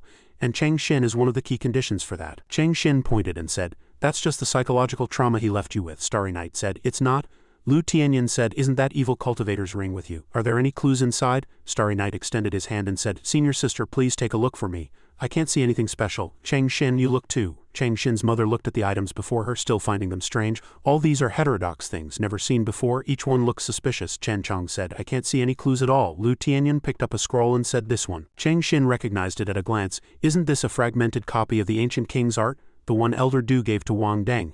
Lu Tianyan could also sense that although it was just a fragment, this cultivation method was of a very high level, likely reaching heaven grade. Chang Xin asked in surprise, "How can you tell that? The cultivation method is severely incomplete. How can you determine its grade?" Lu Tianyan said calmly, "Just by experience. I'm not sure if it's intuition." Chang Xin was stunned. "What's that supposed to be?" Starry Night picked up the ancient king's art and said, "All right, I believe senior sister's judgment." He called the system and asked, "System, can the deduction platform deduce and complete cultivation methods?" The pseudo-system spirit replied, "Cultivation method deduction requires the host to reach the nascent soul stage and unlock the comprehension of laws to proceed." Starry Night then asked, "What if I use the cultivation method quick pass ticket I drew before?" The pseudo-system spirit replied, "You can. The quick pass ticket cannot be used on the Omni deduction platform because of insufficient divine sense." The pseudo-system spirit warned, "Stop trying to exploit system bugs. Host, your divine sense absolutely cannot spontaneously virtualize system items." Starry Night impatiently cursed. "Damn it," he asked directly, "can I use it outside then?" Ding, quick pass ticket used. An interface appeared before Starry Night. He clicked on the secret manual. "Please place the cultivation method to be used in the scan area." Starry Night placed the ancient king's art inside. Scan complete. Ancient King's Art, Heaven Grade Low Tier Cultivation Method. Starry Night thought in surprise. Senior sister was right, it really is Heaven Grade. Cultivation Method content missing. "Do you wish to complete it?" Starry Night asked to complete. The pseudo-system spirit explained, "For high-level cultivation methods, completion requires one full quick pass ticket and no further functional improvements can be made. Are you sure you want to complete it?" Starry Night confirmed without thinking. Ding, completion commencing. Please do not move the cultivation method. A surge of powerful energy suddenly erupted within Starry Night, deducing and continuing to write the subsequent developments of the ancient king's art. Chang Xin said in disbelief, How is this possible? He's actually deducing and completing a heaven-grade cultivation method on his own." Chen Chong also asked in disbelief, "Is he just making it up?" Lu Tianyan said seriously, "No, this subsequent part, the power of laws, is perfectly consistent with the original." Sun Sighting felt the power strengthening again and said worriedly, "Again? Young master, if you keep this up, this old man can't take it anymore." Deduction progress 70, deduction progress 85, deduction progress 95. Chang Xin's mother leaned into her ear and whispered, "Zinner, listen to your mother, you must capture that man, no, you must get him." Chang Xin remained silent. Ding. Deduction complete, Ancient King's Art fully perfected. Starry Night picked up the Ancient King's Art and said, "Come everyone, see if you can find Elder Du's conspiracy within this." Chang Xin's mother asked in surprise, "You're just showing us a heaven-grade cultivation method like that?" Starry Night was stunned for a moment. "What else, do you want me to recite it alone?" Chang Xin's mother hummed in reply, "That's not what I meant." Chen Chong extended her hand and said, I want to see. "I never thought I'd see a heaven-grade cultivation method in my lifetime," Starry Night said. "It's not in your lifetime." An hour later, everyone gathered around to read the Ancient King's Art. Lu Tianyan frowned slightly and called out, "Junior brother, part of this cultivation method is..." Starry Night hummed in reply, "Senior sister was right again. With this, all the fragments are collected." Chen Chong started crying again after reading it. Heart-devouring GU. So I was being used from the start, and the demonic sword rebellion wasn't because of me and Xiao Cheng. The formation suddenly vibrated violently. Starry Night had no choice but to teleport outside. Sun Sighting and Lin Ziyuan turned and called out, "Master, young master, what happened?" Lin Ziyuan replied, "The Imperial family and Myriad Forms Gate are jointly attacking the Qingyun sect's protective formation." Starry Night asked in surprise. "What?" Sun Sighting continued. "And Elder Diao just arrived, saying he has something important to ask you to come to the sect's forbidden area." Outside, the Imperial family's flying boat had arrived. Cheng Li looked down at the Qingyun sect's grand formation from above, and Luo Sheng flew over, saying calmly, "Why all this fighting as soon as I arrive? Everyone, calm down and let's talk." Several soldiers said with flushed faces, Yes, we should talk." Shang Shang, King Zhenbei of Konglan Kingdom mid-nascent soul stage, said sternly, "Put away your charm spell, Luo Sheng. Do you intend to meddle in our dispute with Qingyun sect?" Luo Sheng chuckled, "Oh, don't misunderstand, I'm just bringing my disciple here as a guest." She finished speaking and flew away. "I'm leaving first. Qingshan, you can do it." Qingshan, with his hands behind his back, asked, "Gate Master Li and fellow Taoists of the Imperial family, what is the meaning of this?" Cheng Li frowned and said loudly, "Qingshan, you old scoundrel, how dare you ask me what I mean?" he said indignantly. "You ruined our alliance with the Imperial family, then sent your direct disciple Starry Night to loot my sect's treasury, snatched my daughter Cheng Xin, and colluded with Lin Ziyuan, who murdered the former Gate Master of Myriad Forms Gate, to plot against the Fifth Prince. And the Imperial family Taoists and I are here to ask you what you mean."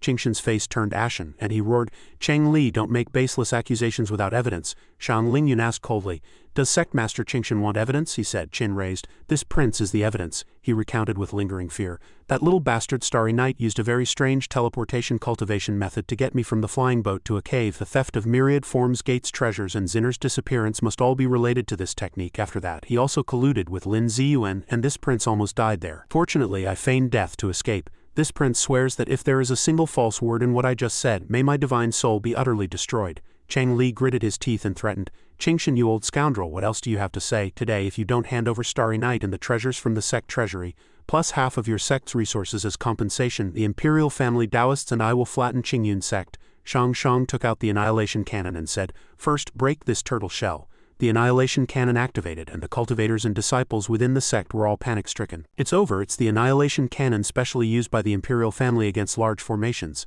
Heavens, that's a quasi-heaven-grade artifact from ancient times. I can't believe it's being used against us." Shang Shang clenched his hands and ordered the cannon to fire. The Annihilation Cannon fired with astonishing power. Qingshan resisted with all his might, saying, "How dare you!" The Annihilation Cannon struck and Qingshan spat blood. Several elders cried out in worry. "Sect Master." Qingshan wiped the blood from the corner of his mouth and forced himself to say, "I'm fine." Shang Shang looked down and said coldly, "To protect the sect's grand formation, he actually took a direct hit from the Annihilation Cannon. Sect Master Qingshan truly possesses extraordinary courage, but this cannonball only used 50 of its power." He raised his hand and cast the Extreme Destruction spell, saying, "This time it's enhanced to 100. What do you intend to use to counter it?" Qingshan sternly unleashed his spiritual energy, determined to fight to the death. "Elder Guanzhou, if the formation is breached, I and the other nascent soul elders will tie them down. You are responsible for evacuating all inner disciples, and you must escort little friend Starry Night to safety. As long as he remains, Qingyun sect will not fall," Wang Guanzhou sharply ordered. "You young brats here. This no longer concerns you. Return to the sect plaza and gather." Sect Master led them away. "One elder is enough, I don't want any more trouble. I will stay here as the vanguard." Qingshan turned back, exclaiming in surprise, "Elder Guanzhou, you command all cultivators above the Golden Core stage to follow me and protect the Grand Formation." All cultivators stood together, forming a sturdy shield to resist. Wang Guanzhou loudly said, "Whoever fears death, be gone." The rest of the disciples formed the Qingyun Soaring Heavens Array. All cultivators joined hands, solemnly vowing to defend the sect to the death. Cheng Li looked down at the Qingyun Lingshao Array, thinking proudly, "A bunch of fools, they don't understand the power of the Extreme Destruction Cannon at all. The first shot wasn't 50 power, it was only 10. See, a single shot will heavily injure you all, the next shot will break your protective grand formation, and then Qingyun sect will become history." The Extreme Destruction Cannon fired again with doubled power. Cheng Li's ambition was undisguised as he said, "My Myriad Forms Gate will become the head of the 3 sects and 4 gates." Before the Extreme Destruction Cannon could strike, Starry Night appeared out of nowhere, blocking it. He angrily extended his hand and said, "Stop firing cannons at other people's sect gates." In Creation Points 386, the Extreme Destruction Cannon immediately changed direction, astonishing both Shang Shang and Cheng Li. "What?" The Extreme Destruction Cannon destroyed the warship's protective shield, causing the warship to shatter and fall. Then the Extreme Destruction Cannon fired again, destroying the Extreme Destruction Cannon itself. Several soldiers cried out in horror. Heavens, it's the extreme destruction cannon. The extreme destruction cannon has been destroyed. The warship plunged into the sea. Starry Night looked on from this side very calmly. Meanwhile, Qingshan and the others wore solemn expressions, and the cultivators on this side were also dumbfounded, cursing holy crap. How was the extreme destruction cannon's attack reflected? I was even prepared to die. What's happening now? Is this some kind of internal team-building activity for the sect's high-level members acting for us? An iron chain appeared from nowhere, binding Starry Night. Cheng Li clutched his head, remembering something, and cried out in alarm, "Not good, little friend is still outside the protective grand formation." Cheng Li and Shang Shang exerted force and flew over. One tightly gripped the iron chain while the other took out his sword intending to kill. He cried out, "It's you again, you little bastard. You've repeatedly ruined this gate master's plans, and you even dared to use demonic arts to destroy my imperial family's inherited magic treasure." Cheng Li unleashed the sky-splitting myriad blades art, and Shang Shang simultaneously unleashed the Kanglan heaven-shattering art. Shang Lingyun knelt on one knee, roaring angrily, "Fools, don't use those petty tricks." A hand appeared before Starry Night, blocking all attacks, then reflecting them back at the warship. Another warship plunged into the sea. Cheng Li was stunned, cursing, "Damn it, even our attacks were diverted." Shang Shang angrily asked, "How on earth did he do that?" Shang Lingyun stood up and ordered, "Jiesha Fleet. Jiesha Fleet, listen up, maximize defensive formations, arrange yourselves in a column. All personnel evacuate, activate automatic patrol mode and full-speed ram into Qingyun Sect's protective grand formation." Two warships activated their defenses and accelerated, ramming towards Qingyun Sect. Shang Shang teleported to his side and asked, "Shang Lingyun, are you mad?" Shang Lingyun solemnly called out, "Uncle, we have no retreat now." This deployment of troops and use of the extreme destruction cannon were done without informing the Heavenly Observation Bureau. Today the Suisha warship has been sunk and the extreme destruction cannon is damaged. If we return empty-handed, the imperial family's dignity will be completely lost, and we will not escape blame. Only by fighting to the death, sacrificing the remaining two warships to tear apart Qingyun Sect's grand formation, will you and I have a chance to atone for our actions and achieve merit. Shang Shang turned to Cheng Li and called out, "Watch that brat, don't let him use that strange ability again." Cheng Li replied, "Don't worry, he won't escape." The myriad form seat specifically counters spatial divine abilities. Two warships arrived in an instant. Everyone resisted together, but it was futile. The imperial family had truly gone mad at such close range. They couldn't stop them at all. The formations on those two warships were also very advanced. Several disciples gripped their swords, their hearts unsettlingly thinking, "Isn't this just an internal team-building activity for the sect? Why are they playing so hard?" Qingshan turned back, his heart filled with terror. "Damn it, under such an impact the grand formation will be difficult to maintain. All disciples of the sect heed my command. Prepare to face the enemy when the grand formation shatters." An old man appeared from nowhere, calmly uttering a few words. Limitless sword domain.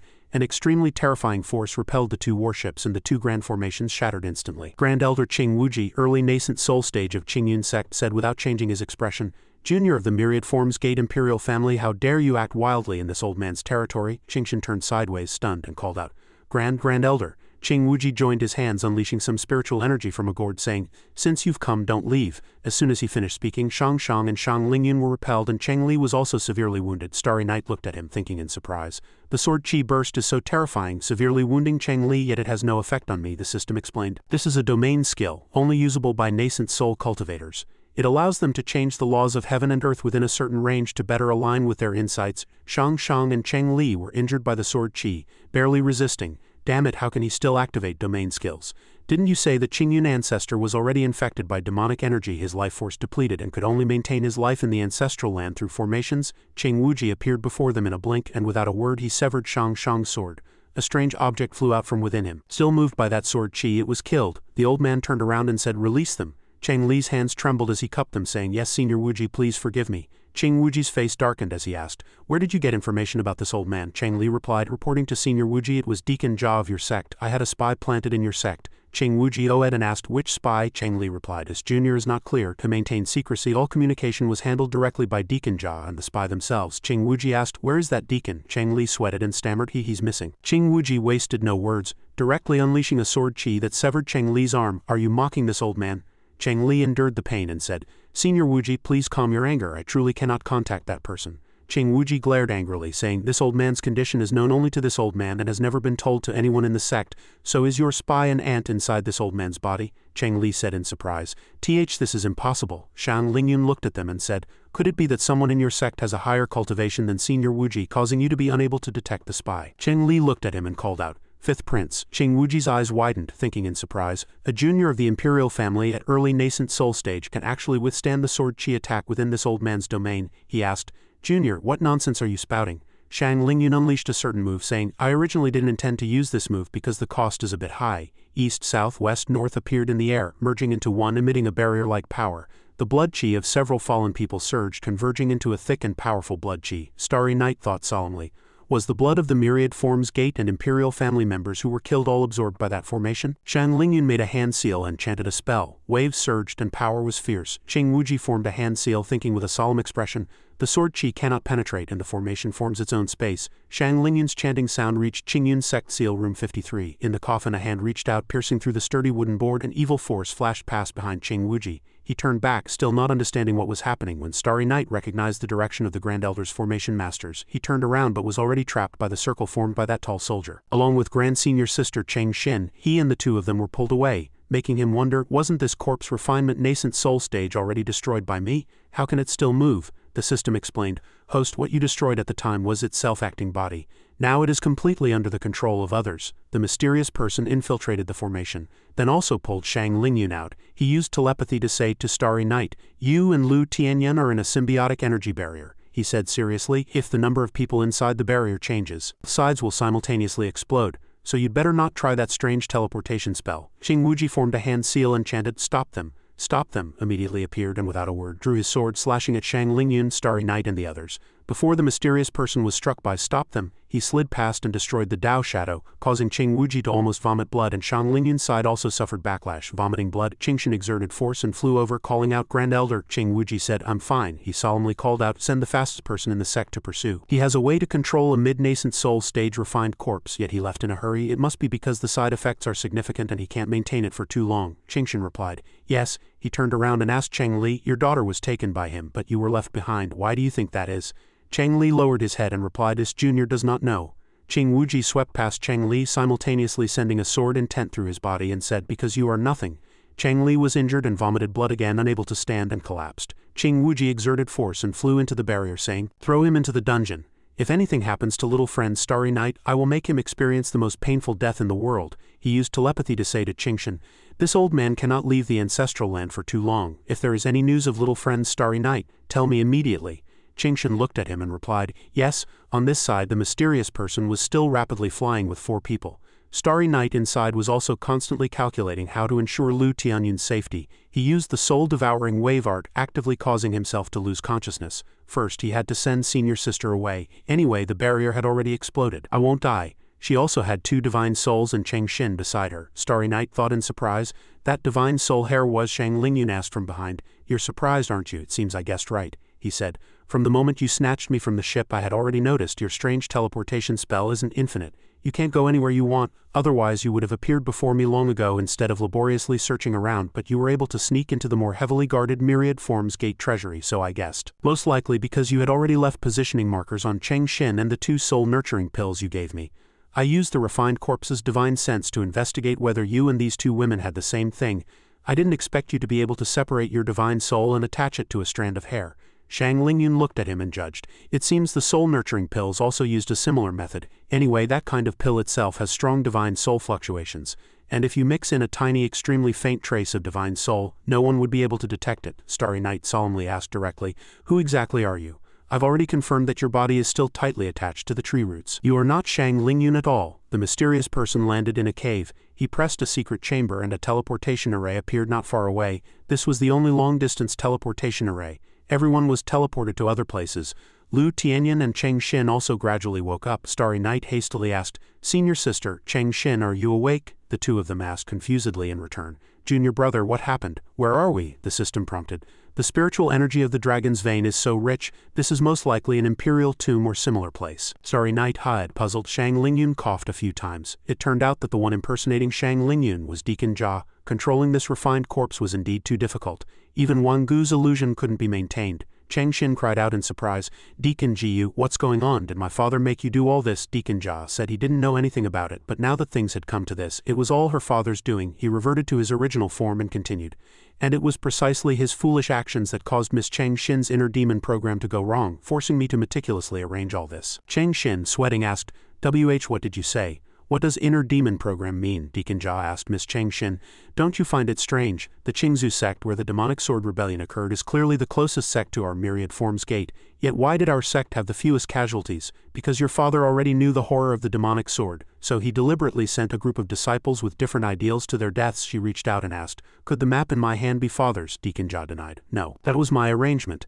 Even leading the Qingzu sect into crippling debt was my doing. Cheng Xin was devastated. Why did you do this? Didn't you always say you were grateful for my maternal grandfather's life-saving grace? That you were willing to die for the Cheng family? Were all the memories of Uncle Jia who cared for and looked after me just an act? Deacon Jia frankly said, it wasn't an act. I am truly grateful to the former gate master. Not only did he save my life, but in a world where only strength is valued, he appointed me, who was only at early golden core stage at the time, to an important position like Deacon of Myriad Forms Gate, despite everyone's objections. But unfortunately, he was killed by your father.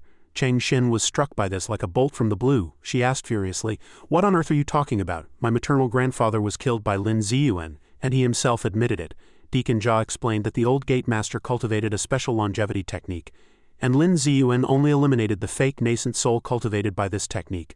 The old gate master's true nascent soul was teleported to a secret chamber in Myriad Forms Gate. Unfortunately, the first person he met was her father, his most trusted disciple. Deacon Jia said that the old gate master told her father all the ins and outs of the matter, and ordered him to assist in finding materials to help him remold his body.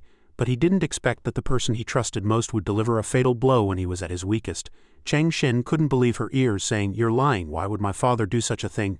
Deacon Jia said that the old gate master wanted to pass on the position of the next gate master to his daughter. His plan was to make Cheng Li a sharp sword in his daughter's hand, helping her consolidate her position as gate master. But Cheng Li didn't think so. He wanted Myriad Forms Gate, and he also wanted her mother. Thus the old gate master became the biggest obstacle in his plans. Starry Night asked in confusion, why do you know so much detail? Deacon Jia lowered his eyes and replied, because this information was exchanged for Cheng Xin's mother's life. Cheng Xin asked in surprise. What? Deacon Jia said that after the old gate master's mysterious death, her mother was heartbroken. Cheng Li cared for her meticulously, and her mother gradually developed feelings for him. The two successfully married, and he also took the position of the current gate master as the old gate master's direct disciple and son-in-law. But your mother never gave up investigating the truth behind the old gate master's mysterious death. Cheng Li originally didn't care, believing that no one could uncover the truth, and even when Lin Ziyuan came to Myriad Forms Gate looking for a treasure map, he made him work for Myriad Forms Gate for 60 years for nothing. After using Lin Ziyuan, Cheng Li made him bear the blame for killing the old gate master. But unexpectedly, to investigate the truth, her mother invited the pavilion master of the Pavilion of Heavenly Secrets, but the pavilion master required her mother to complete some tasks before taking action. Her mother told Cheng Li all these tasks, and Cheng Li, learning of the pavilion master's involvement, worried that the truth would be exposed. After hearing the requirements, he was relieved instead. He thought her mother wouldn't complete them, but despite her father's secret obstruction, her mother still completed those almost impossible requirements within 50 years until the very last one. It required sacrificing a direct descendant with a blood relation to the old gate master to achieve. Her mother hesitated for a long time and finally chose to give up. She didn't want to harm her loved ones and clearly expressed her thoughts to her father, but Cheng Li was very panicked. Perhaps that beast thought this last condition was the easiest to fulfill, which kept him sleepless for days, until the demonic sword rebellion broke out. He couldn't miss this once-in-a-lifetime opportunity. Deacon Jia asked the young lady if she still remembered why she appeared at Qingzu sect at that time. Cheng Xin, upon hearing the news back then, urgently asked, what? You said something happened to Qingzu sect? Alright, I'll send someone to check, Deacon Jia said. As long as you go to Qingzu sect, it will be easy to get your mother there too. He learned about the danger of the demonic sword from the old gate master's words, and afterward things went as he wished. He used the demonic sword rebellion to eliminate his opponents and your mother. You have already given up searching for the truth. Cheng Xin frowned and asked, then how do you know all these things? Deacon Jia continued. After your mother passed away, an envoy from the Pavilion of Heavenly Secrets came to me. I don't know what arrangements your mother made with the pavilion master. In any case, she used her accidental death to fulfill the last condition the pavilion master required. Cheng Xin grew more confused. Why would the people from the Pavilion of Heavenly Secrets tell you? Deacon Jia said. I asked the envoy the same question, the person replied. Because I once promised Cheng Lingwu Niang that if she completed the last condition with her death, I would reveal the truth to the most suitable person. Lu Tianyan reached out and said, the most suitable person, that should be Cheng Yan or Cheng Xin. Why would it be you? Deacon Jia said. I was also very confused at the time. Although I really wanted to avenge the old gate master and madam, my talent was too poor, and my cultivation was stuck at the golden core stage, unable to advance further. he said. Moreover, I was already under the control of Elder Du's GU worm, Cheng Xin said in surprise. What? You were Elder Du's person? How come I never heard him mention it? Deacon Jia said unhesitatingly. Because his purpose in controlling me was to monitor the young lady. Young lady, do you remember when you were 10 years old and suffered a mishap, were attacked by a demon beast, fell into a deep valley, and were finally rescued by Elder Du? With Elder Du's personality, he should have extracted your soul for refinement at that time, but one thing changed his mind. Your body was actually able to withstand the heart demon GU. Deacon Jia asked if you knew that Elder Du had a cultivation technique called the Ancient King's Art. This technique is mainly divided into 2 parts and requires multiple people to complete it together. The cultivation part passed on to the 5th prince Wang Dang is to create a GU king, while the part the young lady cultivated is to create a GU queen. He explained that once the GU king and GU queen are formed, they only need to devour the other half to complete the final evolution. Cheng Xin frowned. But I haven't cultivated the Ancient King's Art at all. Deacon Jia further revealed that because the cultivation method for the GU queen is different from that of the GU king, the GU king requires 81 male cultivators to actively cultivate it, forming a natal GU in their bodies, ultimately sacrificing all cultivators, leaving only one person as the host of the GU king. The GU queen, however, first only needs to implant a GU worm called the heart demon GU in the host body. Afterward, 3 heart demons must appear in sequence, for friends, for lovers, and for family. Only then can the heart demon GU transform into a complete GU queen. The host must be female, and the requirements for mental fortitude are extremely strict. All the female cultivators Elder Du found previously, regardless of their cultivation level, after being implanted with the heart demon GU, suffered shattered seas of consciousness and became idiotic and deranged. Elder Du had originally planned to give up until he met the young lady, never expecting that the young lady could actually withstand the heart demon GU. Cheng Xin wondered. How could I be completely unaware of this? Deacon Jia replied. Because you were severely injured and unconscious when he implanted the GU worm in you. When you woke up, you showed no signs of mental abnormality, and Elder Du was overjoyed, so he lied that he had saved you. Cheng Xin's emotions were in turmoil, her voice shaky as she said, Heart demon GU, 3 heart demons, and because of this you actually caused the demonic sword rebellion. You killed Chen Chong, you killed my mother and countless innocent lives, Deacon Jia said. I suspect the demonic sword rebellion was originally another one of Elder Du's schemes, and having your heart demon GU evolve was merely a side benefit. Moreover, in the initial plan, Elder Du only intended for you to generate a heart demon due to the death of your friend Chen Chong, because if 2 heart demons were to appear simultaneously, the host might not be able to bear it and would suffer a mental breakdown, affecting the evolution process of the heart demon GU. Cheng Xin asked in utter despair. Why are you only telling me these things now? Elder Du is dead. What do you intend to do by bringing us here? Starry Night impatiently said. Exactly. And I don't believe with that evil cultivator's personality he would tell you the details of his plan, Deacon Jia said. Actually, I didn't know what was happening at first. Elder Du planted a GU worm called the slave GU in me just to make me monitor the young lady and the 5th prince. And it was precisely because of the slave GU that I immediately sensed his death. I had learned an evil art from him that can extract memories from the flesh, blood, and divine soul of deceased cultivators, which I happened to apply to him. It was through this that I learned many confidential pieces of information, including the entire content of the Ancient King's Art and many techniques Elder Du had once learned. Elder Du also planned to eventually kill the 5th prince and replace him as the host of the GU king, completing the entire cultivation technique. It's just a shame he's already dead. That opportunity to ascend to the heavens now belongs to me, he said. Indeed, I must thank young friend Starry Night for severely wounding the 5th prince. Otherwise it would be truly difficult for me to become the new host of the GU king. He clasped his hands, saying with delight, Now only the final step remains. Chang Li originally messed up the plan. It was almost impossible for the young lady to fall in love with someone again. But young friend Starry Night is indeed a very special person. Your appearance broke this deadlock, Cheng Xin said frankly. It's a pity, I only have a little fondness for him. It cannot be called true love. Deacon Jia didn't mind. As long as the seed is planted, there will always be a way for it to take root, sprout, and blossom. He put his hands together and chanted the heart demon dream art, and a surge of power erupted from Cheng Xin's forehead. Her power also suddenly surged, surprising both Starry Night and Lu Tianyan. What? Lu Tianyan was teleported elsewhere in the blink of an eye. She was stunned for a moment, then looked around blankly. Where is this? Was I teleported here? Deacon Jia walked out from behind and explained, This is an illusion created by the heart demon GU.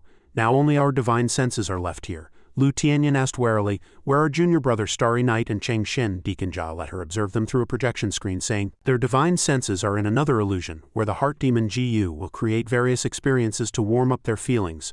Once the young lady deeply falls in love with Starry Night, unable to extricate herself, that will be the moment of Starry Night's tragic death. The young lady will be immersed in pain and self-blame until a heart demon appears, and then the heart demon in the illusion will map to reality. thus upgrading the heart demon GU into a GU queen. Using this method to induce the birth of a heart demon does carry some risk, and even if successful, the effect will be greatly diminished, but I have no other choice. That Starry Night's progress is too terrifying. I'm afraid in another year and a half this old man won't even have a chance to act. Starry Night, still inside the system, also looked at himself and Cheng Xin and sighed. How dangerous. Fortunately, I reacted quickly and transferred most of my divine sense to the Omni-Deduction platform. The system displayed that with the strength of the host's divine soul, even if fully immersed in the illusion, he wouldn't get lost, Starry Night said. After all, this is a heaven-grade technique. One can't be too careless. He put his hands together and said with interest, the information I needed is almost all in hand. Then it's time to turn from prey into predator. Heart Demon Dream Art. In the illusion, he had progressed to the point of discussing marriage with Cheng Xin. Deacon Jia laughed heartily, satisfied. Things are moving quickly. It's already the wedding night. What? Suddenly, Lu Tianyin descended from the sky, kicking open the door. She grabbed Cheng Xin's collar and coldly warned, you dare to touch the man of me, Qingyun sect senior disciple, do you have a death wish? Starry Night cried out. Honey, she forced me. Lu Tianyin froze outside while Deacon Jia was so scared his glasses shattered. Cheng Xin knelt down pulling out a money pouch. I really only have this much money, please spare me. Lu Tianyin took the money and also ordered, go get a naked loan or I'll sell you to a brothel. After that, Cheng Xin's fate was to become a street beggar. Heart Demon Starry Night also appeared, filled with resentment. Hate, I hate it so much, damn Starry Night, I will tear you to pieces, I must kill you. Something seemed to have shattered. After checking, Deacon Jia confirmed that it was successful. The illusion collapsed, proving that the Heart Demon GU had met the conditions for advancement. Cheng Xin looked at Starry Night and Lu Tianyin. Deacon Jia, seeing this, spoke first. Don't worry, they've only suffered damage to their divine senses, they won't die. Cheng Xin didn't mean that. She pointed at the old man and asked, then can you help me kill that pair of dogs? Deacon Jia said, sweating. Ah no, all those things only happened in the illusion, Cheng Xin stubbornly said, but I feel they would do it in real life too. Deacon Jia took out the demon GU and said, alright, it's time for the final step. He made hand seals and chanted a spell, causing the GU King to fly towards Cheng Xin. This formation can condense air, increasing the success rate of the GU King and GU Queen fusing. Cheng Xin looked at the GU King, clutching her head in pain. The three heart demons simultaneously flew out from within her body and merged with the GU King. The GU King can summon the Heart Demon GU, and at this moment, the three heart demons will directly materialize, encasing the larval Heart Demon GU, causing it to enter a pupal state, and then rapidly advance to become the GU Queen. Cheng Xin asked, if the GU King devours the GU Queen, what about me? Deacon Jia replied that once the GU King and GU Queen die, the host will also die. Cheng Xin's eyes were filled with sorrow, and she suggested, after I die, Cheng Li is yours to deal with, please let my brother go. Deacon Jia listened, then told her a story. Young lady, did you know, I used to be the head of a small sect. Because I offended a group of evil cultivators, my entire sect was wiped out. The old gate master, seeing the injustice, killed all those evil cultivators and brought me, who was barely alive at the time, back to Myriad Forms Gate for treatment. After regaining consciousness, the first person I saw was your mother. She said she needed me to confirm if that group of evil cultivators had been completely eradicated, and then I found one missing. That person killed my wife and children right before my eyes. I stayed in Myriad Forms Gate, needing its network. I had to find him and tear him to pieces. I became an outer affairs deacon of Myriad Forms Gate, specifically running errands afterward to gather more information. I climbed step by step, eventually becoming the general manager of Myriad Forms Gate. Originally, only nascent soul stage cultivators were qualified for this position. One day your mother found me and took me to a secret dungeon in Myriad Forms Gate. There imprisoned was the enemy who killed my wife and children, whom I had searched for over 10 years. He was already dead, to be precise. The old gate master had killed all of them from the very beginning. Deacon Jia said sadly that she saw I had no desire to live at the time, so she deliberately concealed a corpse, which happened to be the person I wanted to kill most. I asked her why she didn't tell me earlier. Cheng Xin's mother looked at him calmly and said, before I didn't want an innocent passerby to die in vain. Now I want my confidant to live more freely. The GU King devours the two heart demons. Deacon Jia felt disappointed in himself and said, the old sect master saved me once and your mother saved me twice, yet faced with their demise I was powerless. Deacon Jia then brought up the ancient king's art, saying, I don't want to experience something like that again. Cheng Xin sensed something and exclaimed, wait, are you? Deacon Jia looked at the inner demon and the GU King, saying, the ancient king's art has two cultivation paths. It's not just the GU King that can devour the GU Queen. The GU Queen can also devour the GU King. Cheng Xin asked in surprise. What? The GU King was controlled. Deacon Jia trembled, tightly clutching the GU King, and said, the rest of the path is up to you. Uncle GU can only accompany you this far. Wenwen, Xiaogua, and everyone in the sect, I'm sorry to have kept you waiting. Starry Night, playing the director, suddenly shouted, cut, he said with satisfaction. See, this is what a veteran actor is called. This is a veteran actor. Deacon Jia looked at everything before him, realizing it was all just an illusion, and was stunned. What? He looked at Starry Night in disbelief. Is this still an illusion? How is that possible? Starry Night took off his hat and headphones and explained. The level of illusion created by the Heart Demon GU depends on the spiritual sense strength of the caster. Unfortunately, My spiritual sense is just a little bit stronger than yours. Deacon Jia frowned and said, That's impossible. Where did you learn the ancient king's art? Cheng Xin raised her hand and explained that he had deduced the entire cultivation method from a fragmented copy of the ancient king's art. Deacon Jia exclaimed in surprise. Ha, Starry Night complained. Old man, you really are something, not learning anything good, but instead playing this trick of turning bad guys into good guys for a show. If senior sister hadn't told me to observe a little longer, I would have almost accidentally injured my own people. Lu Tianyan continued seriously. Moreover, put yourself in their shoes. If the old sect master and Cheng Xin's mother sacrificed their lives to save you, would you be content? Deacon Jia lowered his head and said with a troubled expression, Even if I'm not content, there's nothing I can do because we can't delay any longer. He then said to Starry Night, Young friend Starry Night, you have already seen the complete ancient king's art, so you must be very clear. The heart demon GU and the GU king in my body are two different things. If the GU king can continuously provide essence blood to the cultivator, there will be no side effects and it will even aid cultivation. But the host of the heart demon GU will become a constitution extremely prone to inner demons. Once parasitized, it will be plagued by inner demons their entire life. Moreover, when the GU dies, the host also dies. Only by completing the ancient king's art can Miss avoid this fate. Starry Night asked Deacon Jia if he could elaborate on the content of the ancient king's art he learned from Elder Du, such as previous cultivators' experiences, precautions, or similar annotations. Deacon Jia sighed. Since things have come to this, there's nothing to hide. At dawn, Deacon Jia revealed many truths. Starry Night stroked his chin, pondering, That makes it clearer. Although I've perfected the entire cultivation method, I haven't actually cultivated it once, so some details are still unclear. Lu Tianyan folded her arms and said, If the content of the cultivation method is all fake, then what's the point of asking all this? Starry Night said, We can still trust the parts where Deacon Jia didn't follow the content. Deacon Jia called out anxiously, Wait, what content is fake? Cheng Xin explained to Uncle Jiyu. You were manipulated by Elder Du. The information recorded in his bones, blood, and divine soul is not the true ancient king's art at all. Deacon Jia asked in surprise. What? Starry Night raised his hand and said, That's right, he had already anticipated that you would use that method to search for his soul after his death. Deacon Jia was half skeptical. How could that be? He had already implanted a slave GU in me. If he wanted me to do something, he could just give a direct order. Was it necessary to painstakingly set up such a trap? Lu Tianyan said, The slave GU could only control you while he was alive, but this was an insurance measure he designed for himself to complete his plan even after death. Deacon Jia asked, confused. Elder Du's peak cultivation was only at the nascent soul stage. How could he modify a heaven-grade cultivation method? Starry Night replied. He didn't modify the content of the cultivation method, but rather its effects and purpose, Deacon Jia asked in surprise. What? Starry Night said. After the GU king is born, as long as its host is killed, and then, following the method recorded in the cultivation method, you can replace the original host just as you did to the fifth prince. His eyes grew dangerous, and he continued, You think you're doing what Elder Du did, but you won't be like him. You won't control the GU king to devour the GU queen, sacrificing yourself to complete the plan to save Cheng Xin. Deacon Jia asked doubtfully, Is there a problem? Starry Night asked Deacon Jia. Don't you know, in all insect species that form social groups, their social structure is generally matriarchal. In the ancient king's art, there's no such thing as the GU king devouring the GU queen, Deacon Jia asked blankly. What? Starry Night calmly revealed more truth.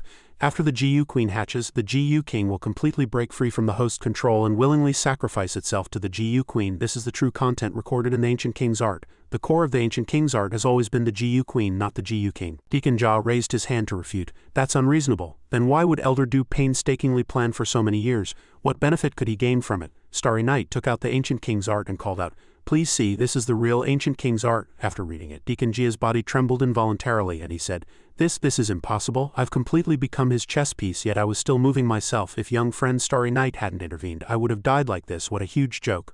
Not to mention repaying the Cheng family. And I have become their greatest sinner. Cheng Xin held his hand and comforted him. Uncle Jiyu, you can't be blamed for this. No one could have imagined he would use his own death to set a trap. Starry Night still harbored some fear of his methods, thinking, I knew it. How could a demon with billions of yin virtue be so easily dealt with by me? This old fox is too cunning. If I hadn't cheated and completed the ancient king's art, the consequences would have been unimaginable. Deacon Jia asked worriedly. What do we do now? Miss has already generated the final inner demon through this illusion. Once we leave the illusion, the GU queen will automatically begin to hatch, Starry Night said. It's alright, I've already taken control of that illusion midway. It was just meant to deceive you, so in reality no inner demon was produced, Deacon Jia said dejectedly. I knew it. How could the content have become so strange? Starry Night continued. Moreover, the other two inner demons in Cheng Xin have already been removed by me, Deacon Jia asked in surprise. What? He vaguely said, removed inner demons? How is that possible? Cheng Xin vouched that it was true. He even resurrected my mother and Chen Chang. Deacon Jia exclaimed excitedly. Miss, please don't joke like that. Cheng Xin confidently said it was all true. Uncle Ji-yu, they are now in the secret chamber of Qingyun Sect's formation hall. She smiled and said, Mother must also really want to see you. Deacon Ja was so excited he cried, saying, That's great, truly great. Mrs. Inner demons have been removed and Miss Ling is alive again. This is something I wouldn't even dare to dream of. He bowed his head to Starry Night and said, Young friend, thank you, truly thank you. Starry Night raised his hand and said, No need, no need. Deacon Ja pushed Chang Xin forward and said, Aside from having Miss offer herself, I truly don't know how else to repay young friend. Lu Tianyan blocked her mouth before she could finish, advising, Your calculations are so loud they're almost hitting my junior brother's face. She looked at Starry Night and asked, Isn't the most crucial problem still unresolved? Starry Night stroked his chin and said, That's right, as long as the heart demon Ji-yu isn't removed, Elder Du still has a chance to exploit it. Deacon Ja raised his hand and exclaimed, Wait, since young friend Starry Night has a way to remove the heart demon, isn't it better to maintain the current situation? If the demonic Ji-yu is removed, Miss will also die, Starry Night said seriously. Maintaining the current situation is not impossible, but Deacon Ji-yu, have you considered this situation? What if Elder Du prepared more than just you as an insurance measure? Starry Night then said. Besides, do you want your Miss to live under Elder Du's shadow her entire life? Deacon Ja asked helplessly. Then does young friend Starry Night have a method that satisfies both? Starry Night told everyone to wait for him here. He finished speaking and teleported away. Starry Night said blankly, What's going on, young friend? Starry Night's spiritual sense is completely gone. Has he already left the profound realm? He broke out in a cold sweat, thinking, Wait, does he want to take Zinner away? Lu Tianyan seemed to understand what he was thinking and said unhappily, What kind of person do you take my junior brother for? Chang Xin also assured, Starry Night wouldn't do something like that. Deacon Ja eyed in confusion and said, I didn't say anything, can you two read minds? Inside the system, the pseudo-system spirit asked the host what he wanted to do. Starry Night said, I plan to test all the annotations and taboos mentioned by Deacon Ji-yu one by one. Chang Xin called out to Lu Tianyan, I have something I want to ask you. She turned and asked her, What is it? Chang Xin seriously suggested, If Starry Night's plan has an unforeseen complication and I cannot commit suicide, please kill me if necessary. Deacon Ja exclaimed in surprise. Miss, Lu Tianyan closed her eyes slightly and said, I'm relieved to hear you say that. Chang Xin let out a confused ha. Lu Tianyan explained, I was worried you would commit suicide after coming out of the illusion. Chang Xin looked at her hand and admitted, The old me might have done that. Lu Tianyan coldly asked, The old you, when I learned the content of the ancient king's art, I should have attacked you. It seems we've both changed. Chang Xin clenched her hands and said, That's right. She asked herself, Is this the method that man used to discipline me? Lu Tianyan said, Hey, with a deadpan expression. Starry Night appeared at this moment and said, Sorry to have kept you waiting. He walked up to them and said, I've found a way, but I need everyone's cooperation. Deacon Ja agreed. All right, young friend, tell us. Starry Night called out to Chang Xin, I need you to enter the illusion one more time, and this time you need to truly create an inner demon. Chang Xin's eyes widened and she requested, Then please arrange a normal plot, all right? Starry Night agreed. No problem. He looked at Deacon Ja and said, Deacon Ji-yu, you need to temporarily leave the illusion. The old man agreed, all right. Starry Night sat behind the shield and called out, Open this light shield, otherwise we can't get out. Deacon Ja adjusted his glasses and said worriedly, If both of us leave, the heart demon Gu's illusion will also collapse. Starry Night smiled and said, It's all right, I've left a trace of spiritual sense there to maintain the illusion. Deacon Ja clasped his hands and sighed, to be able to use spiritual sense to this extent so freely. Young friend is too modest, this is more than just a little stronger than me. Lu Miao's inner demon appeared. Starry Night ordered Lu Miao to spit out the two previous inner demons. Lu Miao said, They're all eaten, how can I spit them out? Starry Night folded his arms and frowned. Stop pretending. I can still feel the killing intent of those two guys. Lu Miao flatly denied, I don't know what you're talking about.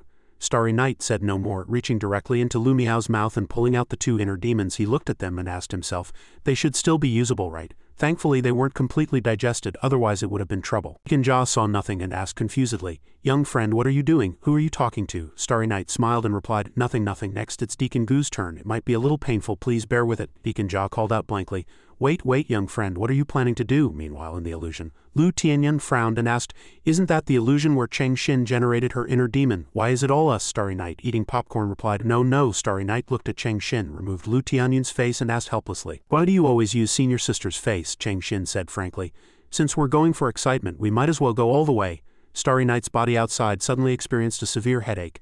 Deacon Ja looked at him and asked, What's wrong? Starry Night gasped. My spiritual sense in the illusion was almost destroyed by senior sister. Chang Xin's body suddenly erupted with terrifying power and several inner demons swarmed out. Lu Tianyan held her head and asked, Is this an illusion? Starry Night said casually. No, the third inner demon has been successfully produced. The ancient king's art, by successfully cultivating this method, can form a heart demon Ji-yu within the body. The heart demon Ji-yu avatar will fully synchronize with the cultivator's divine soul information, becoming an external manifestation. The essence of the heart demon Ji-yu avatar is an artificial inner demon. Even if the cultivator unfortunately dies, this avatar can exist independently. The avatar is in a dormant state in its early stages, and only when the larval heart demon GU completes its final evolution can the avatar's consciousness be awakened. Cultivating the heart demon GU requires finding a suitable host. Once the heart demon GU is successfully implanted, as long as the host produces 3 inner demons, for example, for their closest relatives, true love and confidence, the GU king will be born, and the heart demon GU will automatically upgrade to a GU queen. The power within Cheng Xin's body erupted, and Deacon Jia said in surprise. This is exactly as described in the ancient king's art completed by young friend Starry Night. The version I knew was indeed fake. The form of the GU queen appeared in the air. Lu Tianyan frowned and asked, "Is this the GU queen? I didn't expect it to be so large." The GU queen wriggled continuously. Something in Deacon Jia's hand also seemed to be trying to emerge. Finally, the GU king drilled out of his hand and then flew towards the GU queen. Starry Night asked blankly, "What happened?" Deacon Jia said the GU king was out of control, that the GU queen would summon the GU king and devour it to complete its final evolution. The host of the GU king would also be sacrificed along with the GU king, dying.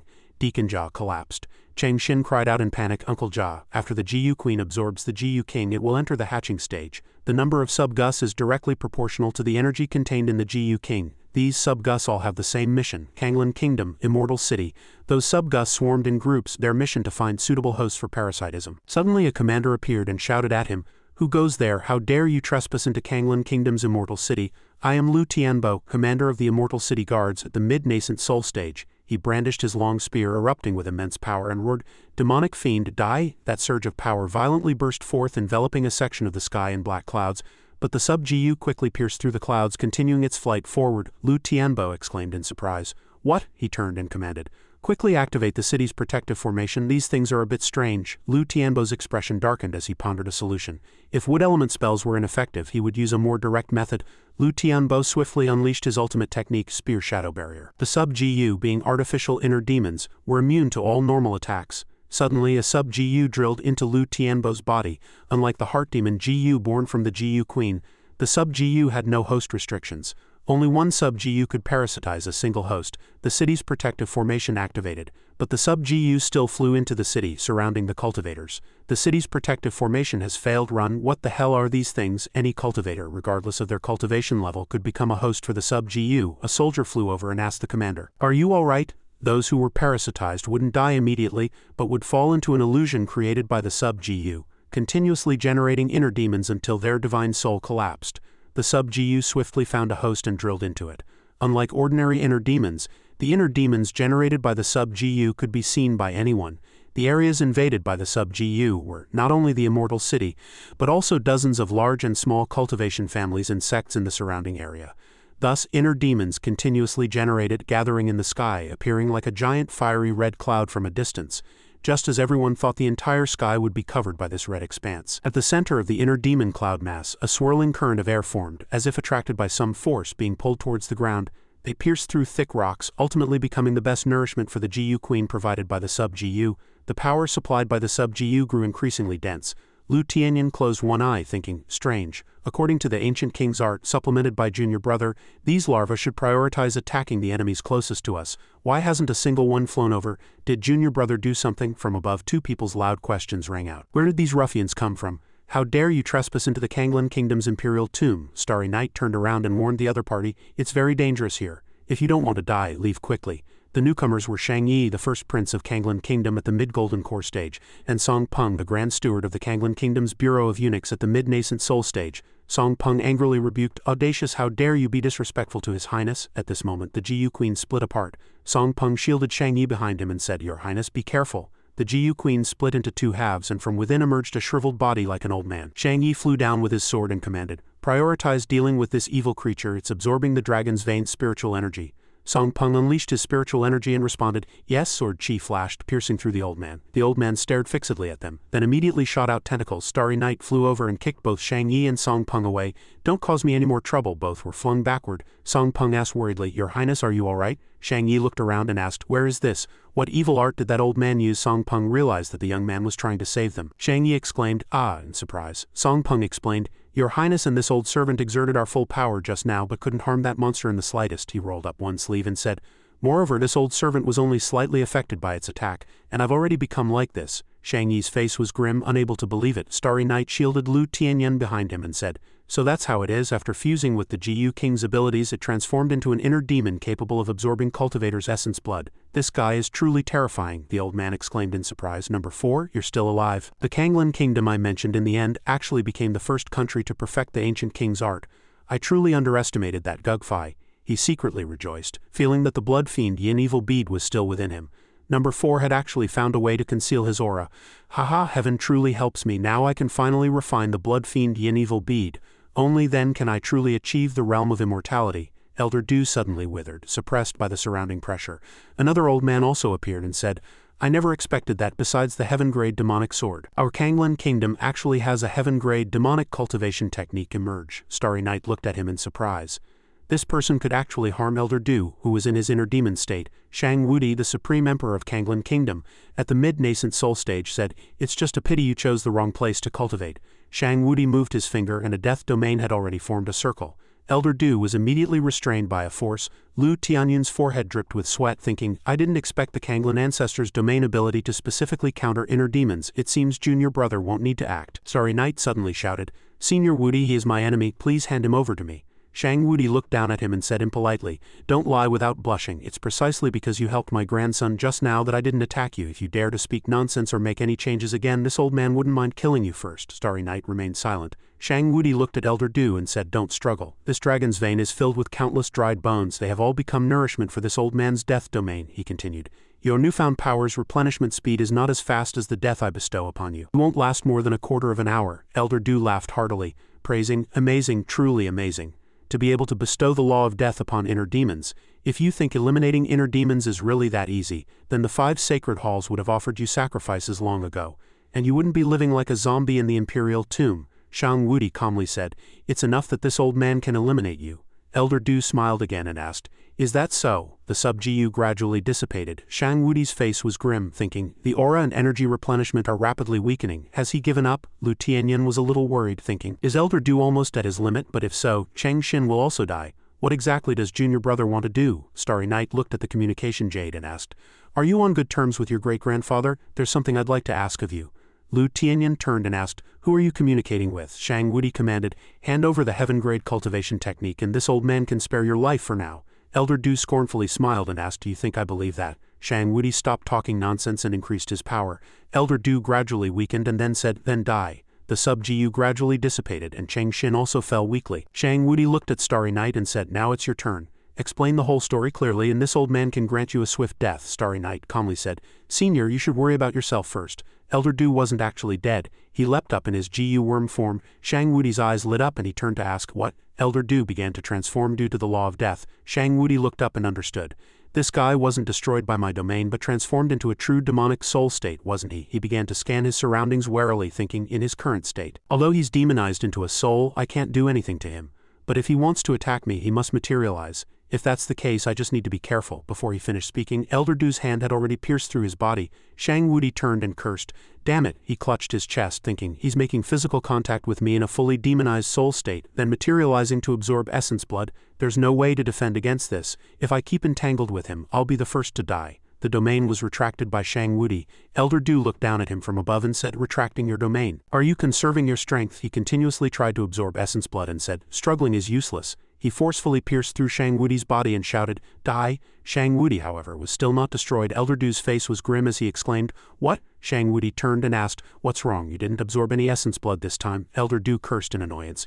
You're truly a madman to suppress such a dangerous thing as the law of death within your body, attacking indiscriminately. But in this situation you'll probably be the first to die. Shang Wudi remained unfazed. Just divide the death domain into 67,262 parts, avoiding all important meridians in your body. Elder Du broke out in a cold sweat and said, seriously, which one of us is the monster? Shang Wudi provoked. What's wrong? Are you helpless so quickly? Is that all a heaven-grade demonic technique can do? Both of you are useless. Not even a heaven-grade cultivation technique can save you. Elder Du was unmoved, still maintaining a calm smile, and said, I heard that with your physique you can't leave the Kanglan Imperial Tomb, so you're trying to provoke me, aren't you? Shang Wudi was stunned. Elder Du then suggested with interest, I won't attack you so you can't do anything to me, right? But I have many ways to deal with you, like going outside the Imperial Tomb to absorb the essence blood of all your descendants and Kanglan Kingdom cultivators, breaking through to the half-spirit transformation stage, then returning to crush you like an ant. How does that sound? Shang Wudi cursed angrily. Bastard, Elder Du flew up excitedly, laughing. I'm really looking forward to it. Before the sub-GU invasion, Starry Night and Lu Tianyan had already left. Elder Du turned and thought disappeared. Did he use some high-grade teleportation scroll? He channeled his spiritual energy, flew over and said, but I've already marked them. They definitely can't escape. Shang Wudi's face was grim, thinking, this is troublesome now. I must find a way to contact the Sacred Hall. Shang Yu and Starry Night appeared. Shang Yu respectfully called out, Greetings, great-grandfather. Shang Wudi exclaimed in surprise. You are? Shang Yu urgently said, Great-grandfather, quickly infuse your spiritual energy into Starry Night. Infuse as much as you can. Shang Wudi asked in surprise. What, he's only at the late Golden Core stage and you want me to infuse spiritual energy into him? Do you want him to explode? Shang Yu said, There's no time to explain, great-grandfather, just do as I say. Shang Wudi pondered for a moment, then agreed. All right then. He saw Shang Yu holding Starry Night's hand and his expression also changed, thinking, this brat actually dares to seduce you, let him explode then. Shang Wudi infused spiritual energy into Starry Night. Starry Night enjoyed the spiritual energy, making oh sounds and said, This feels so good. Is this spirit transformation stage spiritual energy? Shang Wudi was utterly astonished, thinking, what? This is 1/3 of this old man's spiritual energy and he can still withstand it? Starry Night scratched his head and asked, It's gone? Senior Wudi, your body is a bit weak. Creation points 4166. Shang Wudi unleashed 80 of his spiritual energy and said angrily, You're courting death? That power surged mightily, even sweeping Shang Yu into it. Starry Night excitedly said, Senior's spiritual energy is waning, come on, you have to buck up. Shang Wudi angrily used all his strength, thinking, this brat, I'll fight you to the death. A terrifying power erupted. Shang Yu sensed something and exclaimed, Great-grandfather, did you transfer the law of death to him? Do you want to kill him? The more Starry Night did this, the more excitedly he shouted. He charged out with that wild power. At the place where the sub-GU surged forth, Elder Du spread his arms, delighted. The inner demons provided by the sub-GU are sufficient. Now this old man has the strength of the early nascent soul stage. Now as long as I absorb the essence blood of a compatible cultivator, Shang Wudi will not be my opponent, he said greedily. After absorbing that old man's essence blood, I can enter the late nascent soul stage. Plus the blood fiend Yin evil bead, even at the early spirit transformation stage, this old man can fight him. Suddenly a force pierced through the sub-GU. It was Starry Night, who had charged over and destroyed half of Elder Du's body. He turned around and exclaimed in surprise, What? Starry Night stopped, scoffing mockingly. Fool, did I interrupt your sweet dream? Elder Du asked blankly. Number 4, how can your body emit the pressure of a heaven-grade artifact? And what's with Shang Wudi's spiritual energy and the law of death on you? Starry Night, impatient, rushed towards him and said, You ask too many questions. He unleashed the Qingyun myriad swords art, and his fist smashed down fiercely. Elder Du was battered to pieces, still unable to understand why, even though he was attacked with fists, a terrifying sword chi pressure emanated. And couldn't he also attack this old man by relying on the law of death? Is it because of the yin evil bead in his body? Starry Night punched enough and then kicked him. Konglin heaven-shattering art with a kick attachment. Shang Yu watched on the screen feeling terror and said, Amazing, truly amazing, that monster is no match for him. Shang Wudi, blank and half-believing, thought, I never expected him to be able to merge my law of death with sword chi. But if he can't finish this quickly, Starry Night will be trapped by the old man's power. He immediately teleported away, waving his hand to sever the tentacles. Elder Du laughed triumphantly. What's wrong? Is Shang Wudi's spiritual energy rapidly weakening? Although I don't know how you borrowed his power, he himself can't do anything to me. Do you think you can stir up any trouble? Shang Wudi sighed in disappointment, thinking, Sure enough, it's still not enough. As long as I can't kill that monster immediately, that red energy will continuously replenish him. Starry Night breathed a sigh of relief and said, After all this time, the analysis is finally complete. Elder Du was stunned and asked, What? Starry Night snapped his fingers, looked at the sub-GU and said, Unplug your power cord. Elder Du looked up, unable to control the sub-GU. His eyes rolled back and he exclaimed in surprise, What? He tilted his head back and asked, What did you do? Why are the inner demons generated by the sub-GU no longer under my control? Starry Night said as a matter of course. Actually, cultivating a technique is like installing a program on a computer. As long as there are vulnerabilities in the program, the lower the cultivation level, the more vulnerabilities there are. But for a heaven-grade technique like the Ancient King's art, vulnerabilities are obviously not easy to find. Even with my deduction ability, I'm powerless until I reach the spirit transformation stage. He looked at Elder Du and continued with interest, I wonder if I can't do it alone. Will the result be different if thousands, even billions of people search together? Elder Du's face stiffened as he asked, What on earth are you talking about? Having reached this point, Starry Night didn't mind showing off. Meanwhile, tens of thousands of sub-GU found their hosts in the network for searching for vulnerabilities in the Ancient King's art that I needed was established. When you absorb the sub-GU heart demon, when you absorb essence blood, when your body is attacked by the law of death, you use the heart demon to repair your body, Starry Night. Ever since you completely demonized your heart demon and concealed yourself, when you were attacked by my sword chi, all the changes that happened to your body were sensed by tens of thousands of heart demons within you. He proudly transmitted the sensed information simultaneously back to the vast divine sense network I established, analyzing and deducing it countless times, decomposing it again and again, and finally I created it. He stretched out his hand and a strangely shaped bug appeared next to it. This was a modified device with multiple functions designed to counter the ancient king's art. Elder Du asked excitedly, for example using the sub-Gu's heart demon to simulate a GU queen with higher authority, and then the heart demons originally supplying you were intercepted by it. Starry Night confidently said, impossible, how could such a thing happen? How could those tens of thousands of cultivators parasitized by my sub-GU be controlled by you? Elder Du's eyes lit up and he said, it's simple, because the sub-GU are born by absorbing the GU King's power and I am the GU King's host. Starry Night asked, what? The GU King can transfer hosts, but it first needs to kill the old host. Otherwise, after the transfer, the new host won't inherit the cultivation boost from the GU King, will be rapidly drained of essence blood, and the GU King will return to its original host. The new host would not inherit the cultivation benefits brought by the GU King and would be quickly drained of essence blood, and the GU King would return to its original host. However, the speed at which it absorbed my essence blood was no match for the recovery speed of the blood fiend Yin Evil Bead. Thus the first vulnerability of the ancient king's art was born. Deacon Jia, you must temporarily leave the illusion. After that, to prevent you from discovering any anomaly, I only needed to put on a show with Deacon Jia, controlling the GU King to drill into Deacon Jia's body, and then giving him a fake death pill that could sever life force. This way I could deceive you. He looked at Elder Du and explained, although you have already swallowed the GU King under the recovery effect of the Yin Evil Bead, I as the host am not truly dead, he sneered, saying, thus the second vulnerability of the ancient king's art was born.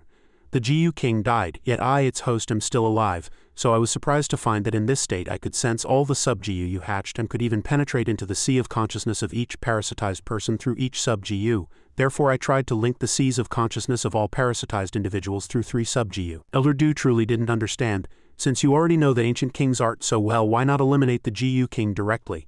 Wouldn't it be simpler not to revive me? Starry Night folded his arms and unhurriedly said, because the GU Queen and GU King can exist multiple times, rather than gambling that you won't parasitize anyone other than Cheng Xin, I prefer to personally help you revive than decipher the ancient king's art and render your revival methods completely ineffective. Elder Du furiously lunged forward, he shouted, don't get cocky, you're merely the lowest grade body I refined. Modified device suddenly shot out, blocking the attack for Starry Night. What is he saying with that dark expression? Starry Night said proudly. The GU Queen I modified is far more useful than your original. He spread his hand, displaying a change in form.